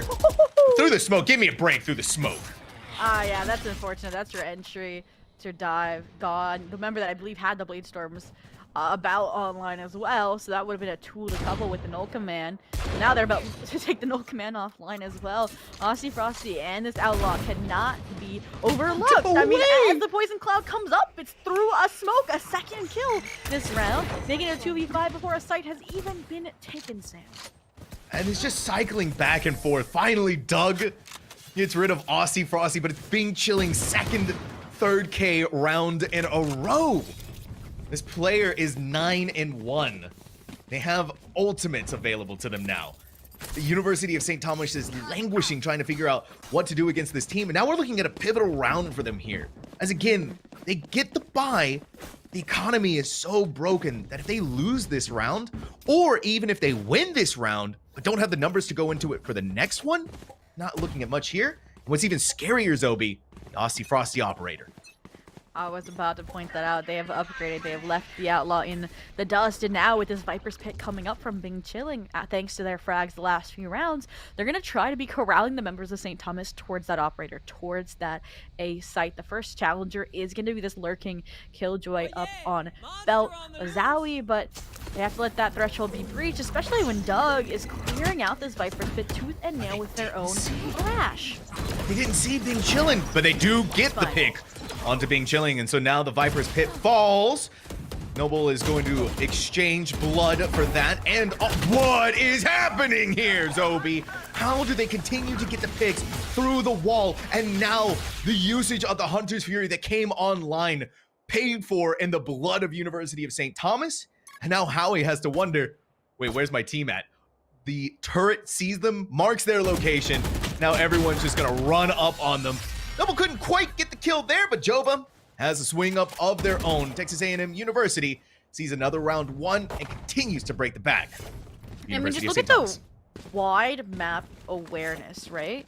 As soon as they deal with the chaos on site, they're like, wait, Killjoy turret from Jova was down for a split second. We know how he likes to lurk. We have to deal with that now. And that's exactly what they do. They pivot to mid, and that's exactly where Howie is. No solo fights are taken, and that double swing trade comes through. So Tam and Maroon, they keep the economy flowing. They invest ultimates only when they think they need to, so they're still gonna have blades, still gonna have lockdown online for the following round. And it is going to fall once again to St. Thomas on a save to make miracles happen. Maybe on the end of the lockdown pit, but when you're getting first bloods like Noble and Aussie Frosty are, they're not going to give you that chance. Who do you think this team is? Texas A&M Maroon know exactly what they want to play, and that's right in the face of University of St. Thomas. They're using sheriffs, and we have rifles, operators. Why wouldn't we be aggressive? Why wouldn't we push? Zobi, at this point, they've secured their first half, at the very least, and it feels like they could just continue to go even further beyond now. I completely agree. I mean, at this point, they're just recharging ultimates that were invested so early into the half, thanks to hero plays from Bing Chilling, from Noble. And I just think that as soon as the ultimates for St. Thomas get invested towards taking a site, Tam and Maroon, I mean, you can see it just from the distribution of players. They're going to be playing for retake off of a lockdown, off of a Thrash. I mean, Joba, again, in the screen's position where they can take a shot or two off their Killjoy setup and then fall back unscathed. While Noble, one of the players who doesn't have an ultimate to work with, is going to be anchoring here, potentially backside, supplying additional information, or even trying to punish off the Killjoy setup. And Noble getting out just in the nick of time. Sight having to be requiesced over, getting right back into the thick of it. Now here with a Viper's Pit, but Aussie Frosty sees the lurking target up through mid. So now one of the missions has been accomplished. It's still having to go through this Viper's Pit. That's going to be made even easier because we are going to be using the lockdown. Joba's been taken out, but just walking right through casually like they own the place. Bing Chilling gets rid of CECC. It's back and forth, the 2v2. The onus is on Tam and Maroon. UST not going to let this run any more out of their hands. Finds another round 1, stopping the momentum and maybe shifting it back a little bit in their favor. All right, I wasn't gonna, too hastily out Nate there because I set it up that they had to put up similar numbers to Aussie Frosty, and it was like 2 or 3 rounds in, and they still had 0 kills. They were consistently getting first blooded on these entries, but that round, that 4K is exactly what we needed. I mean, Tam and Maroon had the perfect retake set up. They had the counter to the Viper's Pit. They had the Thrash to ensure that nobody could perform any hero plays, and they still used that build position to cancel out any momentum. So now, I mean, you have a full stack from Tam and Maroon towards A, full trust in Bing Chilling towards B, but all this initiated utility is ensuring they can't go for these kind of first blood endeavors, and oh. As quick as the words leave your mouth, right? It's over half the team is gone. Now they're left scrambling, wondering, CECC. Only the wall keeping them alive long enough. They get a smile because they got rid of Aussie Frosty, and then the grim reality set in that they're alone by themselves with 19 HP. Now they're just gone. Done as quickly as that. Tam and Maroon, that previous round was just a speed bump for them. That definitely is a great way to describe it. I mean, you temporarily get that kind of shock factor, but quickly get over it, quickly, straighten the wheel and get right back to chugging along. I mean, the economy is showing it. I mean, even if they lose this next round, they'll be able to buy up. But for now, it's really St. Thomas that's trying to figure out what they can buy up to give them a chance at this round without kind of breaking the bank. They have Nate with their full shield because they have the Blazestorm online. They have the Killjoy Howie who goes on these lurk solo plays, so they need a rifle and can buy next round. The issue is, again, look at how fast the rotation is from Tamu Maroon, and they cancel out a lot of this early aggression, early utility from St. Thomas. These shock darts, the use of Mosh Pit, draw them out of there. In comes Dizzy. Try to cover Nate, getting onto the side itself.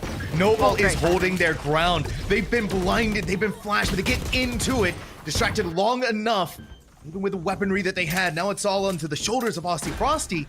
Again, remember, this jet only has an operator. They may be able to pick off the one, but they have to chew through 3 other players. And that's just if they can get that one. I mean, I love the change St. Thomas did, right? Howie, their lurks were consistently getting spotted out. So what do? They give them one of the hero rifles. They pair it with the Bladestorm from Nate, and they have them be that entry force alongside the rest of the team.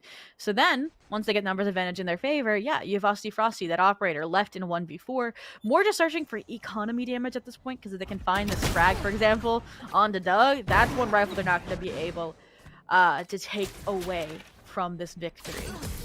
Ooh. But you gotta remember, there's a new cutout. There's that little window of opportunity that Nate saw, and they took it. Aussie Frosty may have been eliminated, but they still have enough cash in the bank to buy another operator, which is really scary to think about. Just how much Tamu Maroon was able to put on. But hey, for University of St. Thomas, another round 1. That's another round, another lifeline for yourself. Yeah. I'm curious how the operator duel is going to unfold here between Nate and Aussie Frosty, since they're both on the same side, both looking like they're going to be holding that same belt angle. And I've said it, Nate needs to be that tip of the spear on these entries, and with an operator, they might instead be shackled just a bit. I mean, you see it already, them having to track one player while Noble takes care of it from a different angle. So again, first blood favoring Tamu Maroon, and you can already see it doubled down upon, and every single solo fight being taken by St. Thomas, minus CQ successes, go in Tamu Maroon's favor. It's the whole crux of it, though, is that Aussie Frosty is still alive. No more flashes either to flush them away. But instead of wanting to take these super aggressive angles, they're playing the numbers, they're playing it safe, and they're not giving a chance for that operator to be taken away once more. You're gonna hear them slowly start looking up. The poison orb should give the information to Tamu Maroon that they're still here. Now with that wall coming up, Aussie Frosty denied the vision and usage of the operator. Oh, wait a minute. Wait a minute. They look up. Not only that, not only was it a shot, it was a clean headshot to go along with it. That is just added insult to injury from an operator. CECC, determined as ever. They don't even have the spike anymore. They gotta try and get rid of Aussie Frosty. But this player is Frosty with the aim. A clean 4K and another round for Tamu Maroon.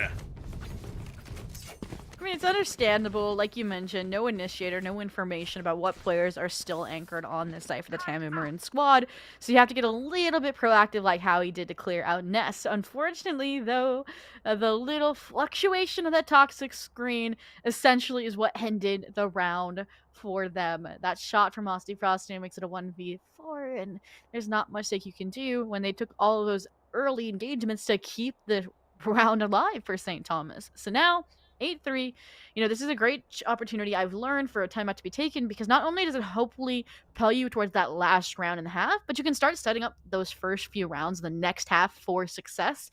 And when you're down this much, like 4 rounds, 5 rounds, it's definitely when you need a mentality kind of pick-me-up, per se, Sam.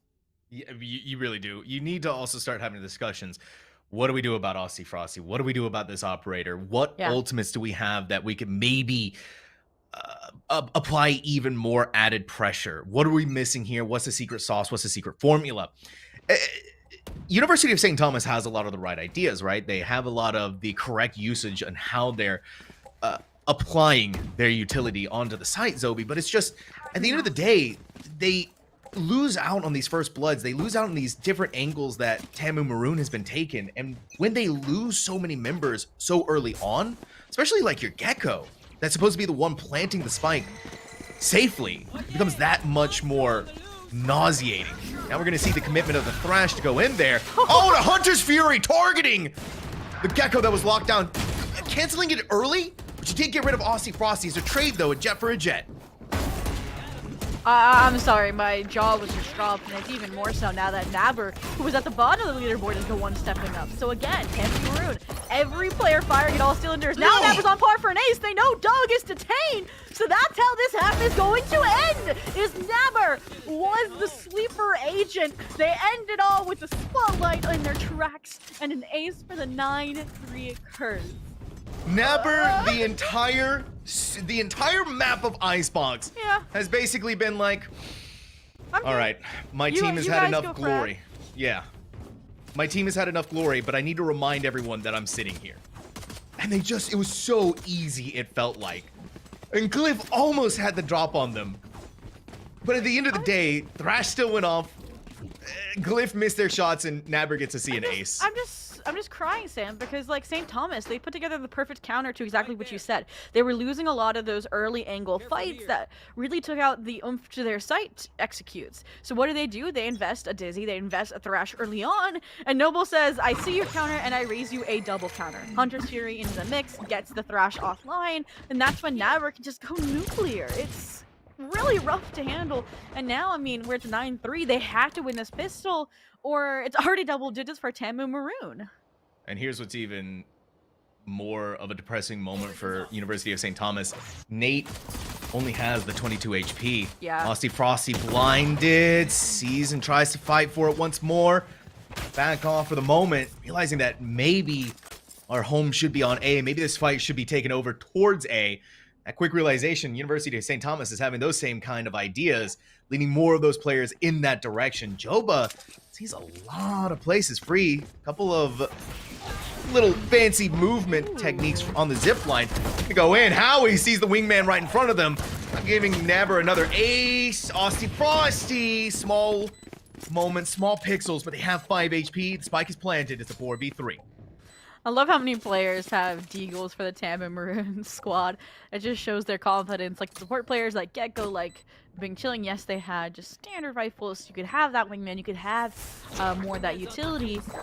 So now we'll see how it fares when the top of the screen is still in favor, when Doug is on the forefront covering the wingman beautifully. They're just gonna stick it all the way. Doug says, I take your Nabber Gecko pop-off moment and I give you one of my own. Yes, Bing Chilling walked away with the last word, but the round goes in St. Thomas's favor. Exactly what we needed to see out of the squad. A great hero play to keep the squad towards that forward momentum, but look at this, Sam. Complete disrespect from the Tamu Maroon squad. They said, yes, you may have won that round, but we're going to force up and claim that momentum right back. God, I love it. Tamu Maroon. And they're in the lead so firmly that they can do these kind of things, right, Zobi? They can force out the weapons, they can force out the buys, and so even go for attempts of their own. A nice knife is going to detect a lot of that presence. We're seeing again the outlaw being used. And even though you have all these fancy weapons, it doesn't mean much. You don't get, if you get murdered out off the rip of it, you're gonna go right in. Aussie Frosty had it in their idea, but Tamu, the force up is working miraculously, some might say. But for Tamu Maroon, it's all pure raw skill and an idea of how they want to execute onto this site. Spike is planted, and now, CECC, this bulldog is scary. Tamu is even scarier. Now in the double digits. You know, I was gonna, raise up CECC onto a pedestal because they were that player that was wrestling some of those rounds back from the brink of defeat before Spike went planted in some of those post plants, but just the sheer numbers advantage, and yeah, an outlaw on light shields when you force up as heavily as those bulldogs. It's one way to convert that kind of ego-fueled force up into your double digits, but I mean, yeah, they have the stats to back it up, evidently, because now they're the ones on a bonus. Now UST is the one reset to a save, so Tamu Maroon is, by all means, set up for an 11. Seeing this push on to B again. The gamble didn't quite pay off for UST. They were all on A. Yeah. A small, grim reality setting in that this is actually all happening on B. They get there quick though. They can start off the fight, but gotta remember we got the firepower and Aussie Frosties got all of the skill to back it up here. But give it a break, give it a moment. The Sheriff's popping off. Cliff sees an opportunity to get a nice, new, fancy Phantom. There's flashbang over here, and now we're gonna have Doug putting in the thrash. Get him up in the air! Aussie Frosty stayed there for far too long. The classic's gonna be good enough. Noble, one ping off, one fire off from the Outlaw. But now they're by themselves. And just like that, Mr. Nate, a 3K with the Sheriff, all headshots, and a thrifty round for UST, showing us that they are not done yet. I mean, all right. Tammy Maroon says we got a force up with your name on it, and St. Thomas says we got a thrifty with yours. This is the back and forth we were expecting to see from these two teams from the get-go. And all we saw was how close the scores ended, not, you know, how dominant one team was from the start. So this might be exactly how this story normally unfolds. With Tam and Maroon, early lead, they struggle to close out, and that's when St. Thomas is able to come back. I mean, yes, that was a bonus for Tam and Maroon, so they're able to have a bye together, but now it's about equal weaponry, equal arsenals. So this is St. Thomas's chance to, I would say, ensure that Tam and Maroon is reset to a save so that they can start, you know, getting things to, you know, a 3 or 4 round striking distance. Up off the high ground, they see Mr. Nate up there, and they get rid of them. Beautiful shots ringing out from Tamu Maroon, and it's continuing to go even further. It happens so quickly, these blazing speeds, these rounds, and how they're accomplished. CECC, though, a 1v3 by themselves alone to try and defuse the spike. Tamu Maroon playing off the actual site itself, and Thrash is going to go in for another fight, using the zip line to go in further, but they drop down to the ground below. Nabber knows that they're right there, and Joba is going to protect their teammate, keep them alive, and keep Tamu Maroon pushing forward in these rounds. I mean, even when it looks like Tama Maroon is about to take a solo fight, I mean, Noble, their backside in particular, there's somebody there to secure the trade. I think it was Aussie Frosty in that case, and that just shows how ingrained some of this chemistry is, because if those duels did go untraded, that would be St. Thomas maintaining numbers on these retakes, and that's kind of where, in my mind, things have been lacking a little bit. Is St. Thomas is expecting solo players to go huge like Nate did in the previous round that they got their thrifty, versus Tama Maroon goes for more of these coordinated trades, the kind of big picture of round successes. So now, I mean, once again, they've identified the weaker side per se of the St. Thomas defense, but strangely enough, they are hoping that just that noise was enough to draw rotations, while an operator lurks beyond the bounds of the known here towards A, and Oba! Mr. Nate missed, though. Now, Tamu Maroon knows there's an operator here, so they're going to be much more diligent in using some of that utility. Oh, but the molly misses from the KO. The mosh pit hits the lockdown, but it's not enough damage to get rid of it. And now they get to push them off. They're safe from the operator. No! Noble saw it just in time before the flashbang came out. Mr. Nate has the trade, and the numbers are going in the direction of UST. Tamu Maroon, you have Nabber alone by themselves, looking in all of the different corners, all of the different directions. That's a little interesting on the kill feed, too. I saw that, too. I'm like, all right, Nabber from the grave. Yeah, that's what I was saying. But that round, to me, was St. Thomas taking my advice, right? You saw it. It was trade after trade, mainly Nate with that operator. When a player was down, they're able to ensure that St. Thomas stayed on top of the trade game. And while it's hard to place that expectation on one player and it needs to come from all of them, it's a great start. Because now 5 rounds, like I said, the eco coming out here for Tamu Maroon, but even then they have 2 rifles forced up and a blade storm. So I wouldn't even say this round was out of the realm of pensability for Tamu Maroon, but with Joba getting picked off that early, not a great start. UST's won mid. Now they've won another battle in main. CECC ready to go. This holding the line from UST is nothing short of beautiful. All angles, A flashbang that is chef's kiss. And then a final kill for Howie to bring them to a clean, flawless 4K for UST. The rounds are gaining. The distance is closing, Zobi. This is one thing me and my friends, we all know that we love some of the players for Tamu Maroon, shout out Joba, but they have issues closing and then they wait too long to use timeouts. So for me right now, this would have been a great time for a timeout. Maybe they'll save it for the next round where it's going to be that kind of save by cycle that they get to discuss. But, I mean, it's been pretty steady of a comeback from St. Thomas here, and they haven't really changed much. They start with this default, start with trying to pull some attention towards the B site, and then they rotate. We'll see if this time they follow through on that BX stack, especially with Joba having inclinations of a lurk towards mid. But even then, I mean, they've already seen a rotation back over from Glyph to help out CECC. Right, going back in for it. CECC is going to get rid of that Thrash, but the recon dart, now the Dizzy sees them. Being Chili's going to walk on, take 2 away from this player, take 2 away from B in general. Aussie Frosty's gone, but the spike just at the last second denied the plant. And even more so, the commitment of the Viper's Pit, thinking that it was about to go down. It was very close. Dog is caught by Thrash. They're going to be taken care of. They need to watch out for Mr. Nate with that Blade Storm. And so you've gotten rid of the Viper's Pit. You've gotten rid of this. And they see it right there. Joba just gave it right over to them. The window of opportunity. Massive. Wingman is going to plant the spike. Nabber up on the high ground. They don't know. Timing. They don't know where either player is. Nabber holding onto that high ground could give them a better chance. Nabber's going so far off of these distances. These players are going in totally different directions, Zobi. I really thought they were about to meet each other, but no, yeah, ships past the night, and it's Nate to walk away with the better read. That's such a small mistake that could cost Tamu Maroon everything in my mind.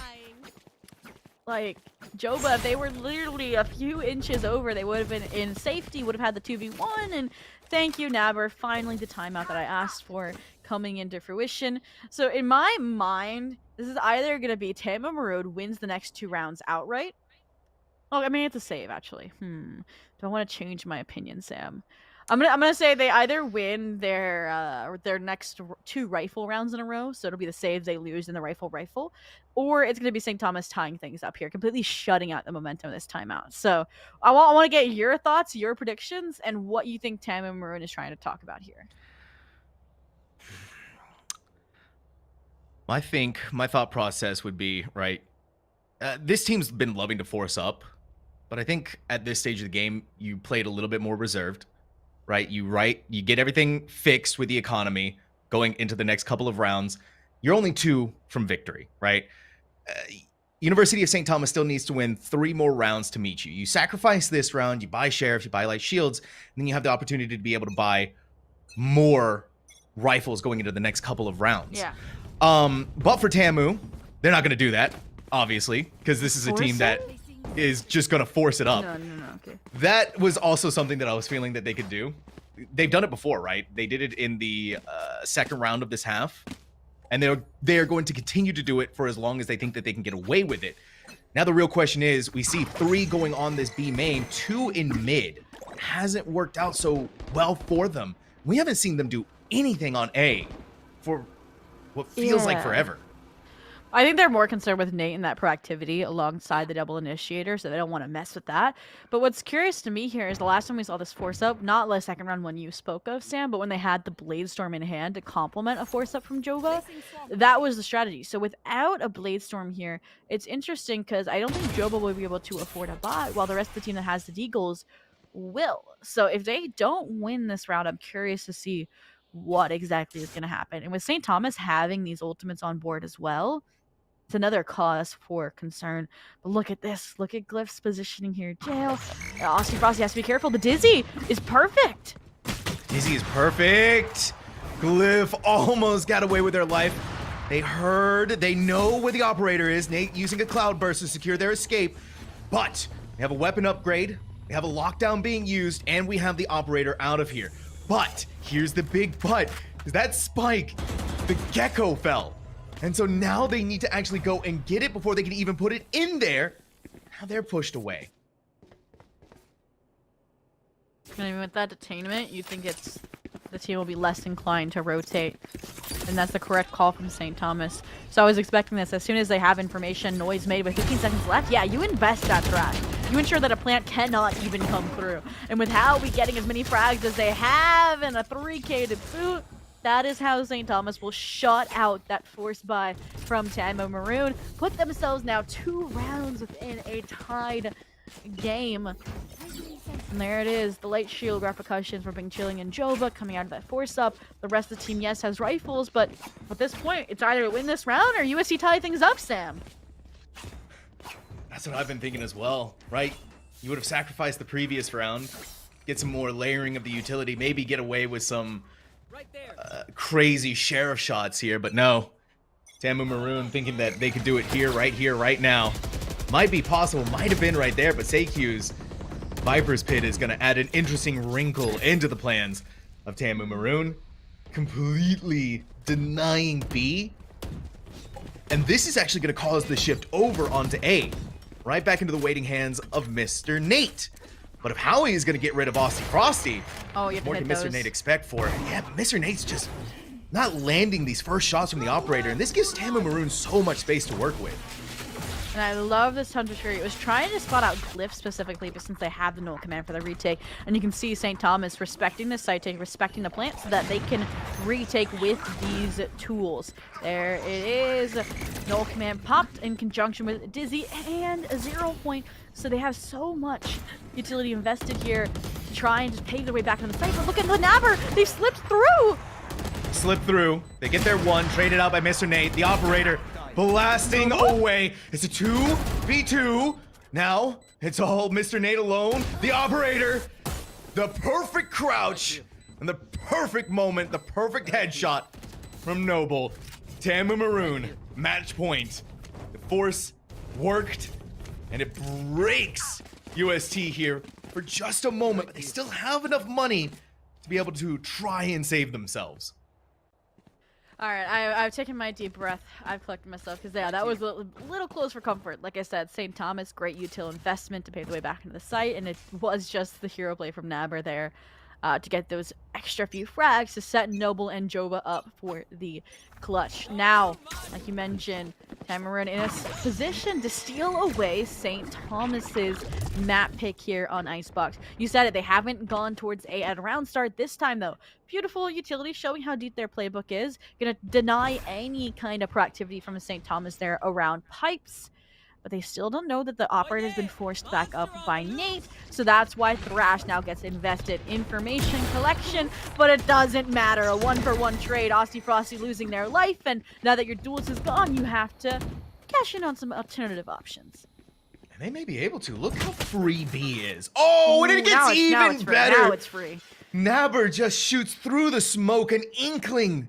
The game sense just off the charts, an inherent understanding of what your enemy is doing, and Joba's going all the way into Snowman. You've gotten the operator off of the field, and now you set the alarm bot up for anyone coming back in this direction. But Joba still needs to try and even just get out of there, but a 2v4 should make that perfectly possible. And look at how deep they're in. Howie looking up towards the skies above, trying to take any fights that they possibly can, but UST is in such a rough position. Now you're leaving it all on the shoulders of Glyph, the lone KO, to try and stop Tamu Maroon. But this train has no brakes. Match 1 of Icebox going to Tamu Maroon.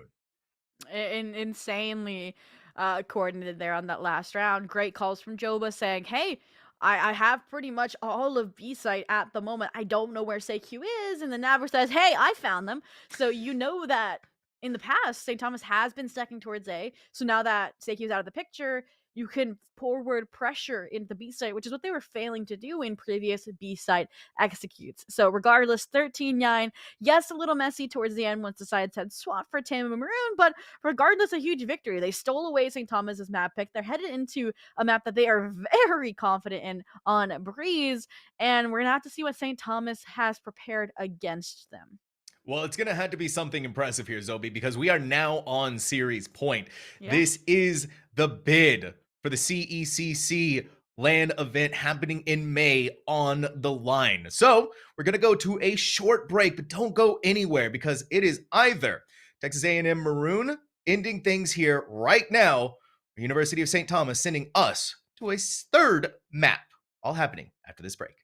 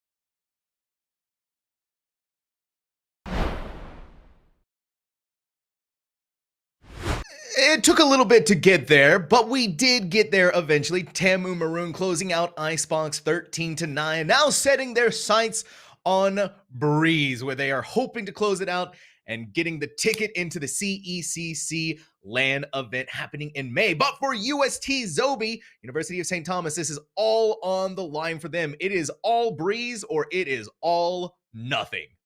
Oh, pack in your bags. The very short distance that I guess is home in Texas, since this is the Texas qualifier. But it definitely is going to be an uphill battle in my mind. I mean, I said it before, Bind and Breeze, the two maps that have been go-tos for Tamu Maroon in recent news. And I'll albeit Breeze is a comfort as well for UST, where they've been dominant against other Texas qualifier teams, so that they have a 2-0 as well. They have not met the creative composition that is a Tamu Maroons, where they're going to be pulling out potentially an Astra, potentially a Yoru, and if they don't know how to counter that, then it's going to be a field day. And that's also what's interesting too, right? Because we were talking about it beforehand, and you listed me off the composition. And you're like, okay, you think about Breeze, right? And you think about sort of the agents that you want to have on there. You at least want to have some form of a sentinel, right? You at least want to have someone watching your flank. But Tamu says, no, we don't need that. We're so confident. We're so scary. The agent select is also kind of looking scary already. So Aussie Frosty was the jet extraordinaire in the previous round on Icebox. Now, getting rid of the wind, looking towards going into another dimension. We're already seeing some of that creativity from Tamu Maroon, giving us that Yoru. Joba's hovering the Astra. Yeah, I mean, playing what they're used to, unlike the changes we saw over on Icebox. And you did say you have an air for concern of the Jet to Yoru swap for Frosty, but looking at how frag heavy Noah was over on Icebox, specifically in those late round sight holds, pressuring backside on A, or even during some of those clutches just being the head-on fight taker, since they don't have as much post-play utility. I think they're going to fit right in on this Jet role personally. Other than that, I would agree with you. The Yoder kit requires a little bit more coordination, so I'll have to see if the rest of the squad is up to supporting that. But then again, that's what Astra's made for, is that global kind of utility, usage, strengths, and the fact that they're against UST, who's running the meta composition right now, it means that Tim and Maroon should know their playbook pretty well. Should. That's what they're hoping for anyways, right? I mean, UST, they got that standard composition. Is usually what you see out of Breeze. Cypher locking down B site. The other interesting wrinkle is also thinking about halls now with Breeze. Someone needing to keep an eye on that. Tamu is also starting off on the defense. And so what I'm going to be keeping all eyes on is how they are going to defend their sites, how they're going to prevent the entries from actually coming in, especially when you don't have that sentinel who can keep the site safe, to pretty much do it alone by themselves. And so that's just that little bit more thought process that has to go behind it. But that's also kind of where Astra fills in, right? Astra can kind of be that clutch factor, and that's why they're running with the double controller. You put Astra on one site, you put Viper on the other site, then all of a sudden you've made things so much more difficult for the attacking team to actually push through. And sometimes the smokes are good enough to completely stall out a team. For UST here, it's all just about how fast they want to push onto the site, knowing that there's no sentinel. I mean, there's reasons why Viper and Astra are referred to as pseudo sentinels. And with you having Aussie Frosty and that Yoder, you're going to have a gate crash to reinforce the site hold if one of them falls on a site. But, I mean, if you just get early frags and you fight forward into the team, you don't have to hold a site altogether. You can hold and tase with your gun. And that's exactly what Joba's doing. They draw first blood, but not only have they been shut down, Noble in their back pocket has as well. So now, yes, it's still a 3-on-3. Yes, technically advantage for Tim and Maroon slightly, but this A site control has now been relinquished. Dog playing with fire. The wall comes down. Nabber was by themselves. You're leaving it all up to Aussie Frosty. They get their one, setting it up for the TP. Try to get out of there. They're inside of the snake bite. Vulnerable damages on top of them. A single bullet would have ended them there. Now they only have 27 HP, and they are stuck in between a rock and a hard place. And USC is not going to let this Yoru go. Not without their life. UST, a very convincing first round from them here. And one that I was talking about, right, Zobi? Sure, you're using some of this utility. Sure, you're using Astra smokes to try and slow things down. But the sheer overwhelming numbers just pick through Tamu Maroon so quickly. Yeah, I mean, obviously, Joba, Tamu Maroon having the correct read that was going to be an early A execute. And sometimes it does just come down to those mass battles, those mass casualties being lost. And yes, Tamu Maroon had the correct rotations there to the A site, but it was hard to contest through that toxic screen since the Viper was one of the remaining members for the St. Thomas squad. Now, no real force up this go around, no sign of disrespect from Tamu Maroon. Unlike the last map, but a little bit heavier of a buy from St. Thomas. I mean, look at this. Howie already with a Vandal in hand, trying to be that solo mid player. I don't blame Howie, though. not with how they played on Icebox. I'd give them a Valid. Vandal too. Put all faith in this player. And I mean, they already have 3 kills on Breeze alone. Could he continue that pressure? UST has slowed things down massively though, Zobi, where we saw the whole shift of the team on A. They're kind of defaulting, they're kind of pinging. They're relying on the Cypher Can to find out information elbow, see if anyone's coming up on the lurk, on the flank. Not happening there just yet. Then you look at Joba by themselves, right next to the pyramid, peering down inside of the cave. They're not gonna be caught off guard too quickly. The smoke's being expended. Quick snake bite maybe to have flushed out the Astra that may have been there.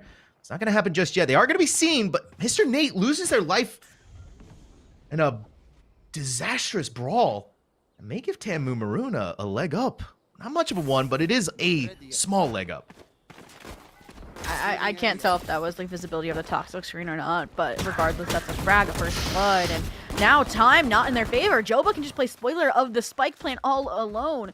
Joba able to collect a weapon. Glyph so far from the spike, they just have to survive. And Naber says, you know, Joba's tucked away. I can take this frag. I can take this kill on my leaderboard.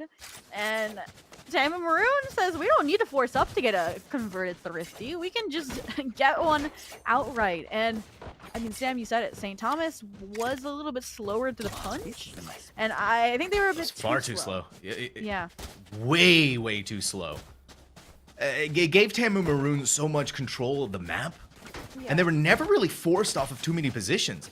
And they knew that Joba had to be somewhere close to the pyramid, but the fact that they walk away, they beat the Vandal with a classic, and it's again playing with the numbers that you have. It just sent University of St. Thomas into such chaos trying to plant the spike because they were running out of time. But hey, already a good first start. Doug gets the headshot on the Aussie Frosty using only the Marshall, but there's still more that they have to chew through, and there's still more that they have to try and figure out how and which one of these sites they want to go to. St. Thomas this time finds an early first blood. They're going to use that to try and guide their site execute here. Fortunately, Bing Chilling is also holding their ground. Has that kind of closer toxic screen to pivot around here on this elbow hold. Has that Vandal as well to lean into for now, but it's going to be stripped away by a 0-point flash. Knife, all of it in means that that's a quick upgrade for Nate. Beautiful coordination, beautiful sight take, and now Tamu Maroon in an uncomfortable position where they don't have numbers, they don't have the best weapons. And we'll see what they can isolate. Careful of the half wall. Careful of Doug, who's right there. Patience extraordinaire. They've done their duty. They've done their due diligence. And Zobi, I can't believe what I'm seeing right now, but 2 Thrifty rounds in a row. Each side playing each side like a fiddle. The mind games going on in Breeze are absolutely next level. But I gotta give it to University of St. Thomas because they're so distracting with the utility that it throws Tamu Maroon off just long enough for them to be able to capitalize off of that. They did it in the beginning moments of the pistol round, and they did it again here when they managed to distract Bing Chilling long enough to walk on and get rid of them. I mean, that's exactly what they tried to do the second round as well. You saw it, Howie sending some, recon over towards elbow, towards B, and the endpoint was A. It was just too late in the round. So the fact that they were that early and that progressive definitely helped out. And that's exactly what they're trying to replicate here on this A split. They understand Joba likes to play back sight, but what they don't understand is Naber has their name. Spray down through the button while Glyph has free reign of double door. They paid their way through. They steal some extra frags, but look who's Joba does it again! Joba does it again! They're hiding out inside of the smoke! They're gonna walk out! And somehow get a headshot, be still my beating heart. Oh. They don't see the next person aggressing onto them. And of course, it's none other than Glyph themselves. University of St. Thomas. Showing us what they're made of on this map. And again, you gotta think about it, Zobi. Is this because Tamu Maroon doesn't have that Sentinel to slow things down? I mean, I think Joba's slowing things down plenty. It's more just once the team sees any signs of positioning, any signs of a stack of St. Thomas players, that's where they're hyper fixating on, and that creates gaps elsewhere. I mean, you saw it that round. Yes, Nabra was able to get a lot of frags on halls, but Glyph was sneaking through mid doors in the meantime, and Glyph really was the one that made that defense fall apart, was that multitude of prodding. So, can an operator patch that hole? Perhaps. I mean, it's already gotten Glyph out of that halls lurk. Yeah, you've saved halls for now, and an out drone is going to see even more targets in mid. Only caught one player, though, so the rest of them kind of get to keep moving forward. Mr. Nate, right at the lip of Nest. Wasn't quick enough for the flick onto Aussie Frosty. Had their number locked in and punched in. CECC still going to try and complete the mission. Their fallen comrade up through elbow, though. You see Aussie Frosty waiting. It was a clone, rather. They're still hiding up here. Not giving up that place just yet, but now they are with the loss of their life. The Neural Theft is going to figure out where the rest of Tamu Maroon are. Spike should hopefully be planted by CECC, but the Recon Dart's going to create some chaos, and a Hunter's Fury going to make it even more difficult. They get dug instead. Oh, CECC. Oh, and look at this. Thoroughness in the name of the game, placing CECC in a 1v3. They know they got them pinged out on the plant, so they can't be full HP here, but I don't think they recognize that they're 36 HP, so pinned in a corner, has to take advantage of the box jump up. They get the timing, but they don't get the follow up onto Joba, meaning numbers advantage still in favor of Tamu Maroon, but they're playing timing perfectly on these isolations, the reload, the jump over, it's all lining up, and so does the final shot for the 4K clutch for CECC to keep St. Thomas in the lead. What a round! The big problem that happened there was Tamu Maroon did not get the half on that spike, and so they felt the pressure to try and accomplish that. CECC then giving us a beautiful lesson in parkour movement. That was everything on their shoulders, and only 32 HP. All it needed was one shot from Joba, and that would have been signed, sealed, and delivered. But they moved around just perfectly enough. Now Tamu Maroon.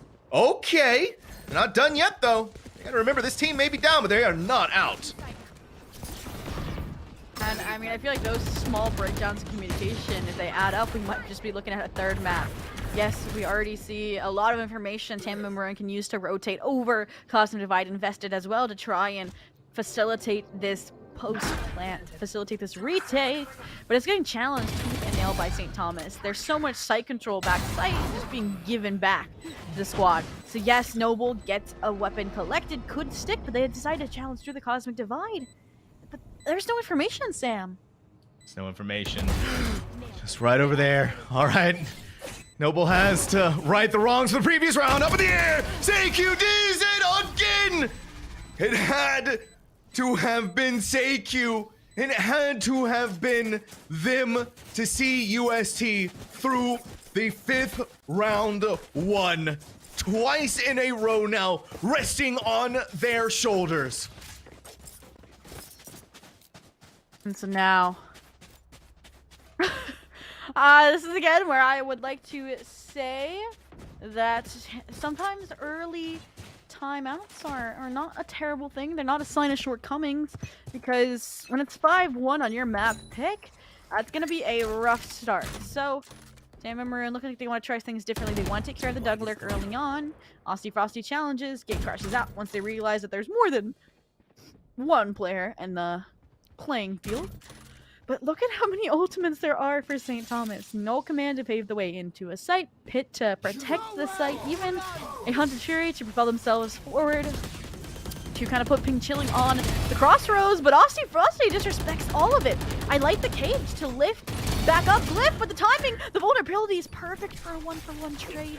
So Tamu Maroon, 4v2 numbers advantage. The question is, are they going to give any solo fights over? The answer thus far is no. Dimensional Drift to gather information to guide or distract from Nabbers on the flank, but no, it's CECC. We've seen them do it. Can they do it again? The answer this time, thankfully, from Aussie Frosty's perspective, is no. Yeah, give it up to Aussie Frosty for that round. And then the usage of the Dimensional Drift on top of that really was just the cherry on top to make sure they do not lose this round, right? This was a pivotal round for this team. And even though UST has been winning consecutively, right, Zobi? This round, every single round has been costing them a lot in blood. And so this round is the round that is starting to catch up with them. You're seeing some buys all over the place and even a commitment of an operator without shields. So we're going to be seeing the first usage of an attack operator here on Breeze. Attack operator. I will say the one time we did see Nate use it, it was not the best on Icebox when they collected it from Aussie Frosty. But what we are seeing is Noble with a defensive operator. It draws first blood. It takes, more importantly, the toxic screen out of the equation for an A-site execute, which in my mind is the biggest win you can get for a first blood. And now they even have the awareness of Doug potentially on this mid lurk. I wonder if they get rid of Doug. UST is going to be in shambles. Look in this direction. Tip of the barrel. Noble sees it. They are locked in. They are honed in. They are focused in. You're not going to let Noble's not going to let Doug walk through this. And the recon dart is going to prevent them from being seen. And so now they get to hold this position even further. Noble is not giving up. They don't care what's happening inside a cave. This mid lurk is not going to come to fruition. But UST is running out of time, Zobi. It is 30 seconds. Their plan needs to be made now or never. Come on, it's right there. Noble, the long con, the long game. And now going for the final target. It's all Joba, all of the time. Tamu Maroon now a second round done. And even more importantly, flawlessly done. The dedication from Noble there, proving to be successful on shutting down Doug, who would have been the playmaker to shake up that round. But unfortunately, again, a similar situation to what we saw towards the beginning of this half that got that first round for Tamu Maroon, where when they buy down the clock too far, they don't have a plan B. They have to just hope Tamu Maroon over-rotated, and 9 times out of 10, that is not the case. Here we go, though. Early, suppression on Aussie Frosty means they can't make a play in the cave, and that's the green light go here for UST to say, yeah, okay, we won't take our time then, especially on a Thritzy Sam. Aussie Frosty getting caught out. Hardcore Joba blinded as could be, but Nabber has the bailout for their teammate. Not caught inside of that flashbang. Now needs to look over towards the double doors where they do it again. Doug wondering, where the heck is my team? They're not going to wonder where the enemy is for too long. They're going to open up this doorway, but it really is just opening up the door into their death. Tamu Maroon, 1 round differential. All I can say is that's a certified Joba moment. Ensuring that the team doesn't get thriftied, even winning that solo fight against Doug. They're like, yeah, we got a numbers advantage. I can throw my life away if I lose this, and then says, yeah, I'm not gonna lose this. But regardless here, they are now 1 round within tying things up against St.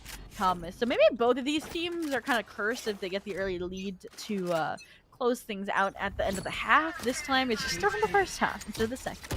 And with a pit already getting invested, with Nate already being spotted out here mid, Tamu Maroon should have a lot of tools to put this round away as well.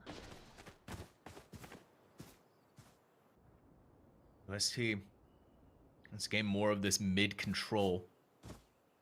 Let's see, Frosty.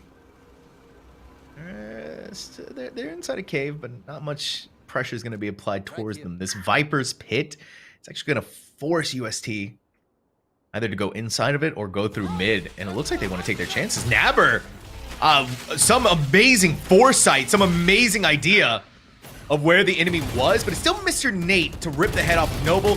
Quick rotate around the pillar. Fortunately, the spray transfer couldn't quite happen for being chilling. CECC is going to eliminate that there, take control of the site, get the spike planted for the retake from Tamu Maroon with the final 3 players. I'm sorry, but if Big Chilling got that second frag, this would have been a very different round. They would have been able to reinforce the integrity of that Viper's Pit, completely stall out this retake that's now happening. But Tamu Maroon still down on numbers.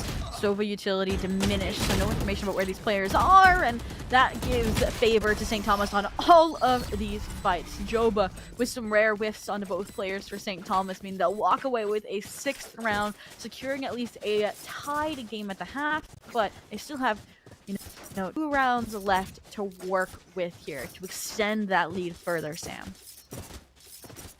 They've got to. Honestly, great plays from UST to actually get in onto the site. Also, it's through Bing chilling and that Viper's Pit, right? You're relying so much on that. You're feeling the pressure hitting you towards mid. So Bing chilling a little bit all over the place kind of sent them reeling. Noble spotted out by the KO knife. Hearing all of the footsteps in mid. Ouch. Shot doesn't connect onto CECC, and CECC's going to leave behind a parting gift of 80 damage on top of that.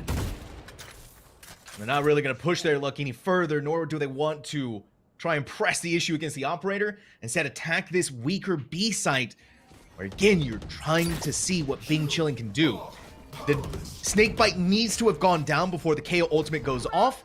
Aussie Frosty sees an opportunity as it was walking through in mid, and now the Cosmic Divide goes up. So on the other side of this that Bing Chilling needs to be ready for. Set themselves up in the corner. They were looking at that wall for a little bit too long. Had me scared there. They're literally right next to each other. Couldn't believe that. Spike. Did they not know that Bing Chilling's there? What? What? Alright, I know I know the Cosmic Divide blocks that sound, but it's on the other side of the wall, not the side that you're on, Cliff. But regardless, round's not over. Howie, 1v3 here. As positioning on the Bing Chilling, but that's just the bait for Noble from Tunnel to find the frag, to keep Tamu Maroon's hopes of tying things at the half alive. And Sam, that was just chaos around start to round end. Like, St. Thomas, they've found success in those mid explorations into site executes, but I think Tamu Maroon's not going to let it slide for this last round of the half. No, I don't think they are. USC got a little lost on the sauce, though, Zobi, right? A little. Not hearing the gunshots from Bing Chilling, and the fact that they also hadn't identified where they were this entire time had to have led some inkling that they got to stay there for as long as they did. It was almost criminal what Bing Chilling was able to just run off the site with. Again, we're seeing this more A-side lean, but it's Joba being that tip of the spear once more. It's going to send things reeling, but it's a trade. But even more importantly, a trade onto Noble's operator inside of Halls. So that kind of opens it up here. Joba has to play around the rosy against this Hunter's Fury, and it even forced Aussie Frosty to use their dimensional drift to survive. So you're getting one thing out of there. Now Aussie's going to back away. They saw Doug in mid, but again, it's not about taking these fights. It's just about surviving to play for either the retake or to defend this A site. And Bing Chilling, they usually take one down with them on this B site hold. They're able to get back into position, but once again, they're the victim of a 0-point recall and bolt combination. And that means St. Thomas can take all of this space uncontested. Fortunately, like I said, there's that early rotation thanks to a gate crash, and Aussie Frost is going to use that to steal a frag away. But even then, numbers advantage still not in their favor, as Joba now in the clutch position, the 1v3 on the line to tie things up at the half. They're given the 1v1 thanks to Glyph planting and the tuck away here from Doug. But at the end of the day, now that that's gone, it would have been the triple swing of friendship if Doug hadn't taken care of business sooner rather than later for St. Thomas to lead at the half 7-5. You got to give respect to how fast Tamu Maroon realizes that UST is hitting the other site, right? Time's starting to run out. You have Aussie Frosty's gate crash brings him over there as well. But the numbers disadvantage that Bing Chilling, the rough positioning that they keep finding themselves in just did not work. And so hopefully for Tamu Maroon, now that they don't need to worry about being on the attack, rather on the defense, they're on the attack, they get to be the ones to have that kind of difference-making potential. And for Tamu Maroon, it's not a disastrous first half, right? No Sentinel. UST got to pretty much walk all over the sites for free when they had the opportunity to.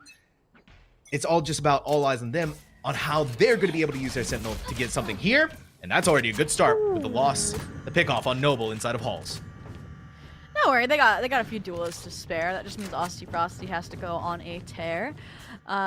So with this mid exploration from Bing Chilling, it does put them on an island as well that you can see UST was about to capitalize off of. But now look at this, Joba's found their duelist, and they do not have one to spare.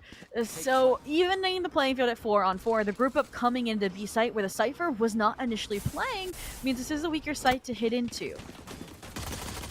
They're just gonna run in there. Spike planted. USC is going to play for the retake, wait for the numbers to get back up, maybe even play for a cheeky flank, but that's why you have Joba looking around and making sure that doesn't happen. They're looking more towards elbow. They may not be ready for KO on the approach. They may not be ready for Glyph, and no, they were not. But it's Glyph left all alone and all by themselves. Throws in the first of the flashbangs, sees where it is, one target accomplished. They have 40 HP, but their weapon was not out. Easy pick'ems here for Bing Chillin'. Tamu Maroon's easy pistol round. I mean, so far it's 2 pistols apiece for each squad. 1 from each half, respectively, an attack and a defense each. And it's gonna put Tamu Maroon on the road to recovery. And look at this, St. Thomas not doing what Tamu Maroon did to them on Icebox of buying up. They're just gonna let them have that second round, hopefully have that tie.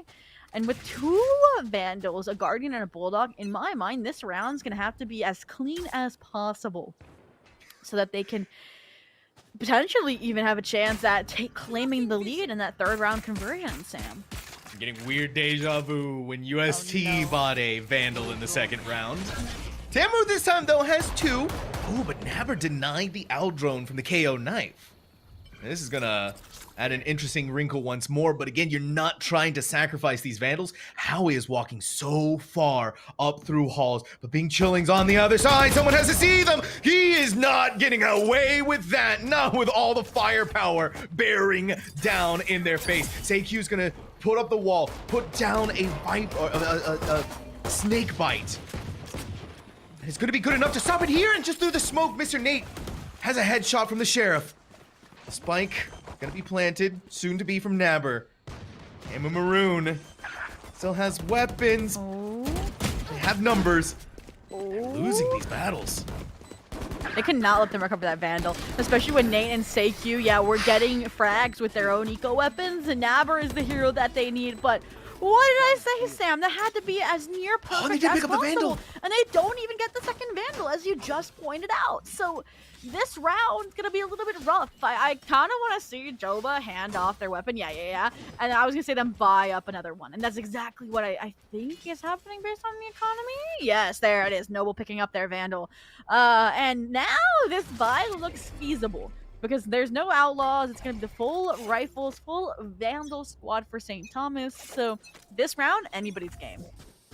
Man, imagine being Noble 2 clutching on that round, and it's like, okay, we're gonna get the Vandal, thank you. No, all jokes, yeah, all jokes aside. Ooh, good gate crash. Aussie Frosty's not gonna be taken out just yet. There's still the whole matter of actually walking through onto B side that has full Cypher utility tripped up on it, and has the Viper there as well. The Dimensional Drift is going to find CECC, but they couldn't get advantage of the trip. But Glyph is ready to come online and start firing and fighting back. Noble has the pick off here, and the numbers have evened out once more. Aussie Frosty wanting to throw off a flashbang. Oh, gets a surprise of their own. It's still back and forth for Tamu Maroon. You're relying on Noble, who is the one who needed to get that weapon by the whiffs of the Sentry from Nate. That's what you have a teammate for, and that's where Doug is going to save the day. The bonus round not quite working out for Tamu Maroon, but on the flip side, you did take a lot of guns off of UST. And that is going to show in the bye here for St. Thomas, but that last round, I think needs to be studied by both teams. St. Thomas not really doing much to capitalize off of the Cypher utility per se, which is one of the things we said was harming Tamu Maroon, the lack of a sentinel on their defense. And it really was Glyph that just acted as the lockdown there for B after the fact. They got those traits back, but at the end of the day, just the fast rotation from St. Thomas was unrivaled. So what's the response from Tamu Maroon? Alright, we'll turn up the speed as well. Yeah, we'll go through mid. We'll see what you're capable of here. Aussie Frosty not capable of much, fortunately for them. with the headshot. Noble's going to protect with the cloud burst, but once that cloud burst goes away, they are gone along with it. Mr. Nate is firing on all cylinders. Make that a 4-cylinder player. University St. Thomas, 9th round, and a timeout for Tamu Maroon. Because what the heck is going on for this team? A good time, I would say, for a timeout. You know, you're still within reach of tying things up here as you enter the save cycle. St. Thomas hasn't reached double digits, and you do have some key ultimates coming in here very soon. Noble with the Blades, Jobo with the Cosmic Divide. I really want to see that Cosmic Divide have a little bit more usefulness now that they're on the attack, because I felt like the defensive walls were more being used to secure the plant by St. Thomas more than anything. But at the end of the day here, it's going to be a save. It's going to be a little bit scrappy. And the question is, how fast can St. Thomas pinpoint that strategy, and how flawlessly can they do so? Because yes, they have money, but they don't have money to throw around, because Tamu can quickly turn this on its head still. Yeah, it all comes down to a factor of how cleanly can UST win these. We harken back to the previous half, right? They were winning all of these rounds, but it cost them so much to make it happen. And when they eventually did lose a round, their economy was just shattered at that point. It wasn't really enough to bring anything back. Tamu Maroon now, it's all sights on the future. I'm all hoping that these sheriffs are going to be the long arm of the law to bring them into a round of victory towards something they can cobble together. So here it is, the thrifty strategy that could get Tamu Maroon back on the map early on. We'll get the Blades online. The 0 point tries to confirm how many players are there, but no presence detected. And they're trying to still, I think, an ace split here with this drone pressure down halls and that early orb collection in cave. But I don't even think they've committed to what they want to do yet. Bing Chilling trying to find mid pressure, but all of this Viper utility blocking out any opportunities. While the lurk from Jobo not finding much towards B either. But even then, I mean, look, St. Thomas has vacated the A site in all this chaos. What? Yeah, Tamu Maroon's patience has actually sent anxiety through UST. Enough that they're actually scared, wanting to push out onto the site. You're seeing the setup for the first of the flashbangs. Joba has the perfect opportunity here. Patience, diligence. No one sees them. The first shot goes off. Glyph is going to be denied the attack onto Jobo with that poison orb there. The work from them paid off so long, and even still, Bing Chilling gets rid of Glyph inside of their ultimate. They're still going to be pinging off. Jobo's going to pick up the Vandal, and now comes the Hunter's Fury. They try and pick things up here. Quick ping of the spike, waiting patiently. Noble, quick pings of the classic.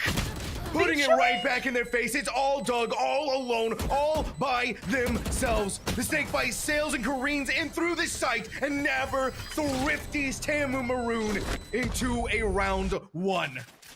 Oh, that timing.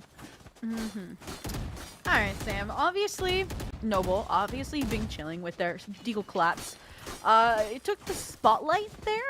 But I want to talk about how well crafted that post-plan thrifty was, all right? To counter that no command Glyph pulled out. Because Glyph understood how much post-plant utility this squad had, all right? Noble is just buying enough time, protecting Naber, who pulls out the Hunter's Fury because they understand Jobo was suppressed and had to get far enough away from Glyph's sphere to get their Grappler back online. And all those pieces fell into place, and those frags were just the cherry on top. Regardless, that does mean they have rifles, that does mean they can overwhelm CECC on this exec, but look at the Sova utility, it's perfect! It was pure perfection. Doug is tearing them all to pieces. Joba's gonna try and deal as much damage on the exit as they possibly can, but the second Tamu Maroon thinks they have any momentum in their favor, University of St. Thomas says, no, you don't. It's so simple, such a simple approach, but that Sova dart was everything for this team. It wasn't even Cypher utility, it was just spraying, praying, hoping for the best here. Joba not getting pinged out here again, but the spike is in front of them. Tantalizing prospects. Want to grab, but yeah, they all just swing. What was it? The triple swing of friendship you said, Zobi? I have used that terminology before, yes, but regardless, a friendship locks in the double digits here for St. Thomas versus Tamu Maroon. We scraping the bottom of the barrel a little bit on this buy, ensuring that they still can get some sort of weaponry in the next round.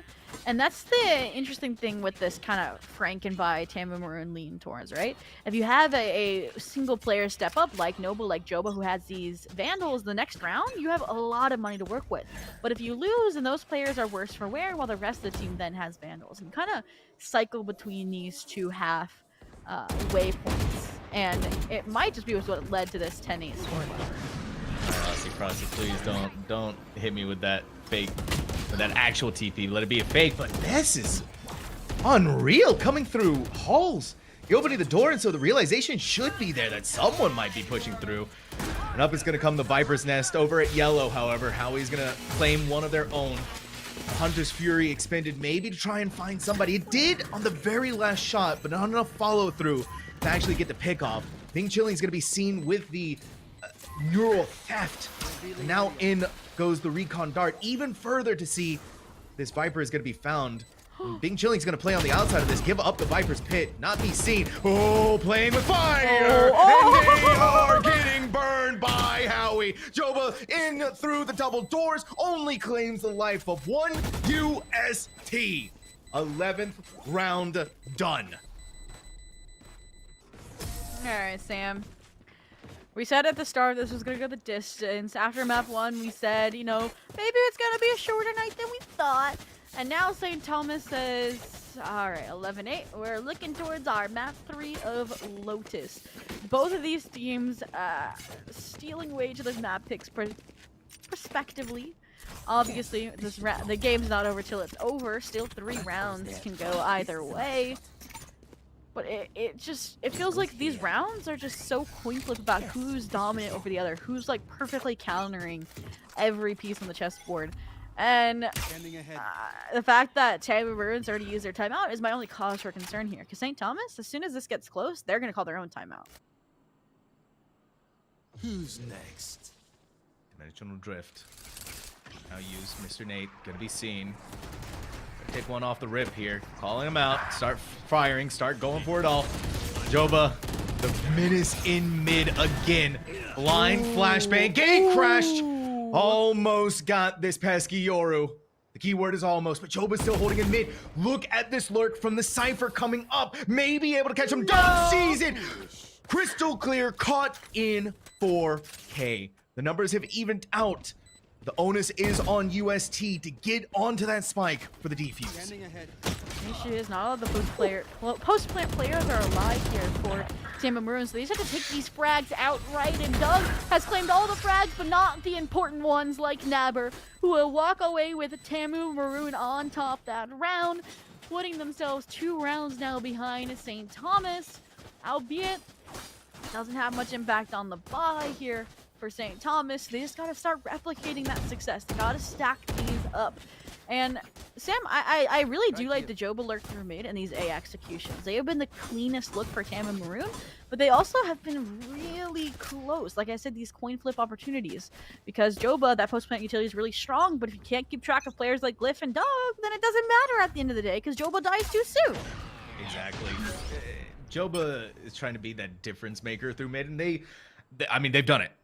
Right, a couple of times now, but during these moments where they get caught off by Glyph, who just can walk up casually, it can spell those disaster moments. And had Doug been able to accomplish it, right, that would have all just been on the back of no one being caught out there. But Mr. Nate just has the foresight to be able to see with a third mind. Aussie Frosty's all over the place, somehow still living, somehow still alive.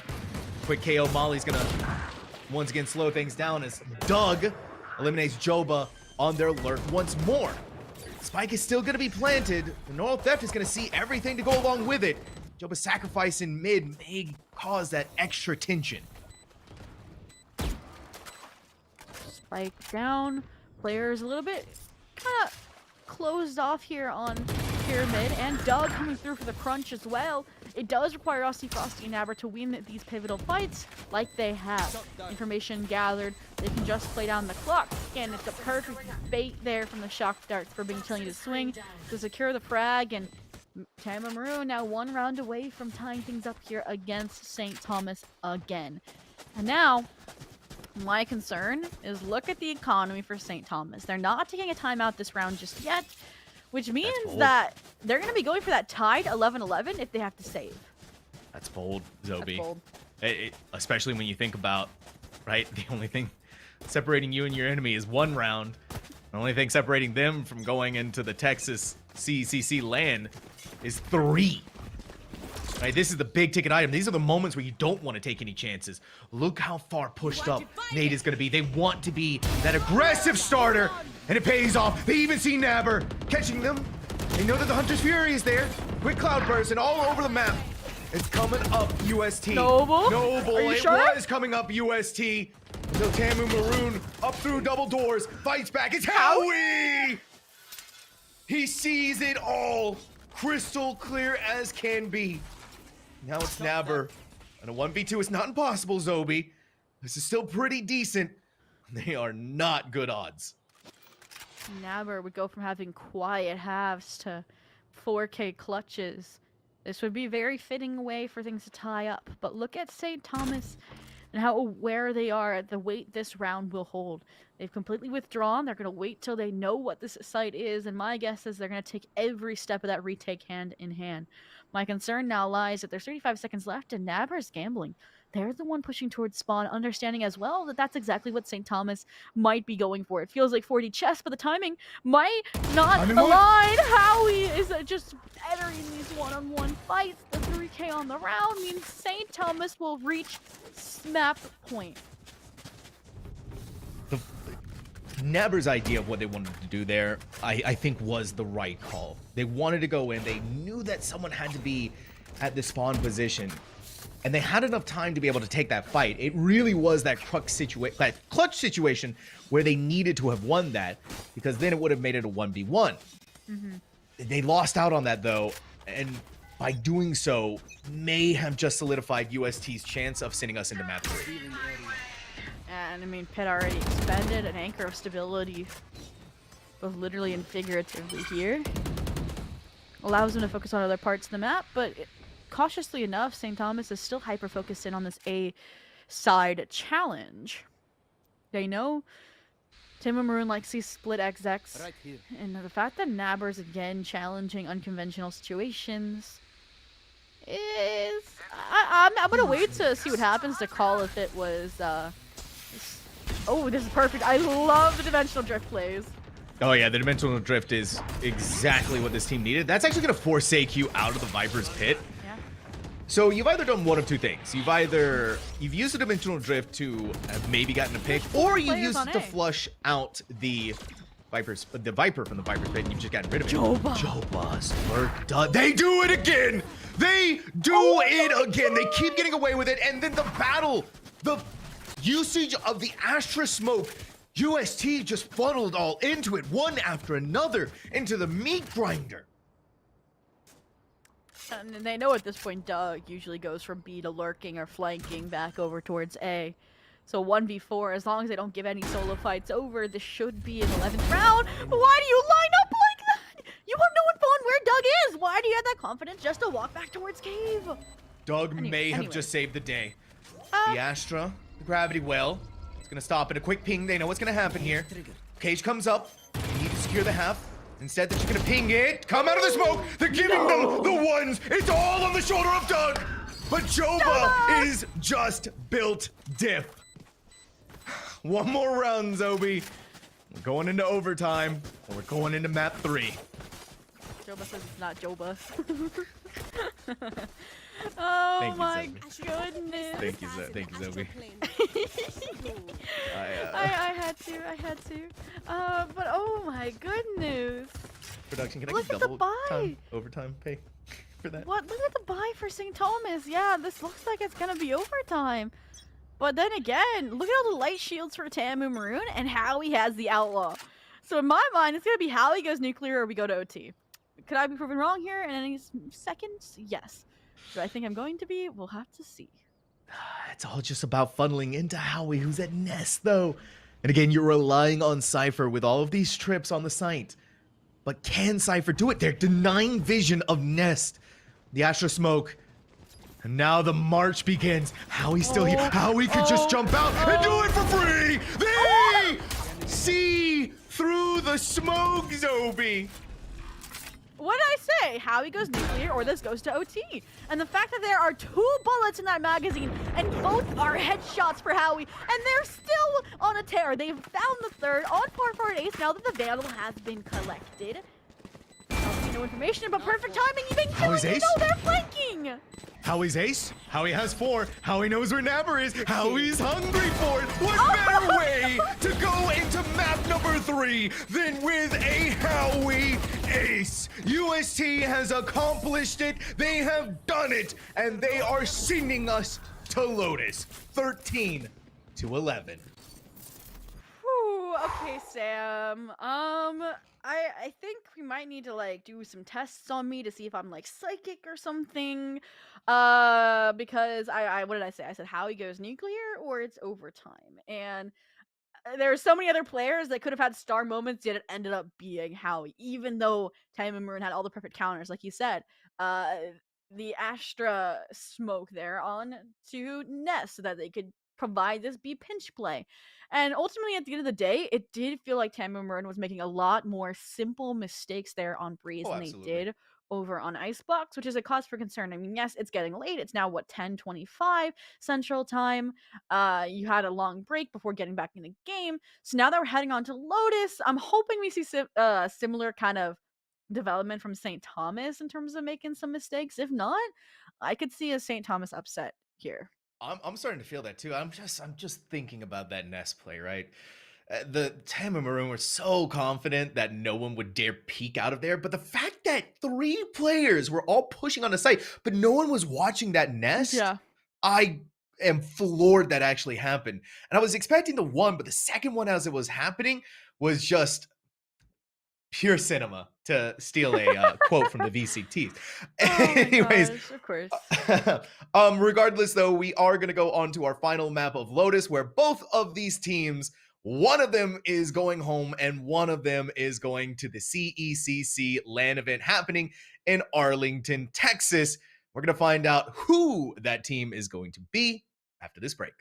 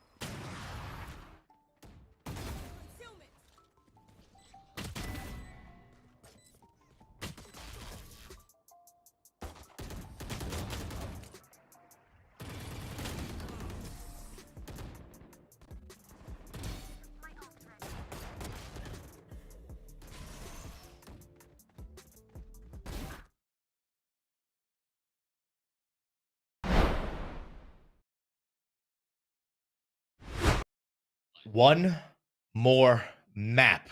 It all ends on Lotus. Hello, everyone, and welcome back to the CECC Texas Qualifier Valorant Grand Finals. Before we go any further, before we talk about how amazing our teams have been and the fact that we're at a 1-1 scoreline, we do want to let you know that the CECC Texas Qualifier is brought to you by ZipChair. It's the official gaming chair for the CECC. Head over to zipchair.com to elevate your gaming chair today. I know it's very important to have a good gaming chair, obviously, being able to hit those flicks while having good posture and feeling comfortable. Very, very important, Zobi. But also what's very important is a 1-1 series and a map number 3 for one of these teams who are going to be going to the CECC Grand Final land that we just talked about. That is very, very true. And we talked about it, our last map of Lotus. Lotus, yet to be played by the side of Texas A&M Maroon in this qualifier, while it was played once with a questionable composition for UST Valorant in their first match of the group stage. Now, we have some stats from the man of the hour, at least, or the man of Breeze for Howie, because they went on a tear on that support role. And the fact that they are the fill player and still able to put up numbers, still able to put up statistics like this of 262 ACS, the fact that there's not first bloods there too is what's insane to me, right? So the duelists were still doing their job. Howie was just there to clutch out rounds and cause mental damage to the Maroon squad. Yeah. Howie's first blood was on the final round. Was the ace. Yeah, was the ace. Right. So if there's any time to do it, that's the time to do it. But that was obviously the big talking point coming into this matchup, right? Especially for UST is what is this Phil going to be able to do? Well, they did that and then some. And I mean, there was a lot of different rounds that really came down to the fact that, yeah, they're just fragging their freaking brains out. And so now, are they going to be able to do it here on Lotus? The last time these two teams met in the South Finals for Collegiate Val, it was a pretty clean victory here for Tamu Maroon. Now UST, another chance, another opportunity to right the wrongs of the past. And even more so for both of these teams, so much on the line. And I was curious what the compositions were going to look like because, as I mentioned before, in that group stage matchup from UST, they ran like a Yoru, and I was like, there's no way they run a Yoru here. And so they're going back to a more traditional composition, kind of reminiscent of what we saw over on Icebox with that Gecko pick, but I do like the Breach and the Raze. Breach will allow hopefully some of those issues with their site takes not being fast enough, like we saw for those few rounds they lost on the Breeze attack side. But I also want to focus now on Texas A&M because they're going with that double controller and now a Sentinel as well to add to the mix. So with the issues you brought up about their defense not being as strong suited and them starting out on the defense here yet again, Sam, how do you think having Joba back on the KJ is going to change things up? Oh, you need a KJ for Lotus. There's no ifs, ands, or buts. Okay, whatever. They Tamu Maroon sold not having a Sentinel on Breeze. Whatever. I'm just gonna say that, right? So many lurks just went detected. Of course, they also had some really amazing ones of their own, but you need KJ for Lotus. There's no other argument to be made about it, right? The capabilities of KJ to be able to lock down C site is so monumental that not having her is basically, again, selling the game. And that's not something that we're seeing here from Texas A&M this time around. What's even more important too is that Aussie Frosty not going crazy with the Yoru, right? Let's be real. True. Let's keep it on the down low. This wasn't the best performance of a Yoru that we got out of Aussie Frosty. And so having Raze, your typical duelist coming in here, fast packing their way through either onto C site, onto A site, very, very important for closing those long distances. Also really important for those aggressive A pushes, throwing out the nade at the beginning of the round and taking up all of that space as best you can to get towards rubble or even that new cubby that we see there on A. But I like the similar compositions that we're getting. I think for Tamu, starting off on defense, the double controller is the right idea. And for UST, though, them having the double initiator for their attack, it really does come down to how much are they going to be able to get off here. My concern, though, for St. Thomas is we're going to have to see them play retake a lot more on the defense. I mean, literally 4 out of 5 members here have retake ultimates. minus the Omen. And we've seen them more be, steadfast, stuck at sight, deny that space. But for now, we're already into the mix, into the weeds of a pistol. With a little bit of a trap play is set up here for Tan Maroon, expecting this to be an execute that Dizzy, just further confirmation that came out from Doug. They're just waiting for the perfect timing. Guiding light confirms. Still no paranoia, though. Being very patient on where they want to use it because they don't know the exact positions of this team. Noble takes a quick jump peek. Small shot onto them, but they do get out of the way of the fault line. Oh, no. Frosty blinded. So much damage from that grenade. They rotate back over. Noble looking to rip the head off of one. Frosty gets another one of their own, but it's pigs for pigs. On the flip side here, though, Hug has no HP. One shot off through drop, all it takes from Joba. But now they're in kind of a similar position for themselves. They still have the numbers advantage, which is so important, and no one is looking at Joba and drop. 2v1.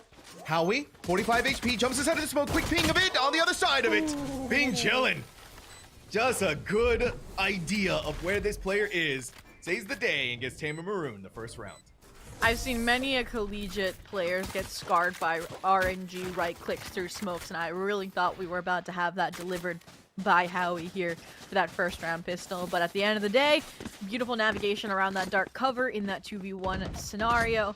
We'll get to see Tamer Maroon again with a pistol round to start things off. It happened on the first map. It's happened here now on the third to start getting ahead of the script early. And it looks like they've learned their lesson on the full investment. Only one hero rifle this time for Noble in the cards in the mix, and everyone else going with traditional second round weapons buys. And I like that too. It's that recognition. But that hero rifle in the hands of a hero is flying high right now. Small bit of ping damage, being chillin'. A bit further forward, going to be shot in the head by Mr. Nate. Noble has the trade-off, and Aussie Frosty has the numbers advantage given over to this team. And Maroon suffering the 1, and Doug, speaking of, only has the 1 HP. Oh, please don't. And I mean, we said Tamer Maroon want to keep as many weapons as they can moving forward. So why not, expend a little bit extra utility? Because at this point with St. Thomas is playing more for spoiler. Sneeze on Doug, they're gone. It was even through the wall. Joba's patient shots comes to full fruition, and Tamer Maroon, an easy second round bye win for them. Now, looking towards that bonus, they're going to have to try and survive the UST onslaught. With some of the weaponry that they do have, it's very possible, though, Zobi. They're not really lacking in the numbers. They didn't lose too much, and so they're going to give UST, at the very least, a run for their money. And I think they're definitely framing this more for a retake, right? We've seen that normal A-side contestation out of a lot of teams. And this time they have a more heavy stack towards B, just early information, gathering utility with that guiding light out from Noble, and then they vacate the area, right? They want them to take A so they can have that numbers advantage and that coordination, albeit with worse weapons, to propel them forward into a third round bonus conversion. Now my question is, why is St. Thomas getting cold feet about this site take? They just don't have the read quite yet. Howie's also applying some pressure over towards C. But UST is not pulling Tamu Maroon away from the sites that they're occupying right now. They're not nervous at all. There's enough players on B and C that they're not scared. They're more than confident in their capabilities. They're hearing all the utility being expended. Now this late lurk may work, but here's the thing, though. You have the KJ turret right there. The second they make their presence known, they're going to be seen, and that's going to ruin any potential of a lurk.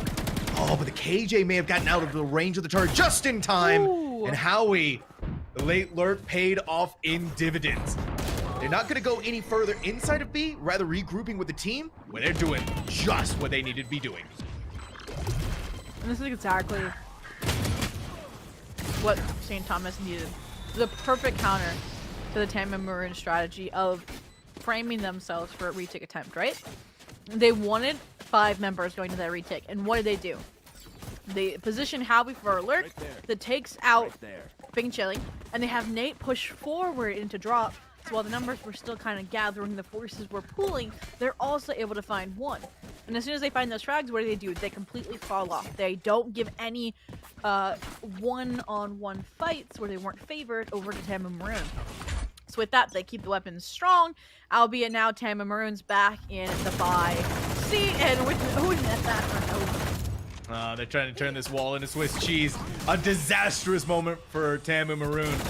Already losing out on Aussie Frosty before UST even thought about going onto the site. And with that pickoff, the quick rotate over towards Z. The site is basically vacated. Placing swamp grenade. The rotation now coming back. KJ on site. All their utility destroyed. And they still aren't sold that this is St. Thomas committing. Look at how many members are still hanging out towards A. And I think Joba's going to be in for a wide surprise, but if anybody can, it's Joba, right? If anyone can, it's going to have to be Joba. Aw. They were hit with the nade, the dizzy right on top of them, flustered, confused, dazed, and now gone. They're out of here. Tamu Maroon swarming and trying to figure out where they want to go after all of this. Yeah, and it just has to be a decision to save. There's really punching back into C. You basically have no utility.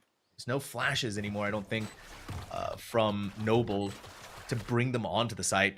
He has some very high power, valuable weapons that they do not want to give up, right? That Odin, so important to bring into the next round. Just be able to do some of the same things here.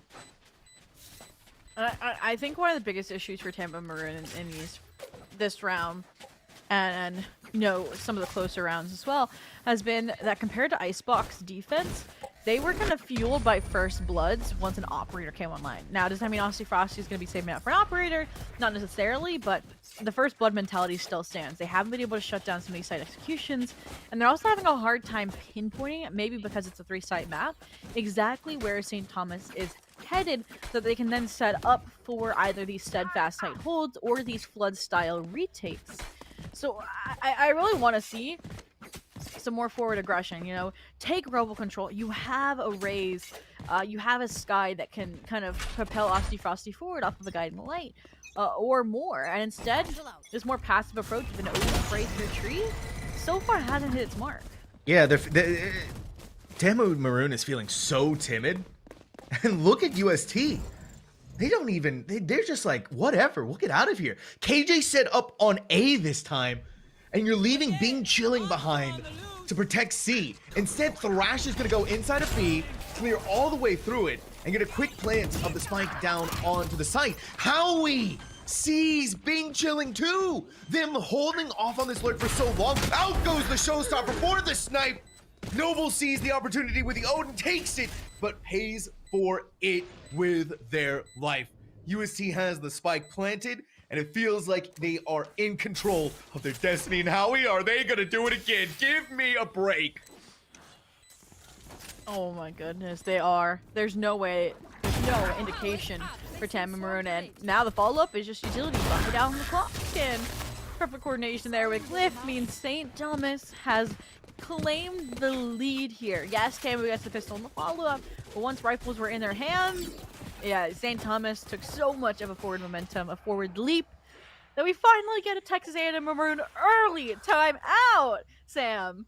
Yeah, you kind of have to. Howie has been dominating this map, right? It may not be showing in the kill feed or on the leaderboard, but they are all over the place, Zobi. And they're usually walking away with 1. This round, they walked away with 4, right? They are firing on all cylinders. They are seeing every single possible angle, every single possible lurk.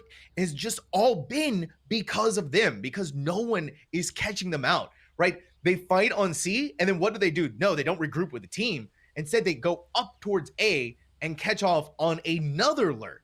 So they're really throwing Tamu into a tailspin time and time again. Which is again why I feel like when you don't have a double initiator, you have to go for more contact-based information collection. You have to go for these kind of, yes, gamble like first blood fights, but if you win them, you walk away with a huge advantage. Not just information, but then numbers. And then you have a surefire site that you can be like, all right, they're not going to this site. We just took that off the map. And neither of those things have really happened. Otherwise, I mean, only thing I could see them trying would be what they were trying previously, which is to have numbers on a retake, but the lurk from ST makes that not a possibility. And even here, look, they wanted to address in the mound, but all that early utility completely shut it out, Sam. Wow. Mr. Nate dominating the battlefield once more, being chilling. Tried to get to safety with a quick TP, but Doug catching them off on the back foot. Spike is going to be planted, this time actually by Doug, building up towards those ultimate points, and now going to have the Rolling Thunder online. So this is just Tamu Maroon. What do you do at this point? How are you going to handle this? The second they ping that Spike, that breach is going to send you reeling. But what's even crazier is that they know, and Tamu Maroon is going to go for another save. The second time we've seen this from this team, now needing to work for this timeout. Ooh, save simulator, definitely not what Tamu Maroon was hoping for. But I will point out for the Tamu Maroon fans in chat, or the Copium havers, that Lotus, it's a tax-sided map. I'm not going to spin it any other way. I mean, even with a double controller composition, that just ensures that you can rotate without much concern about not having, you know, a toxic screen invested or a dark cover up on stairs, etc. My only concern does fall with what I laid out in Agent Select, which is that St. Thomas does have all these retake tools, but then that requires them to get a good start to the half, to start charging up those ultimates. And on a map like Lotus as well, the Werebus, I would say, favor the attackers more than anything. And it's not even just that, but UST is so smart in figuring out the reads of what Tamu is doing. And then when, if they don't like what they're reading, they're gone. They're out of there, right? Even with all the utility being dumped, we're seeing fault lines, Dizzy used. And there's not enough information garnered off of the back of this thing, or from whatever Howie is doing. It's not going to work. But I like this. This time, though, Tamu Maroon is taking control of the map. They're not letting Howie get away with this anymore. And that's even pivotal. Oh, someone at the tree! They thought it was clear. They thought it was safe. They couldn't. Joba could not be there. The Paranoid didn't catch them, nor did the Dizzy. Joba had to be on lockdown for that one, and they were. All that's left now is Mr. Nate. They're going through it. They're fighting with every single piece of firepower that they have. But it's not going to be enough. Tamu Maroon stemming the bleeding in a massive way, and they're all going shopping for some nice new weapons. A glimmer in the dark here, a chance to right the wrongs and tie things up early on, maybe even a chance of flipping the script before the end of the half. We haven't even seen much ultimate investment from either side, so that's going to start coming online in these next few rounds, namely showstoppers, lockdowns, in conjunction with even Doug with that Rolling Thunder could be a sticky situation for Tamu Maroon. The question is, how do they predict its usage? How do they circumvent it? And the answer so far is to have an all-out brawl here, potentially a main. Fists are about to be exchanged. Bullets are going to start flying. Here comes the fault line. See Frosty, blinded, paranoid, needs to take a shot in the dark. And the dark has the light, but so does Glyph and Doug along with it. As these players are hemorrhaging, now comes in the Rolling Thunder. Noble just cognizant enough to land the shot on the bleeding Glyph.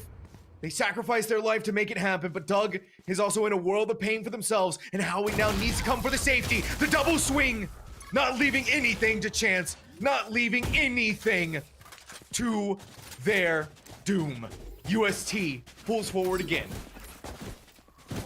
I know I said to look out for the intersection and the clash of these ultimates, but that was definitely one way to make things a little close for comfort there. And while UST walks away with the round, they did invest some of those heavier ultimates. Now Tamu Maroon, yes, they're down a showstopper. We'll hopefully get to that lockdown on a retake attempt, since they haven't really been an all-in towards C-site execution where Joba's been on the back end. So they're kind of safely tucked away there for an A retake. But look at this. Forward aggression completely stalled out by a fault line. Husty Frosty, yes, get some something for their efforts, but still, UST hasn't fallen off. Frosty, the team's gonna rotate after shot there. It's close. They did manage to get out. They actually had to use their ultimate to find safety. Cliff is going to commit the Thrash, bring it back over to the Gecko just in time to actually be able to pick it back up again. Now Howie inside a stairway. Oh, it's right there. Nabber has the crosshair placed. Howie, they're going to go for this swing. Needs to be decisive. Timing may work against them, but they're not giving. They're going to go for it. They're hungry for it. They're greedy. Greed may have blended way into something totally different, but now a commitment of a lockdown. That's going to make Tamu Maroon's job even more difficult. The spike still needs to be planted. Hasn't even been done yet. Spike just getting recovered. They want all the utility they can have for this post plant. But Zhao, we've seen this before from Howie. They go on these late round lurks and they come up with gold. And that lockdown has allowed a forward position as well from Doug. One of the only full HP players here that could just play spoiler for this retake attempt. But the protection and the lockdown is there. The frags are there. And Doug, left in the 1v2, cannot escape the perimeter of the lockdown. Oh, they have to have heard that. Pain shell. Wait, look at this. The door's gonna protect them? No! Okay, good job, Frosty. You slipped through the cracks. That could have been bad. Oh, you know that Doug has to be cursing the change on those doors. Oh my gosh, you're not wrong. Oh my gosh, they almost got out to safety. Almost, but Austin Frosty, it was just too easy. It was too easy on a target to let go, right? Joba, with that ultimate though, and then the follow through with the stinger, I got a little bit scared for them just because of how aggressive they were being with as much time as there was left. But poor Doug thought they could do it, just weren't quick enough on the escape.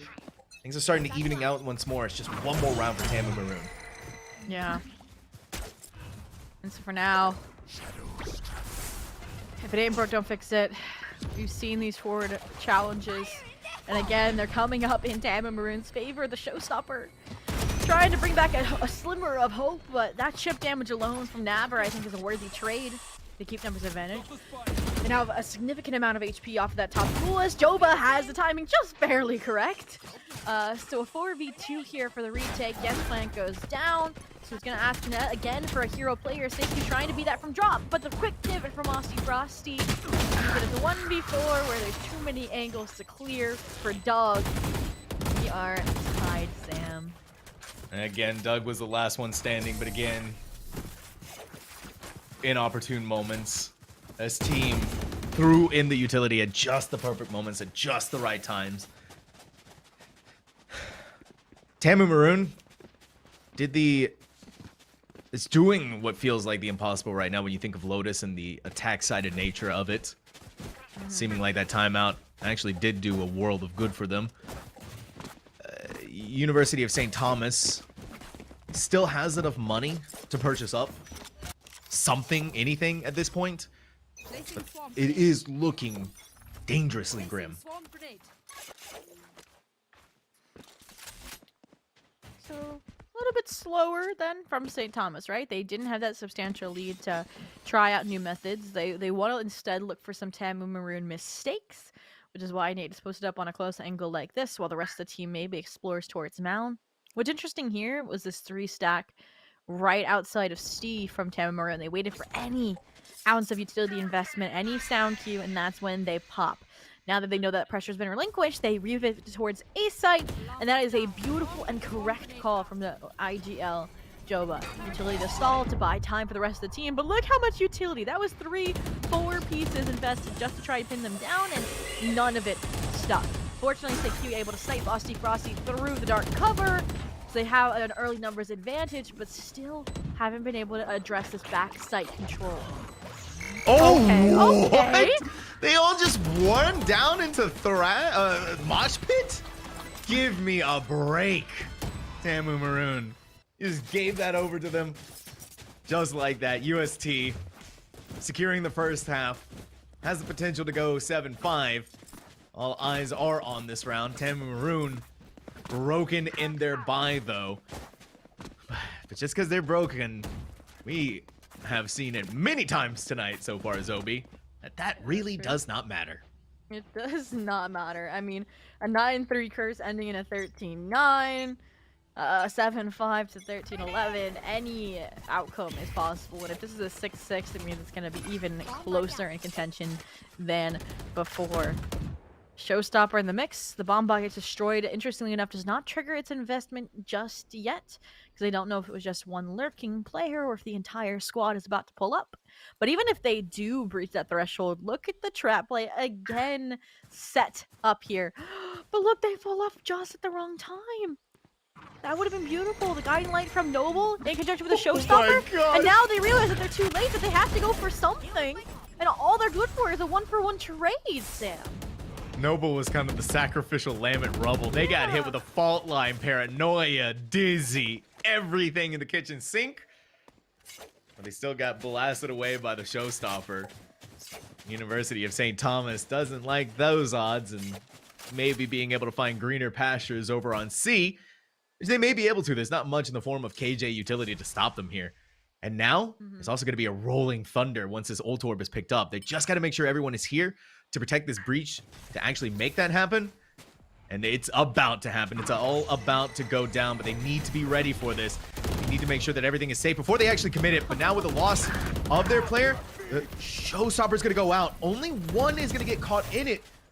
But the important thing here is that they have the numbers advantage. It's the last round of the half, too. And they get the spike planted, so worth it in the end. Yeah, unfortunate. Osteopath didn't have any utility there to deny it. So still a 2v3 on the cards. CECC playing with fire, gathering information for the squad. Trying to utilize these dark covers to splinter the last two remaining players. They just are holding the perfect angles, not giving any opportunities over to Bing Chilling or Aussie Frosty. They're just literally edging one member after another, out of each corner. And now Aussie Frosty, 1v3, they're just bullying this man. I mean, that's what you can do, right? Hit him with the fault line, you go in for another one. It's just good reads all around here from UST, and also a good first half from them, 7-5. Tamu Maroon now, though, on the attack-sided map. We're going to see how the double controller is going to work out for them. Already cutting A pretty much in half. And you also have the Omen ready to put down smokes on stairs. So many different ways, so many different manipulations of this map. For Tamu Maroon, it's not a disaster moment just yet. No. I mean, it was a 5-7.5 on the last map, and they were, like, so close to pulling it into overtime. It was just, you know, how we get an ace that said no. I mean, they were even set up in terms of economy to send themselves to that overtime.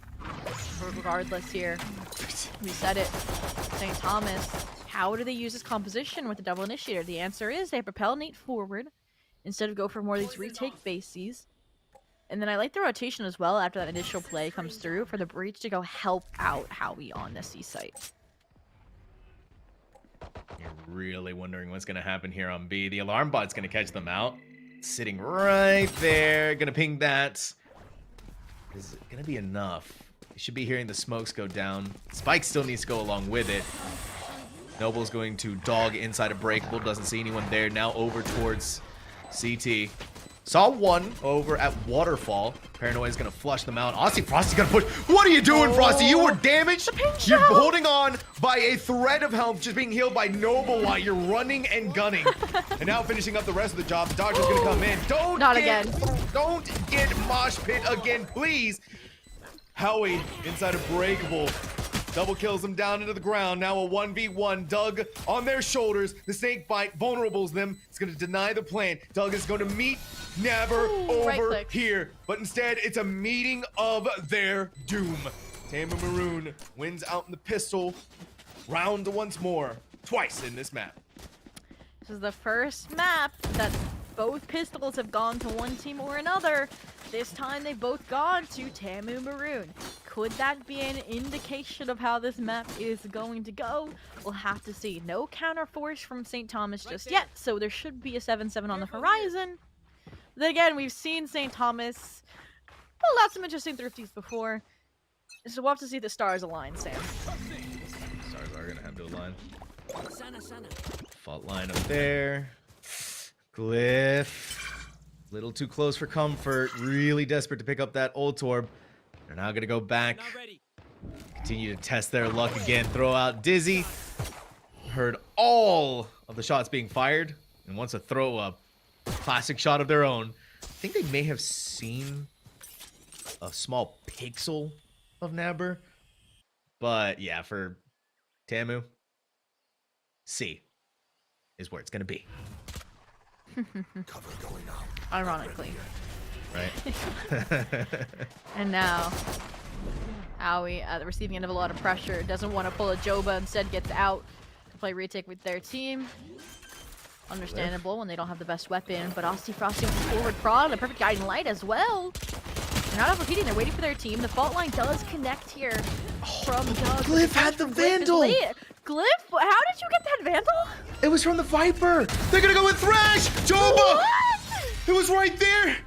But UST just picked up all of the fancy weapons! Tamu Maroon! Way too overconfident once more. Such valuable, high-pressure weapons that Glyph almost got an ace off of.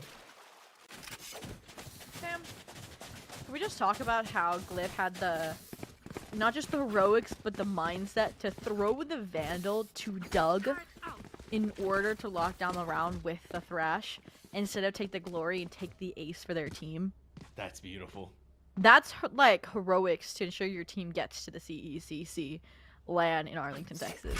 I mean, I said there was a world where they get the Thrifty, and that's exactly what they have done. So Tamu Maroon reset into a save. St. Thomas has a chance to extend their lead past 2. It's crazy to me that you would leave Nabber alone with the Vandal too. That's just nuts. You're really relying on this player not getting caught out, but Mr. Nate's gonna get caught out at this B-side approach. Joba is gonna fire back, launching a salvo of their own. Quick TP over to the other side, open up the door, maybe? No. Not playing with fire here. Tamu Maroon got their first pick off. Exchanges are probably gonna be happening. And Nabber has gained a lot of space of their own. You can tell the team start pushing up. Aber playing with fire around this toxic screen. Barely slipping through the cracks before that toxin expires. CECC, heavy weapon out. They're not aware. Yeah. How could you be? I thought there'd be a call, but no. And the overzealousness to collect the weapon doesn't even punish. So they've completely cleared the site. I thought they were gonna juggle a weapon to their teammate, but no. No, of course not. They can go get that themselves, Obi, alright? Nabber just did the hard work. Heavy lifting. And it was 2 clean sheriff shots on top of that. Any weaker player would have been crushed under the burden. Howie, waiting for the fault line to come in. What? 1, 2, it was almost for the third. Doug on the approach for themselves. But again with these thrifties, Obi, back to back. It doesn't matter if it's Breeze or if it's Lotus. It's going to happen. I'm just still in awe at how close some of these rounds can be. I mean, a perfectly placed fault line, and suddenly Howie looks like they're at the top of the world, denying that momentum Nabber had stolen away from A Heaven in claiming that A site for the team. But at the end of the day, it puts Tamu Maroon right back in the swing of things. Resets the economy this time for St. Thomas, where they'll only have 1 rifle in hand. Be that hero player to maybe keep St. Thomas in the lead. But I want to say, and cast a curse perhaps, that we're going to see an 8-8. Zobi, that's a bold thing to say. Oh, boldness. It may just be a prediction from you, actually. Aussie Frosty looking to make that happen. Mr. Nate swings off the back of that, though, with the Sheriff. Beautiful headshot on the Nabber. If Nabber could do it, so can Mr. Nate. That's the thought process. So they lose out on the 1 there, realizing that, all right, they did manage to get a pick off at C. Let's just do C.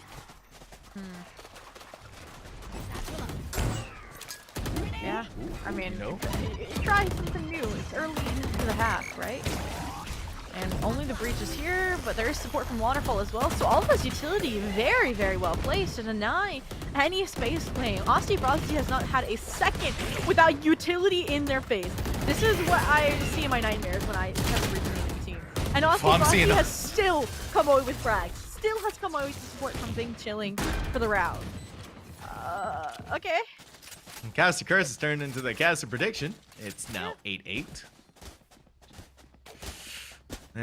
Tamu Maroon building up off the momentum on this attack. University of St. Thomas not really finding much purchase in a lot of these rounds. And Tamu Maroon is winning them pretty convincingly on top of that. They may lose a player or two. The majority of them still survive through. And it's really being reflected in this economy. UST now taking a page out of the playbook, wanting to be the ones to initiate and be that aggressive, but stuck over there, unbreakable. No, it's the rubble.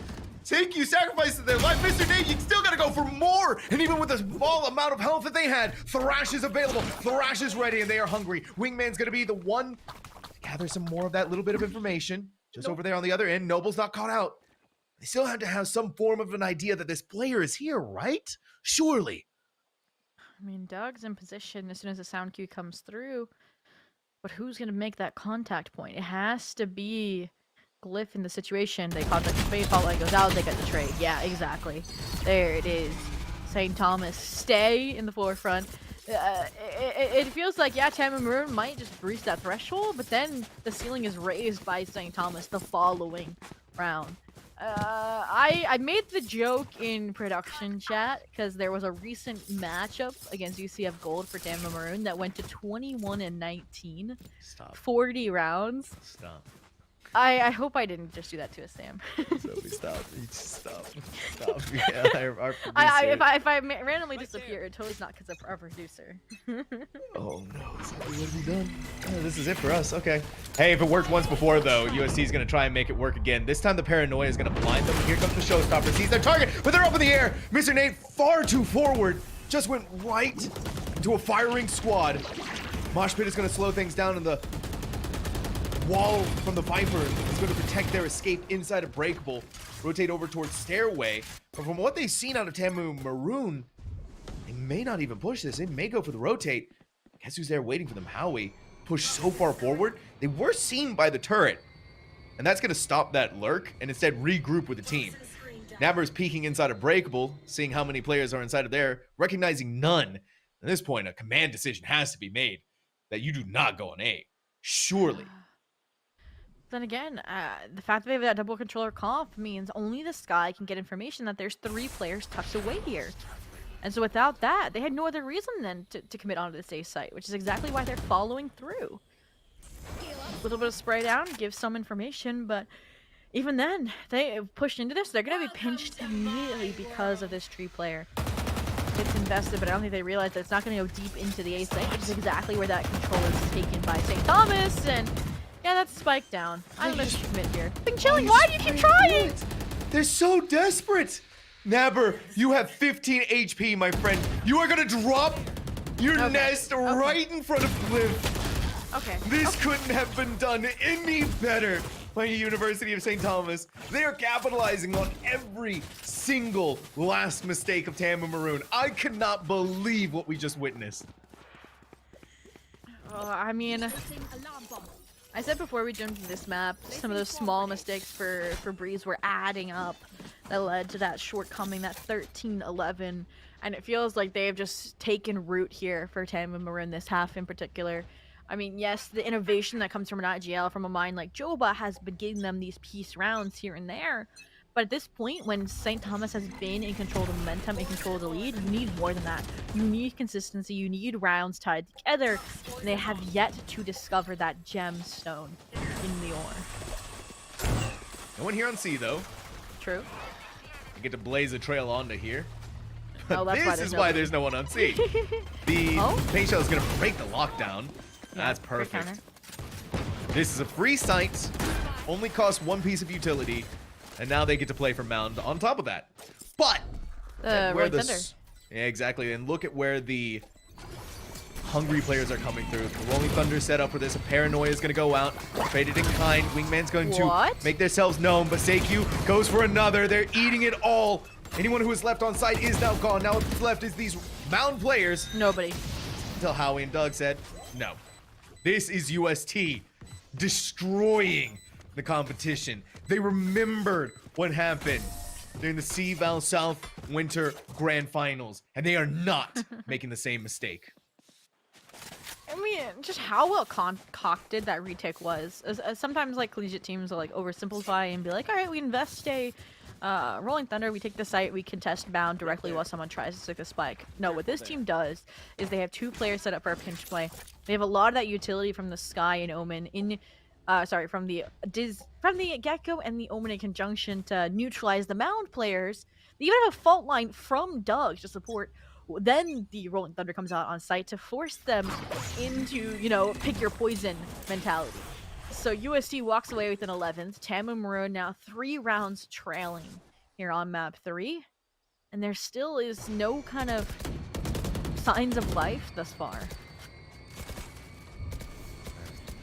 There are signs of life. It's a small heartbeat at best is what it feels like. Someone needs to go and grab the defibrillator and shock this team back to life. UST, they're playing these mind games so perfectly against Tamu. Tamu does have a lockdown they could use to try and break on to C, maybe even B, but there's a lot of different decisions. Nabber tried to go for the fight on top of Rubble against the Omen there. Aussie Frosty getting chunked by the insane amount of utility. Howie somehow gets the pick off onto Bing Chillin, but there is the trade by Aussie Frosty again, though. Frosty is hurting. They are going to be healed up by the Sky, and they are going to get the spike planted. The lockdown is going to buy them even more time on top of that. The retake, UST has the time, and they have the patience for it. Yeah, when you're messing with map point, I do think you take the ultimates and invest them when they become available. So I like that choice. I also like that they didn't overextend and try and pressure that line of scrimmage into CT. Instead, they set up these crossfires on site. And now the dumping of mollies is going to stop St. Thomas from capitalizing on all this utility investment. With Wingman destroyed early on, Joba and Aussie Frosty, the dynamic duo, get the job done, get around for Tamu Maroon. Now the question is, like I mentioned before, you can get these rounds, but how do you make it a trend? I gotta find something out of pocket here. I can't just rely on one odd round to see them through. UST is still able to buy up the money and the cash that they need. Tamu Maroon. We have one player at 0 credits. You don't get to see that very often outside of the pistol rounds.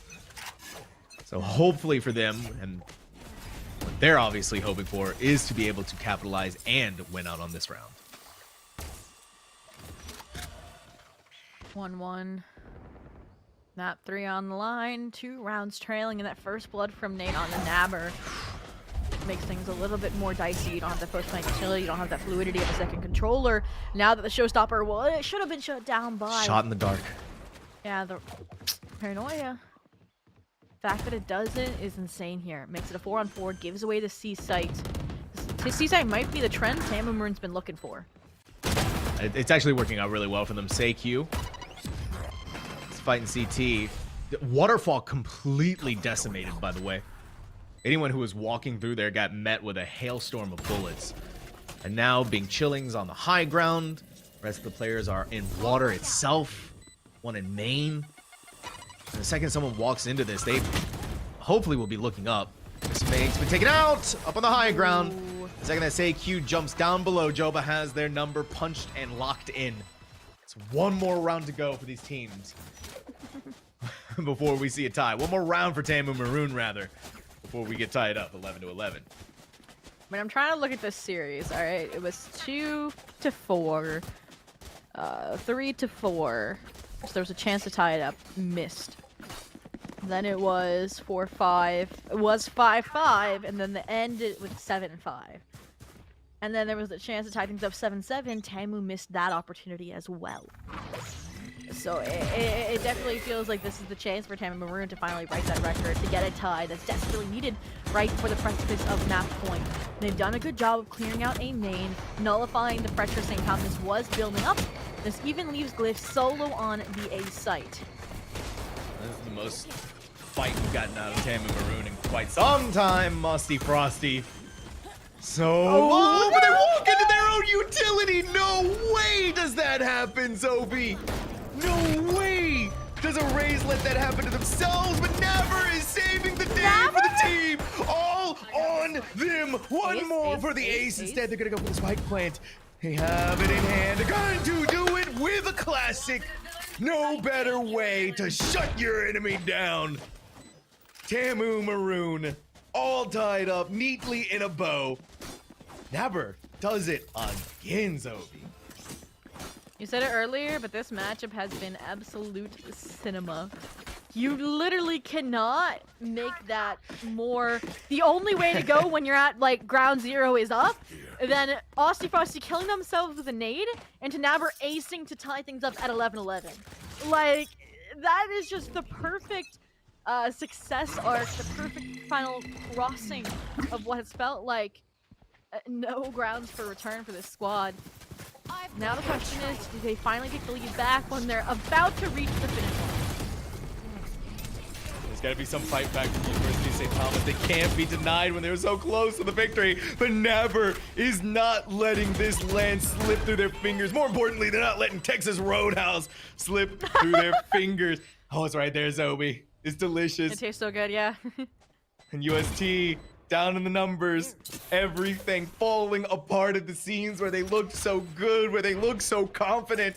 It has been destroyed in one fell swoop, and they need to save these weapons for their one final shot.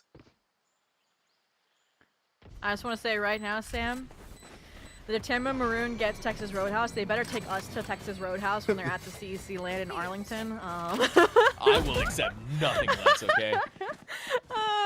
But yeah, this is very fitting, right? Not only was it a 13-11 from University of St. Thomas that sent us into a map 3, but it was, I think, 2 saves from Tamu Maroon in the last half. So the fact that right before series point, St. Thomas is forced into a save, and now looking at this bye, it is a cause for concern.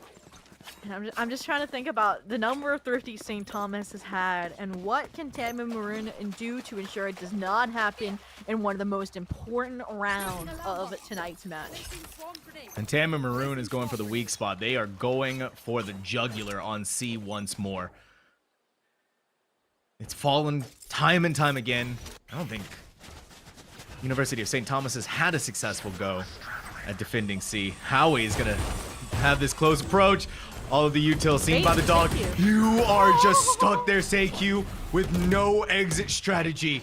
And now this is all eyes on University of St. Thomas for this retake. But there's a Viper's Pit.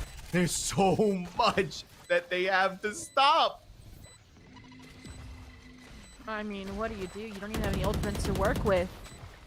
And Bing Chilling has an equal eye in the sky here, but it's been dropped. It's not over yet. Aussie Frosty, 1v1. What just happened? Doug just did it. Doug did not bend under the pressure. Zobi, I'm sorry to say this, all right? I'm outing you on broadcast, but you straight cast or curse this. We're going into overtime, baby. Oh my gosh, I'm out of breath, bro. I guess they can't taste the Texas Roadhouse just yet. I am just. How did Howie and Nate get into position that quickly? Without notice from Tamu Maroon. Like, they sniped Bing Chilling, and I was like, what? Where did it come from?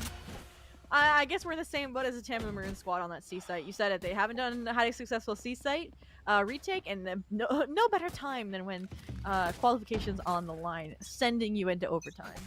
They heard me say that Tamu was about to get Texas Roadhouse, and that was the deal.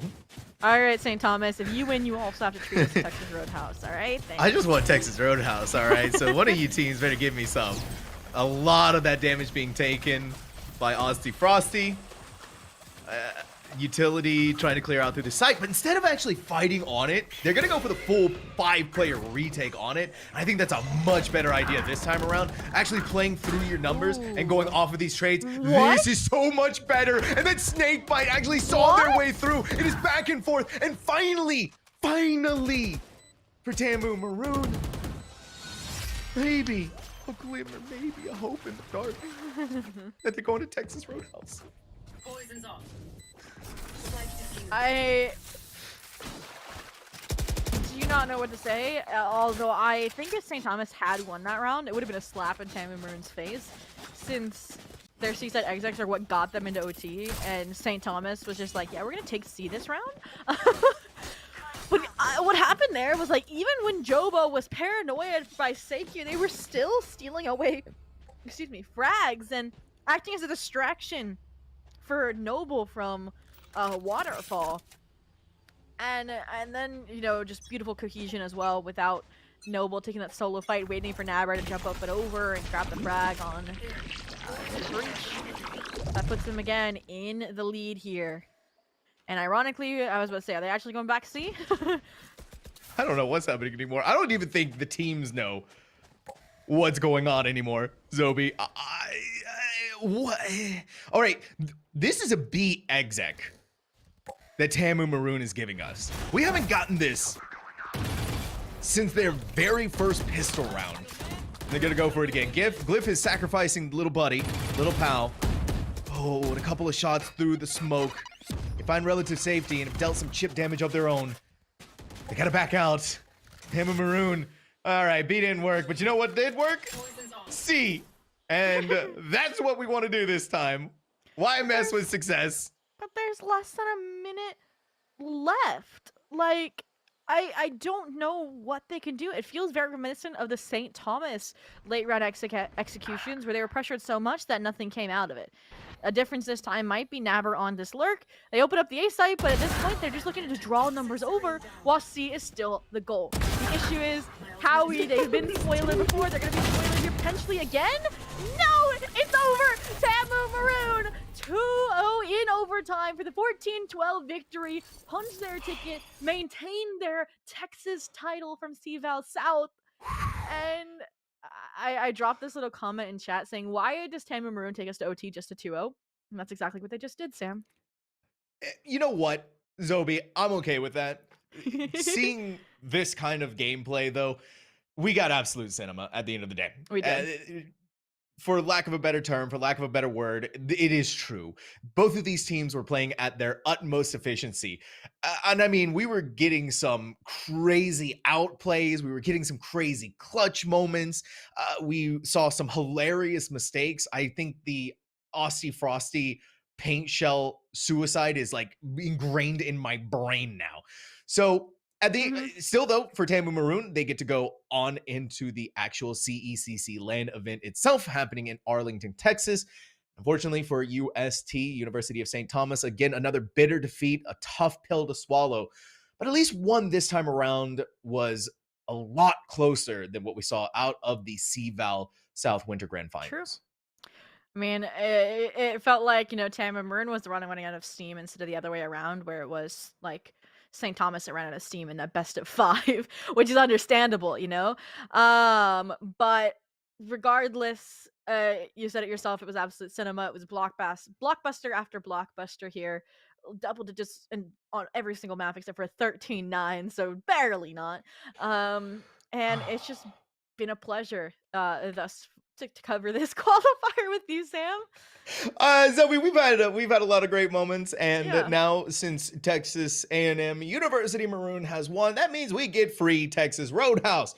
It was written in the contract. That's what happened. Actually, the second that you entered into this, casters were promised free Texas Roadhouse. So we really look forward to seeing you guys at the LAN. And yeah, I'm starving, Zoe. That's all I can think about.